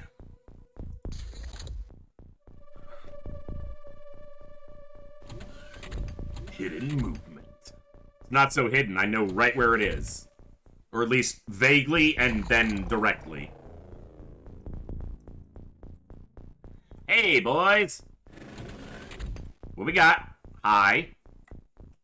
Hey, if you shoot, miss me and hit this guy, okay? And there's another one in there. Hey! No one told you to do that. Ba-da-dum, bum, bum. Another one bites the dust. Ba-da-dum, dum, bum. Another one bites the dust. And another one's gone, and another one's gone. Another one bites the dust. Bluegrass is capped on accuracy, so... Hey, we're gonna shoot this dude. Another one bites the dust.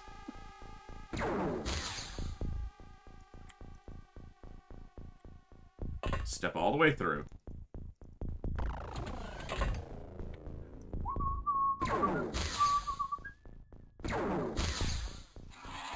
That's another bee launcher on the ground. Astro Boy's capped too, but I do need to just shoot, so... He's showing that capped accuracy off. Yes, sir. Thank you. You get inside a room again? Yes, you can. Alright, I don't know what's close. Let's see. Nothing else is close right now.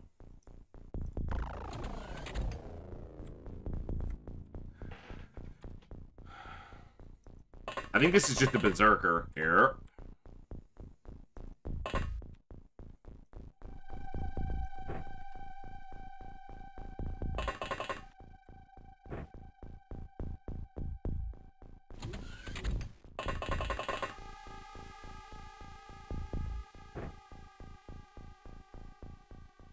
Okay, so this is demonstrative, and I didn't do this before.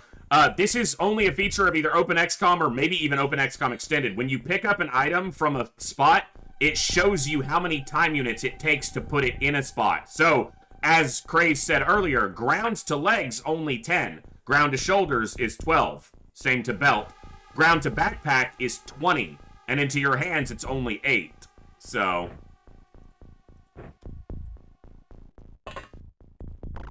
But, shoulder to hand, only 3. Shoulder to other shoulder is 8. Shoulder to legs is 12. Shoulder to belt. So, shoulder to hand is 3. Backpack to hand is 0 on a sword. I've noticed that pulling the swords out of the backpack wasn't taking a lot of time units. Like, they still had a lot of time units left. I never checked or saw this. It's free to pull it out, which makes sense. It's a quick action. That's awesome. I never realized that was the case. Oh no, it's 8. I'm seeing backpack to backpack. It is 8. Man. It's still only 8, which is good, but I'm seeing 0 here, and I'm like, that's awesome. It's 8 to hand. So, hand to backpack is 14. Consider that ammo is, so, let me do this. Ammo in a backpack. Who has ammo in a backpack? Yeah, I'm tired still, guys. Ammo from the backpack is 8 to the hand. It's 15 to the gun. The gun is loaded. Can I do that on one of these people? So, if we load this, no matter where the ammo is, It's right arm hand it says 4, but if you look at his time units 47, it goes to 32. It uses 15 to reload. That's wherever the ammo is. So his ammo could be in his belt, 50 time units, reload, it uses 15. If the ammo's on the ground, 21 time units from the ground, it's 15 to reload. So no matter where the ammo is located, it's 15 to reload. There should be a quick draw option, but that starts to get away from vanilla too much. So I understand, and I don't really want it in there. I know that Files has like a quick draw slot for like a sidearm, but Sword should be quick to draw. There should be an option where those are faster. That's what I think. Alright. Check a heavy plasma. So what we're doing here is we're picking up gear so that when the inevitable happens and cyber disks start blowing up here, it doesn't destroy the equipment. Just makes us some money here as opposed to money being lost. That's a berserker, so there's nothing to recover. There's a berserker, nothing to recover. There are some bodies here, but I'm just gonna do this bit by bit, so they should make that free. But from the backpack to the hand for only 8 isn't bad on any item, but particularly for the swords, it's good that it's quick. Because generally if you're pulling the sword out on the same turn, you want to be able to swing it, so we have hundreds of blaster bombs, but we can't make them, so I want to pick up what I can. Excuse me.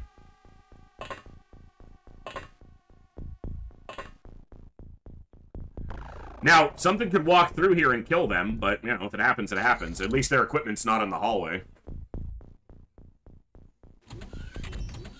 0 to 0. It's in the backpack. God, my brain. Sometimes my brain betrays me. Alright, I don't want to open that door yet. I want to scout them from here. Because if I open this door, a shot from here could hit somebody, even though it doesn't seem physically possible.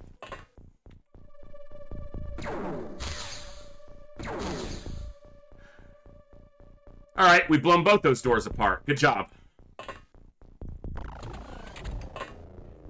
Good thing I don't have to pay for that shit.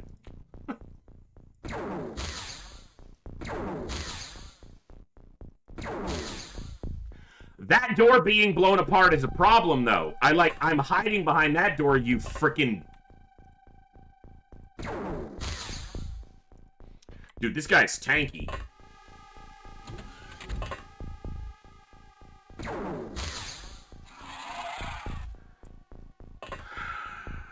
Shit. Alright. There's another one out here.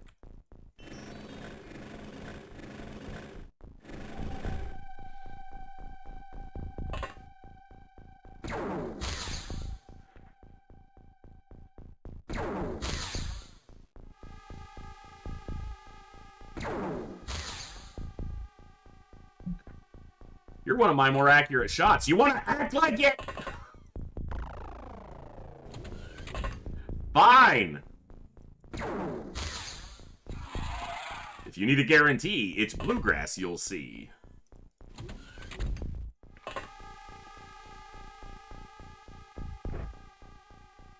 I forgot they still had the blade in their hand till after I moved them, even though I could see it. Because I'm stupid like that.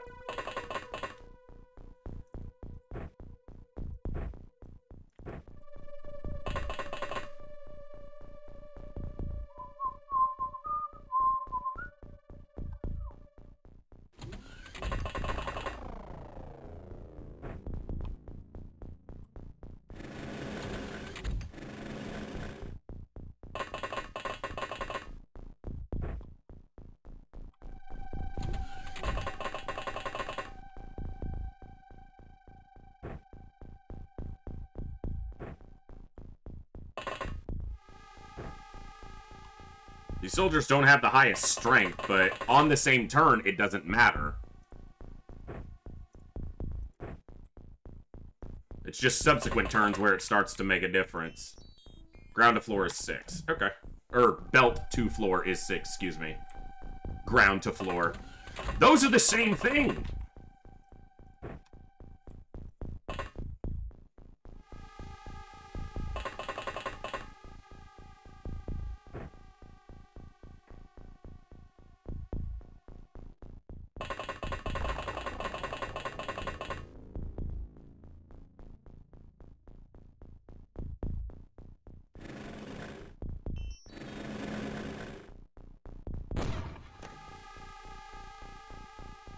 Oh, I completely forgot that the tanks have smoke launchers in this version of the mod now.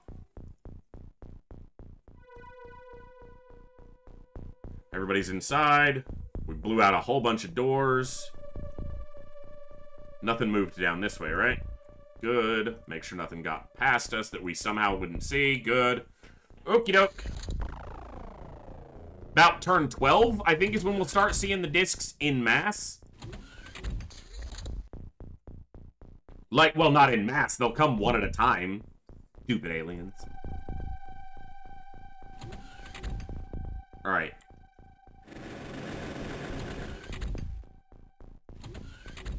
The aliens need to go to mass. They need Jesus.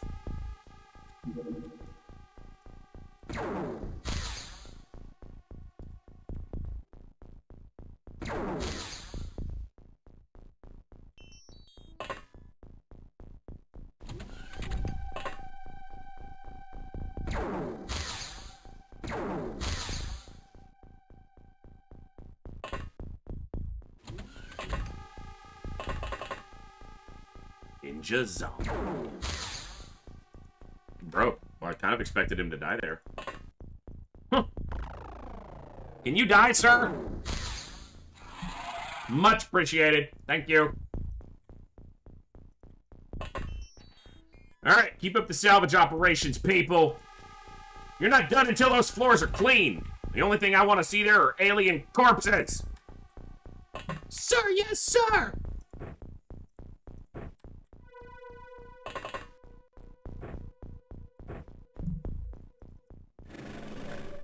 I didn't drop the shotgun in their hand or the stuff on their legs, because I'm an idiot.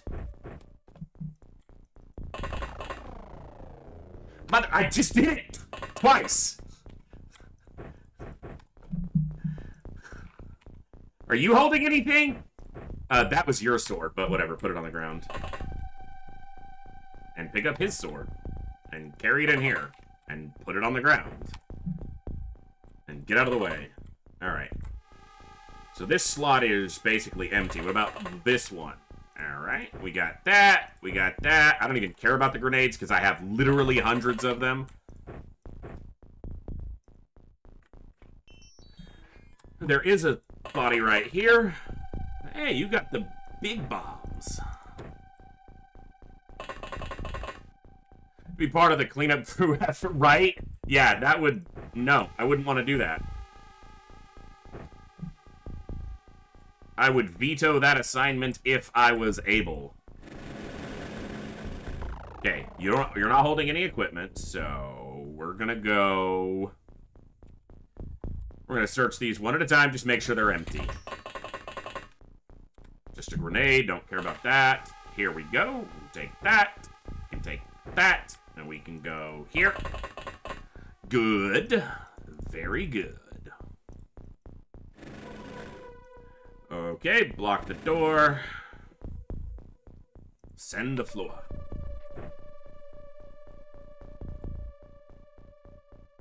Oh, not enough time units? Yeah. That's a thing that can happen.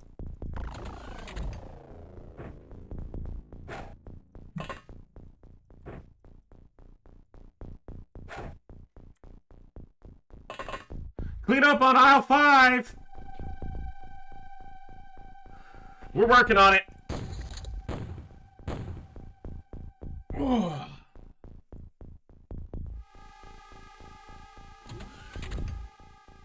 They're panicking because they're getting their butts walloped, which is not a good thing.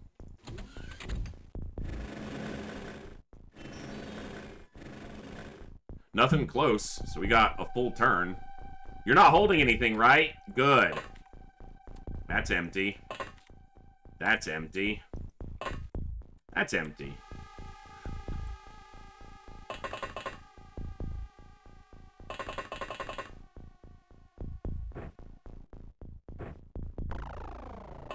Oh no, she's gonna die.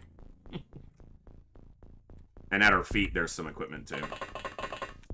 Energy. I wasn't keeping track of her energy. It's 10? Nah, leave that. Go here. Drop it like it's hot. Anything here? Nope. Anything here? Yup.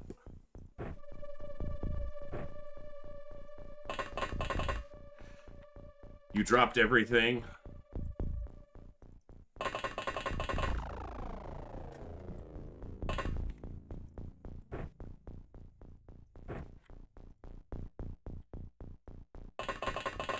I always said I would never go through this process, but this mod, the finances get so close in the early game. I should have definitely done this more in the early game, but I'm going to do it now, so. Especially for blaster launchers, bombs more than launchers. You can't build blaster launchers or bombs in this mod. You can only use what you find. Now, I have hundreds of them, but they go quick.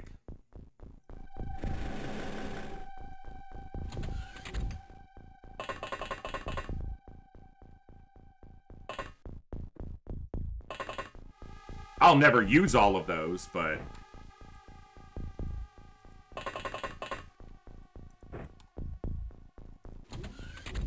Alright, I need you to come up here and chuck this there and get to some semblance of safety. Make sure nothing got past us, which I doubt. Cool. Roll it. Leave the drone out to maybe soak the shot so the soldier doesn't die.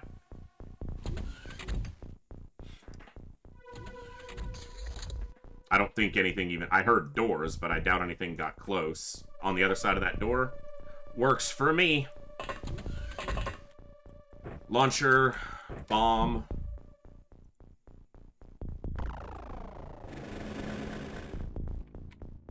Empty. Looks like we've got most of it picked up. Best have blaster bombs left over after conquering Mars and not being able to take any with you. Yeah, well, for those who saw, you know, we're here for first campaign, or saw the first campaign, I took a bunch of blaster bombs with me, but then they all got destroyed. We had to leave them on the surface. Because if you clear the surface of Mars, then any additional gear that's either on the ground or in your ship, you take with you to the interior. But if you just go to the lift and go to the interior by the abort mission button, you don't take any extra gear with you. So we had a pile of more than 100 blaster launchers, bombs, get left on the surface of Mars. And we only won on Mars by literally having to scavenge blaster launcher bombs off the enemies. Thankfully, they used a lot of them.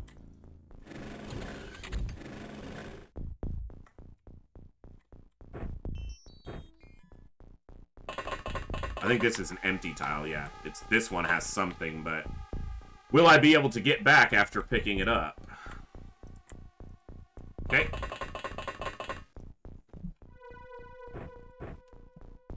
Alright.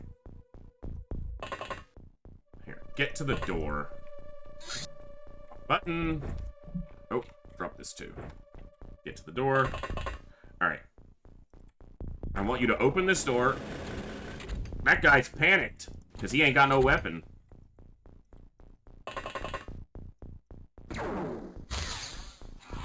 Nice shot, kid.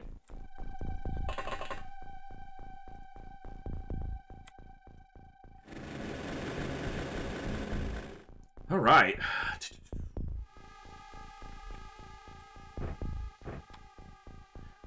I've gotten most of what I want from here, but there are a couple blaster launchers still sitting around. You have full energy. So the tile he was on still has a blaster bomb.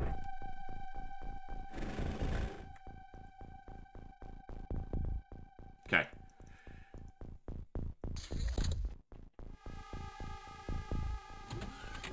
It'll make sense why we're doing this for anyone who's curious. I've explained it, like, verbally, but you'll visually see why we're doing this in very short order, I would imagine. Hey, you panicked too, bro. Wow, that guy dumped his ammo. Nice job. I called him Luke. His name is Lake.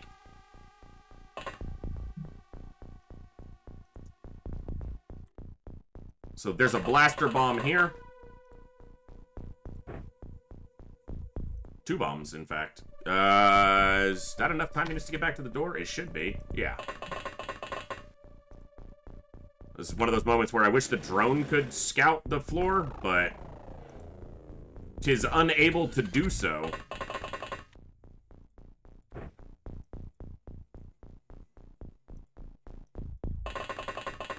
Use the farce, Lake. Hey, Lake, you should use the farce. Use the farce, Lake. Are you saying use the forest? I can't understand your accent. Alright. We picked up most of what's valuable there, so we're gonna go up here. There's a little corpsey in there. It probably stinks. Because you know what happens when you die, you know. All these mutons lost sphincter control when they, you know... So, it stinks over here.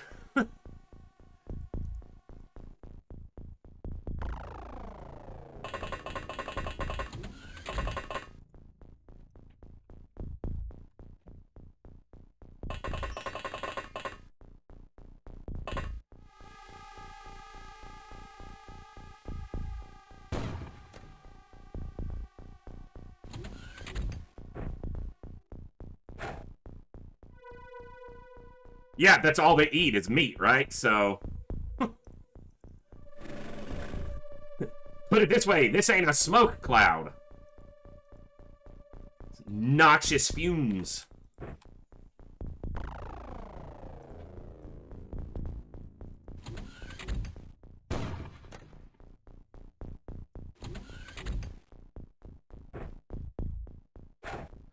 Roll it!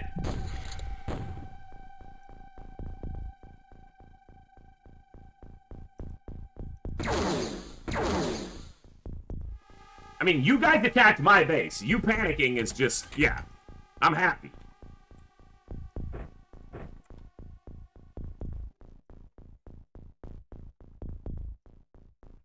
Hell, fine. Like, that's more money. That's like 20 grand, 30 grand.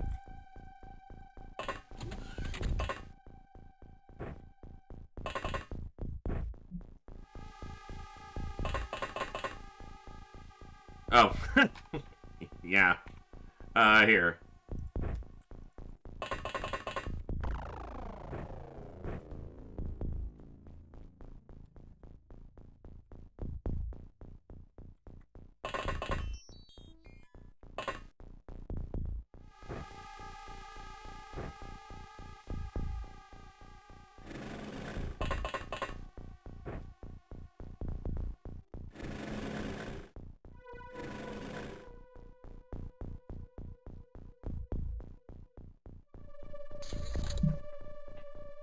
It's important to point out, too, that if in the game, even the vanilla game, your base isn't built in a choke point like this, base defenses are way more of a nightmare. Particularly with the initial base build design of the initial base in classic XCOM. Oh my god, no one who ever thought about a defensive thing would have ever built a base like that. Like, it's so bad. I exited out of that before I even looked at it. Well, this is worth more than the body.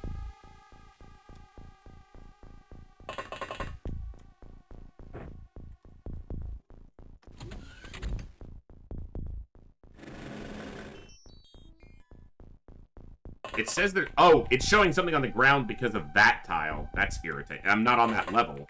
Get on my level, gang.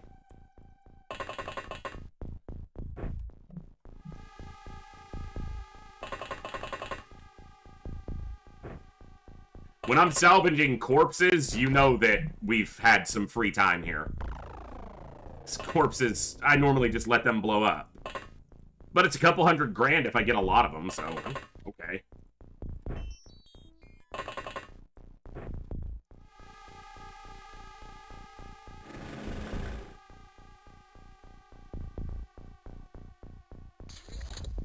Hide the bodies, they walk in and they're like, what the hell? There's scorch marks, but no dead. Did we take over the base? None of ours have died, so we must be winning. Hey, dude, you ain't got no weapon.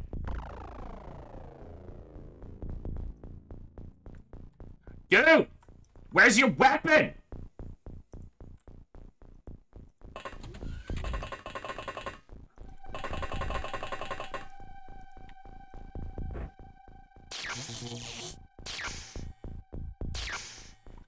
Bruh.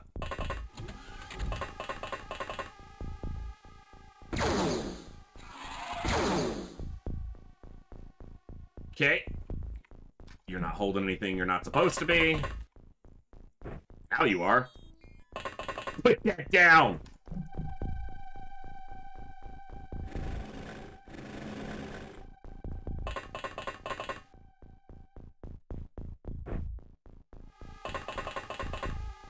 Just stack him in the corner, soldier.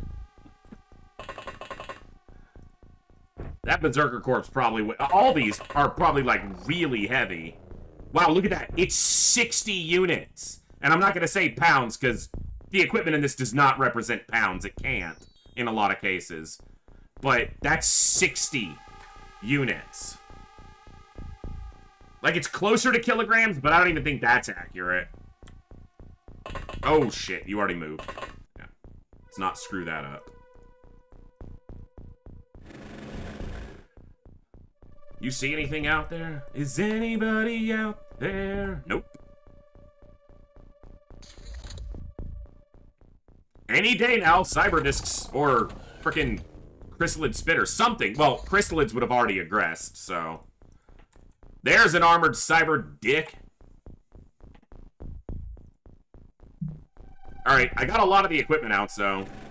If that indeed be a cyber disc, because it could be. What do you see? Oh, it is a cyber disc, but it's up on the upper level, so I can't shoot at it.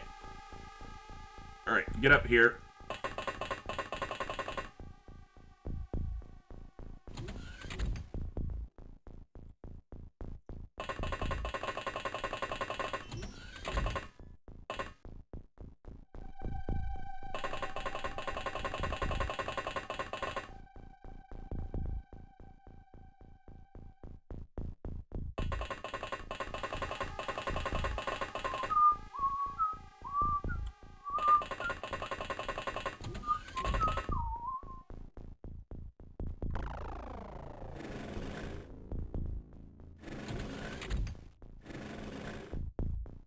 Go here, here, pop the door, don't get shot.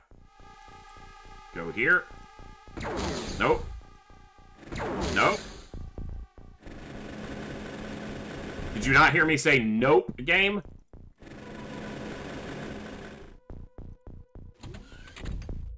Use your scope, Lake.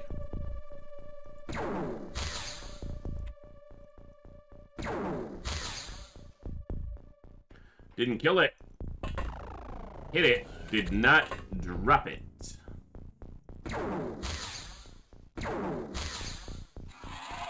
He did. Alright, let's see if this disc poses, like, a real problem and goes way further into the base than I want it to. Everyone at this base will have custom Muton skin grips on their weapons. That's grotesque and amazing. Where did it go? Hello? Cyber disc? You're going the wrong way. It went back into the... Huh? Hey, both the guys who dropped their weapons were snipers. Unless it moved up this way. No, it didn't. Like... Cyber disc... You're supposed to invade into the base, not the hangars.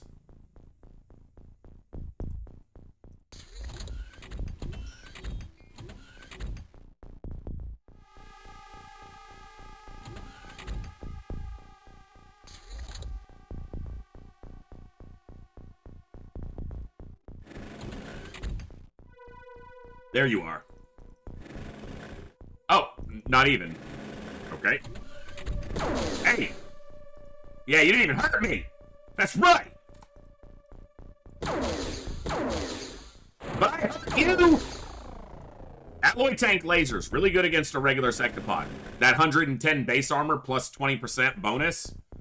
And I lost the blessed run. Well, that happens, Coviers.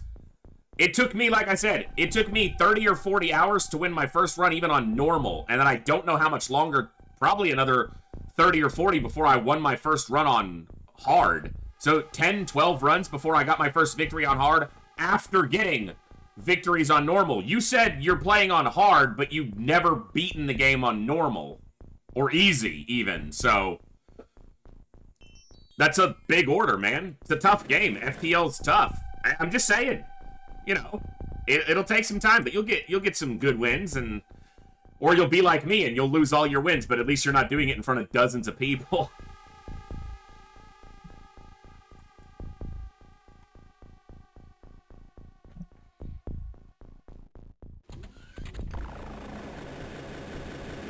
He doesn't get a cookie. He failed to kill that berserker in melee. He would get a cookie if he had killed that berserker with his sword, but he didn't.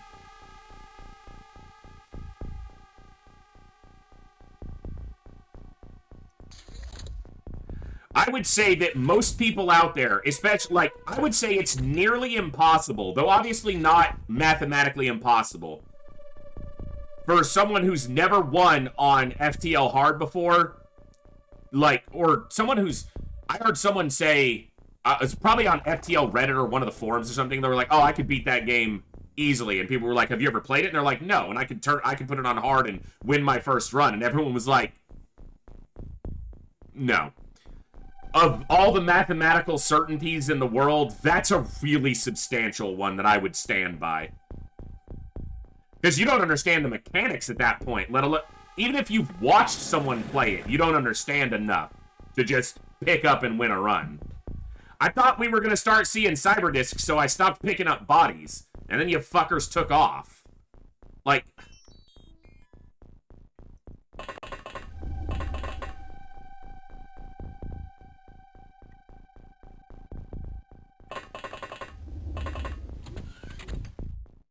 I would say even someone who's won on normal or easy or normal in FTL, it's very unlikely they win their first run on hard. Even if they've won multiple runs before, I would say that's a very low chance that that happens because of the way that the game scales the difficulty, how it does it. That might even be harder because if you've beaten it on normal and easy, particularly if you've done that multiple times, you have a preconception about where to spend your scrap and what works and where to prioritize. And those priorities changed dramatically when I started playing on hard the whole time. You can't just dump extra scrap into your ship. You have to save for certain breakpoints. So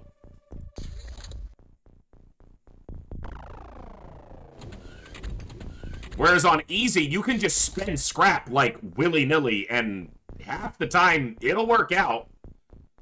It won't really matter because you get so damn much of it. There's the disc.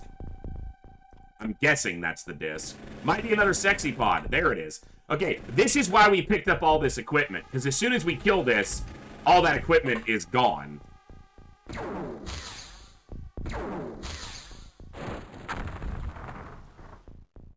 So, yeah, we saved a lot of money by picking that all up. That's also a disc down. That's the first disc we've seen, so I'm expecting at least 3 more.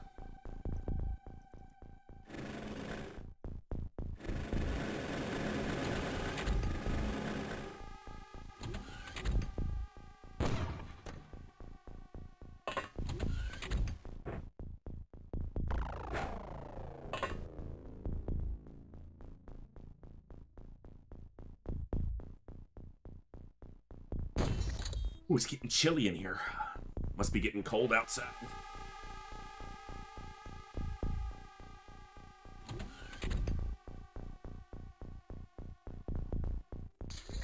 Cold-ish.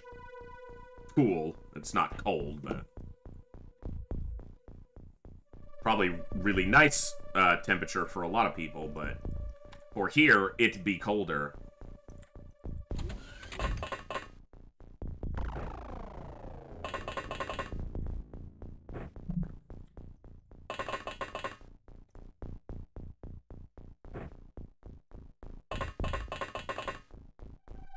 Wow. So a Muton Elite weighs 40. A Muton Elite Berserker weighs 20 more. So a Muton Elite Berserker weighs 50% more than a Muton Elite.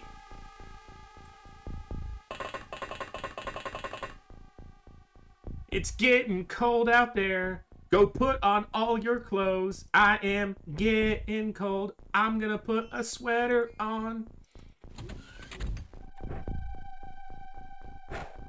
My freestyling is so good. You guys know it. You can't compare.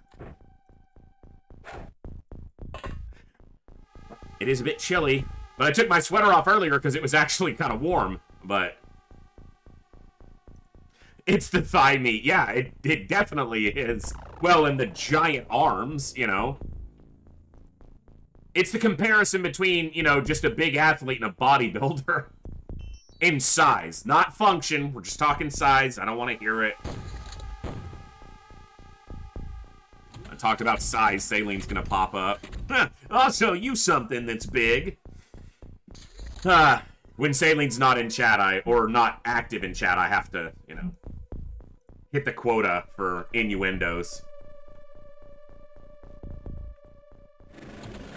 Hey, you're a sexy pod. Well, hey. Don't see? They have a vision. A tank's vision originates from its back two tiles. These two tiles, not these two. So a tank can't actually see a unit until the unit already sees it by a tile. That is so good to have against sectopods. Only normal sectopods. Armored sectopods aren't weak to lasers. So...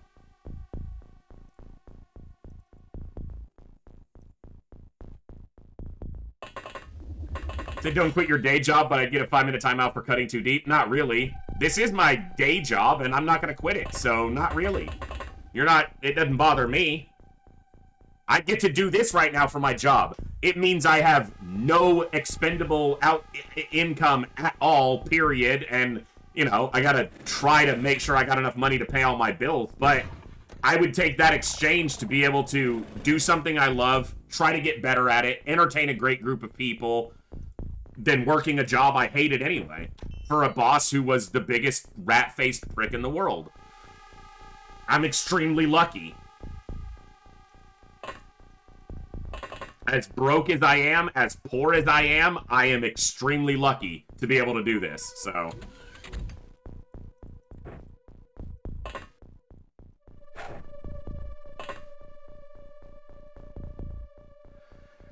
It sucked, but kooky, it might have been the best thing in the world. Because I'm able to dedicate myself to the stream more. I'm not exhausted every night when I stream, except for my own insomnia and headaches.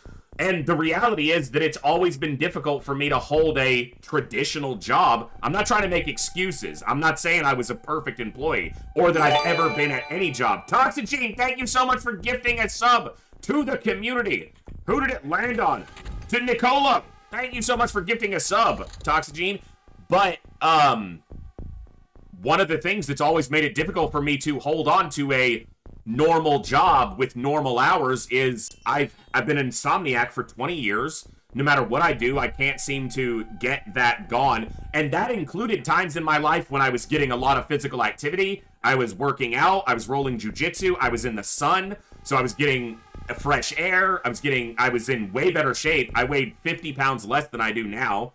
I was eating properly. I wasn't drinking soda. And I still had insomnia constantly. And I've had migraines since I was 15 that sometimes are so debilitating I can't get out of bed.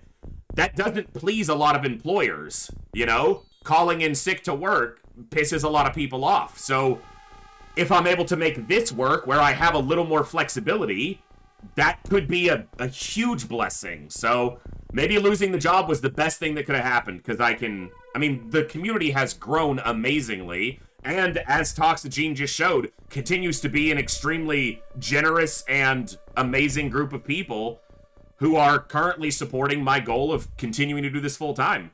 And that includes each and every one of you who's just tuning in and being a viewer tonight. Lurkers, everybody, just being here and enjoying the show, that's massive. So thank you for that.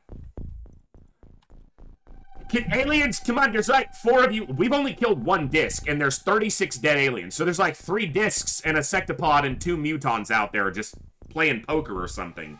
Don't make me come after you. I don't want to have to do that.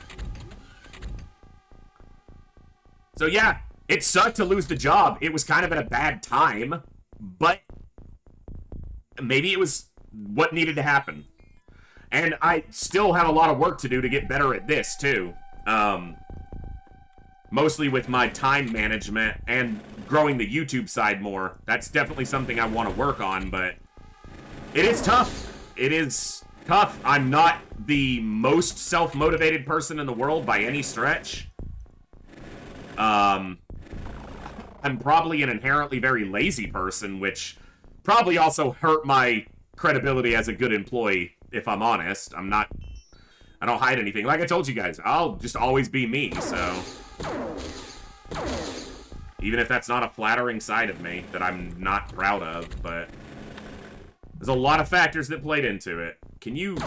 You know, that auto shot is just way better. Wow! Look at the accuracy difference there. It's only... It's not even 50% more time units, but the accuracy is only 6 difference for 3 shots. As opposed to 1. So I gotta use that more often. Boog, that's the difference with being in a workforce, right? Because when you're in a workforce, that's what you're told, especially at least the type of workforce I was always in and the type of bosses I always had. Your value as an individual, particularly to the company, but to them personally, was always related to your degree of productivity. So, scumbags be scumbagging. Now I get to shoot the scumbags that cause me grief. If I did that in real life, I would have been in prison and I'd have never gotten to meet all you. So.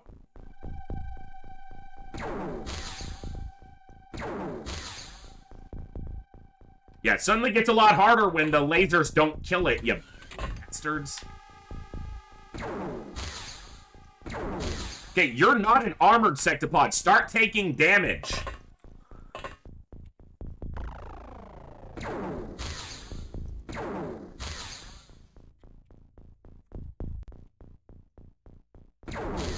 Mother flipper.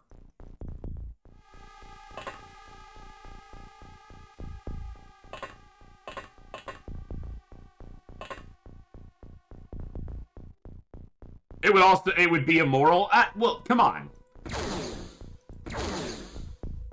Morality's a personal concept, right? Can you freaking stop shooting the wall? You guys made me mad. With your inaccuracies. And your failings. Thank you. No damage. Alright, I'm just... Walk in here and shoot something. At this point, I just...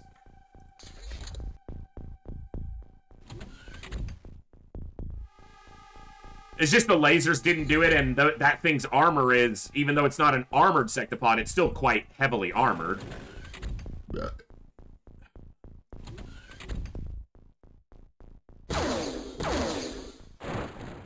But if you hit it the right stuff, on the side where its armor is soft, under the arm and at its neck, as Legolas pointed out, which I don't criticize the Lord of the Rings movies much, but Legolas saying their armor is weak at the neck and under the arm. It's like, no shit, that's every suit of armor ever made, dude. Thank you for pointing out the obvious. Come on, Legolas. Really? The armor's weak at the neck and under the arm? Oh, wow. That's amazing! How would we have ever known that? That the points where their extremities leave the armor would be where it's weaker. Mind blown! But he saw that with his keen elf vision.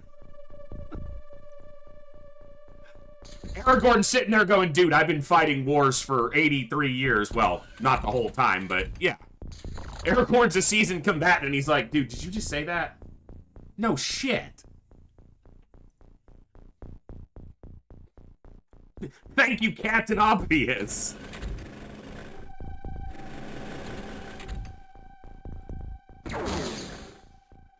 He's pointing out the obvious to the oblivious. All right, maybe. You know, maybe, okay, here's a justification for it. Many of the people he was standing next to could have been humans from Rohan who were not warriors. They were farmers, and they were conscripted in this defense, so he's telling them that's where to aim your bows. That would be fine, except that in the scene he's surrounded by elves, not men. And the elves know You said clear. where to I said shoot. it looks clear. What's it look like now? I mean, Comrade Barrack, Looks clear. that's a reasonable argument that, you know, not everyone would know that, but I mean, the place where the armor has holes in it, duh, it's weaker. But I as I just said, in the moment within the movie, because he's talking to the audience, and that's fine. So you're informing the audience who may not know, but my justification now is that he's informing the men who are not combatants, who wouldn't know, especially in the moment where they're literally facing death at the hand of this monstrous horde, and they're going to be stressed and not thinking straight, and he's telling them, this is where to aim. The only problem, again, is he says it in Elvish, so the men wouldn't understand him. And the elves already know this.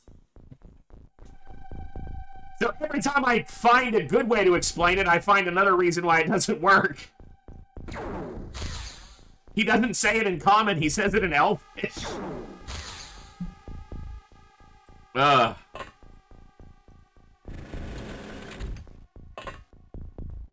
hold on.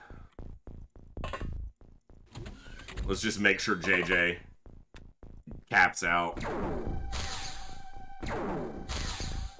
Yeah, Elven Archer next to the Legos is like, dude, I've killed like 13,000 of these things. You know, another argument, though, is that the Uruk-hai armor is different than any of the armor they've seen before. Yes, it's armor, but it's designed not only in a new way for the Uruk-hai who are new, because the Uruk-hai were just bred, right? They're not a normal orc. So their armor is bred for their physiques. They're bigger, they're different. But a lot of their helms are also designed specifically for that assault on Helm's Deep, not just general fighting. Some of the helmets have very specific angles on them, on like the sappers, so that as they dig in that, you know, try to get the bomb in, any rocks that fall shed off their helmets. The pikemen have slits, they have a protrusion on their helmets here, so that they can't look down. That forces them to look up at the wall where they're using their pikes. So, you know, the armor is specifically made for that conflict in a lot of ways. So, again, he's pointing out something on a suit of armor that's not so obvious. So even to the elves, I've now found a reason for him to say what he says.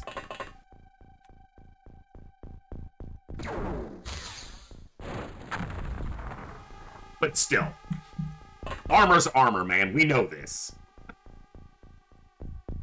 That the second disc that's died, so should be 2 more. How many? Actually, there might only be 3 total discs. He's just elf-splaining. I mean, he is thousands of years old, so he is more, you know, more experienced, not more intelligent. I was going to say more intelligent. He's more experienced than almost anyone else there, except for Gandalf, who's not there at the time. So at that moment, Legolas is without question the most seasoned person there. I don't remember if Haldir is older or younger than Legolas. Oh my god. How do I not recall that information? Because Haldir is there. And Haldir is the only other person on that battlefield who could have the ability to contest Legolas for experience. Life experience. Because Legolas is thousands of years old at that point.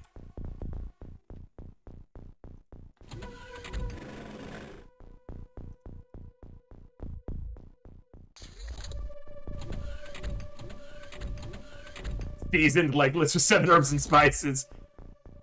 You know what their armor lacked? A sun visor. Gandalf sure was lucky, otherwise his magic flashlight wouldn't have saved the day. Yeah, well, it's not just that it blinded their eyes, Toxigene. That's a big part of it, but, you know, the angle of that charge would have been pretty effective anyway.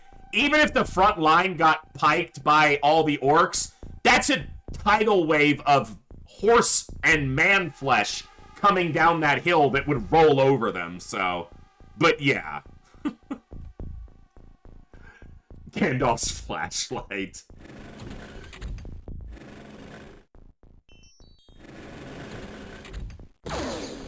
You missed, and now you've exposed your side to my giant mechanical monstrosity. Shouldn't have done that. Should you have not done that? Yeah. That's right.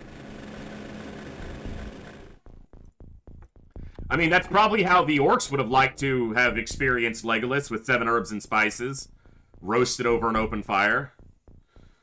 Although, I hear elves kind of gamey, I don't know. Oh my god, Kooky, I would never play another game in my life if it was done well. Give me the Battle of Helm's Deep. With, you know... Yeah. I'm there. I'm all over that.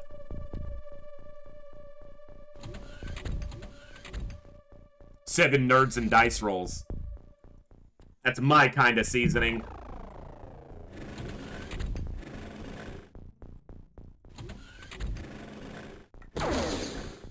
You still didn't get through my armor, 'cause you still suck!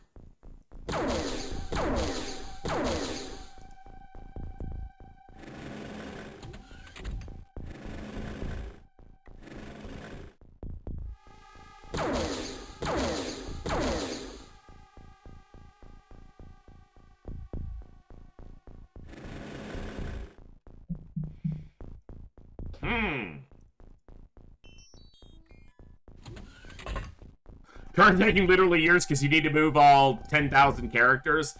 Well, you don't have to move the orcs or the Uruk-hai, and you just make that happen quicker. You could focus it on the little battles. Nice shot, Lake.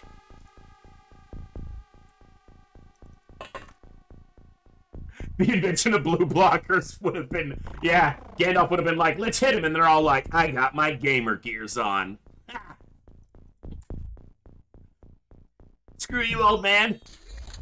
They were looking down on tens of thousands of orcs, which would be disheartening to all. It helps. I said that, Koviers. I said it would be to calm and explain it. But the problem is, he's saying it to the elves, because he says it in Elvish. So he's not calming the men down, because they don't understand what he's saying. They don't speak Elvish. And the elves have come to Helm's Deep basically expecting to die. But they're honoring their last alliance to the men. So... I'm just...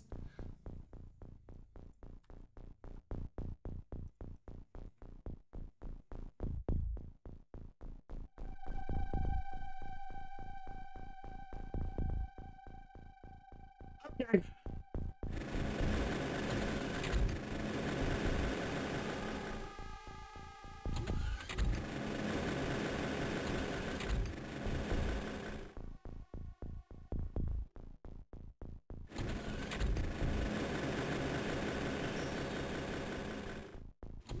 And I don't think the elves necessarily need as much encouragement or calming presence in that fight. At least the way the elves are portrayed in that instance and in that set of movies and in the book, even to that degree, is they're quite capable in war and not easy to rattle. Whereas the men there are not, generally. Some of them are soldiers, but most of them are not. So... And the soldiers are almost entirely in the keep and upon the top, the inner wall, not the outer wall.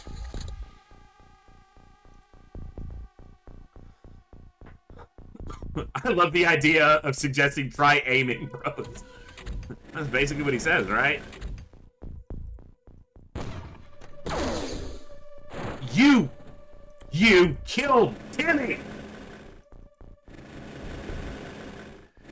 You are the most deplorable of mechanical monstrosities. And I win.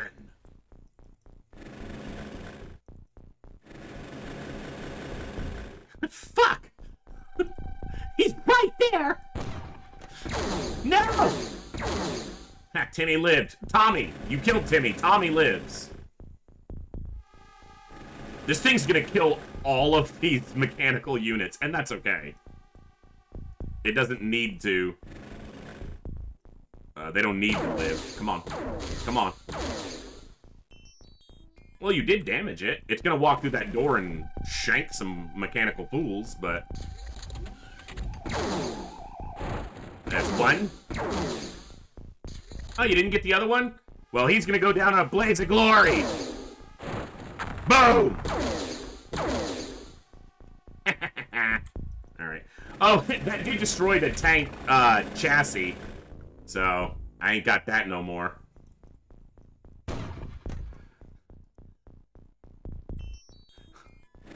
The drone didn't die, the tank did, so, you know, we're alright. I really think it was to focus them, even if elves are these hardened warriors, you get to be grizzled veteran by understanding the psychology of warfare. I mean, maybe. Again, it's just... I'm just saying. I don't like... you're not gonna have to convince me that he did a good thing. I love the movies, okay? I just, you know...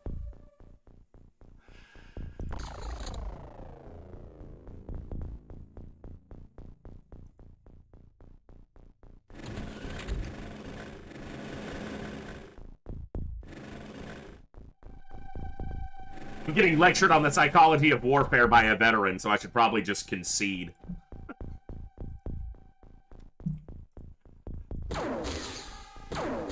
Hey, you want to shoot it? You know. Alright, I need someone with a big gun.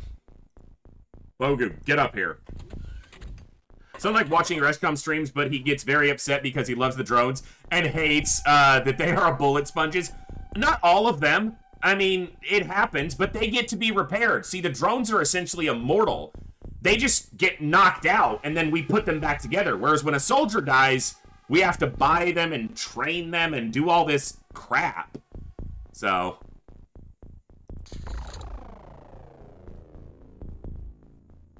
Kovir, shut up. That's why when Legolas was infested by a facehugger in Deep Space Nine, it was so disheartening to Han and the Rebellion. Yeah! You're gonna get yourself banned.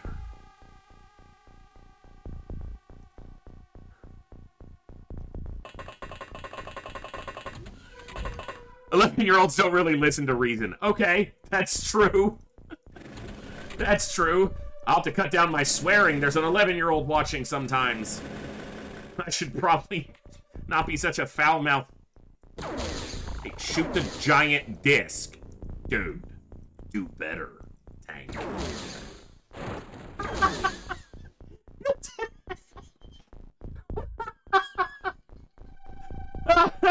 The tank failed, and then the disc failed to hit the drone and just one-tapped the tank. Oh, that's great. This disc is refusing to advance. We're on turn 39 and it's not moving forward. Oh, now you move forward.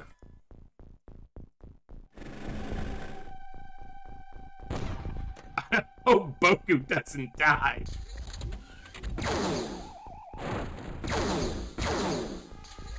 That's right, that's what I'm talking about. Bogu lives.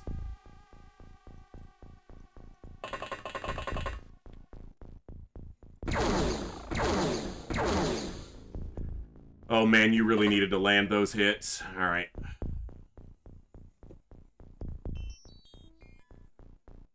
I gotta pop these doors so I can shoot that. That might be the last alien. Alright, Beeg's got a lot of time units. You can pop that door. Nice.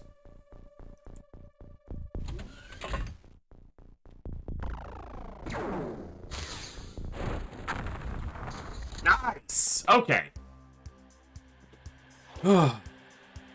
Bogu lived.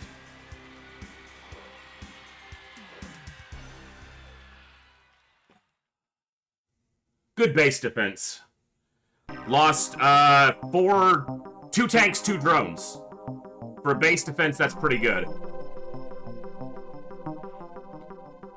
I want to see a +6 aim on, JJ. Oh, minimum bonus. It's unfortunate, but +6 on Ninja Zombie's nice. +5 on Lake. He had to have gotten a bunch of kills there. New sniper.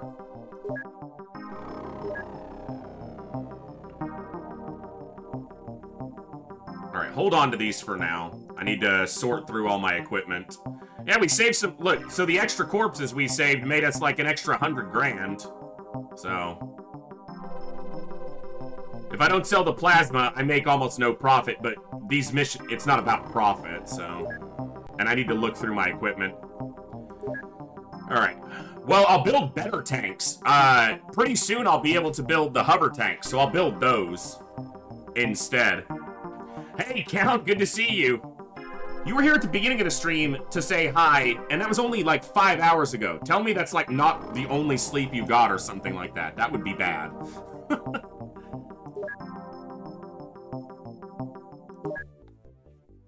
Good, Basty. Let's see what Lake did.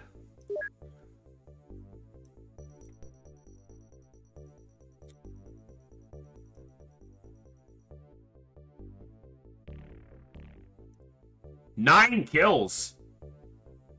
Oof. Sounds like me. Good night, Doff. We're about to wrap up because, you know, it's 11 o'clock and that's right at the end of the mission. 9 kills on his first mission, which was a base defense. We'll get him named for a viewer at the beginning of tomorrow's stream. We'll go through all this and get them named. Nobody got wounded, except the drones. Repair, support drones. The ones that got killed got blown up, so we'll need to build 2 new ones. Same with the tanks. Repair HWPs. Yeah, I'll have to build new ones. But I might build hover tanks. We didn't lose any soldiers today, that is correct. We managed to do 3 ground assaults, 3 UFOs, and then the base defense without losing a soldier. So that's pretty solid. That's pretty solid. No more missions tonight. That is going to be where we wrap up. So thank you all for hanging out tonight. We had a good full-length XCOM stream. If you guys enjoyed, please hit the follow button. We are at 908 followers. I think we started today under 900. Or right at 900, like 902. So we got a bunch of new follows. That's absolutely awesome. Thank you all for that. Thank you all for tuning in. If you guys are really enjoying the stream, please consider subscribing. I am doing this full time right now. I'd love to keep doing this full time. So tomorrow, XCOM. Friday, probably FTL. There is no stream Saturday. Remember, no stream Saturday. There may be a bonus or makeup stream on Sunday. I don't know yet. God, my hair looks horrible. But I will let you guys know as soon as I determine that. And next week will be Monday, Tuesday, FTL.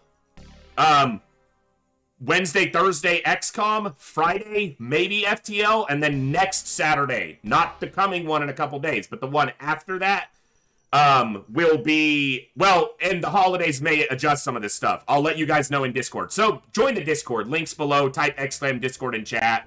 But Saturdays will remain XCOM.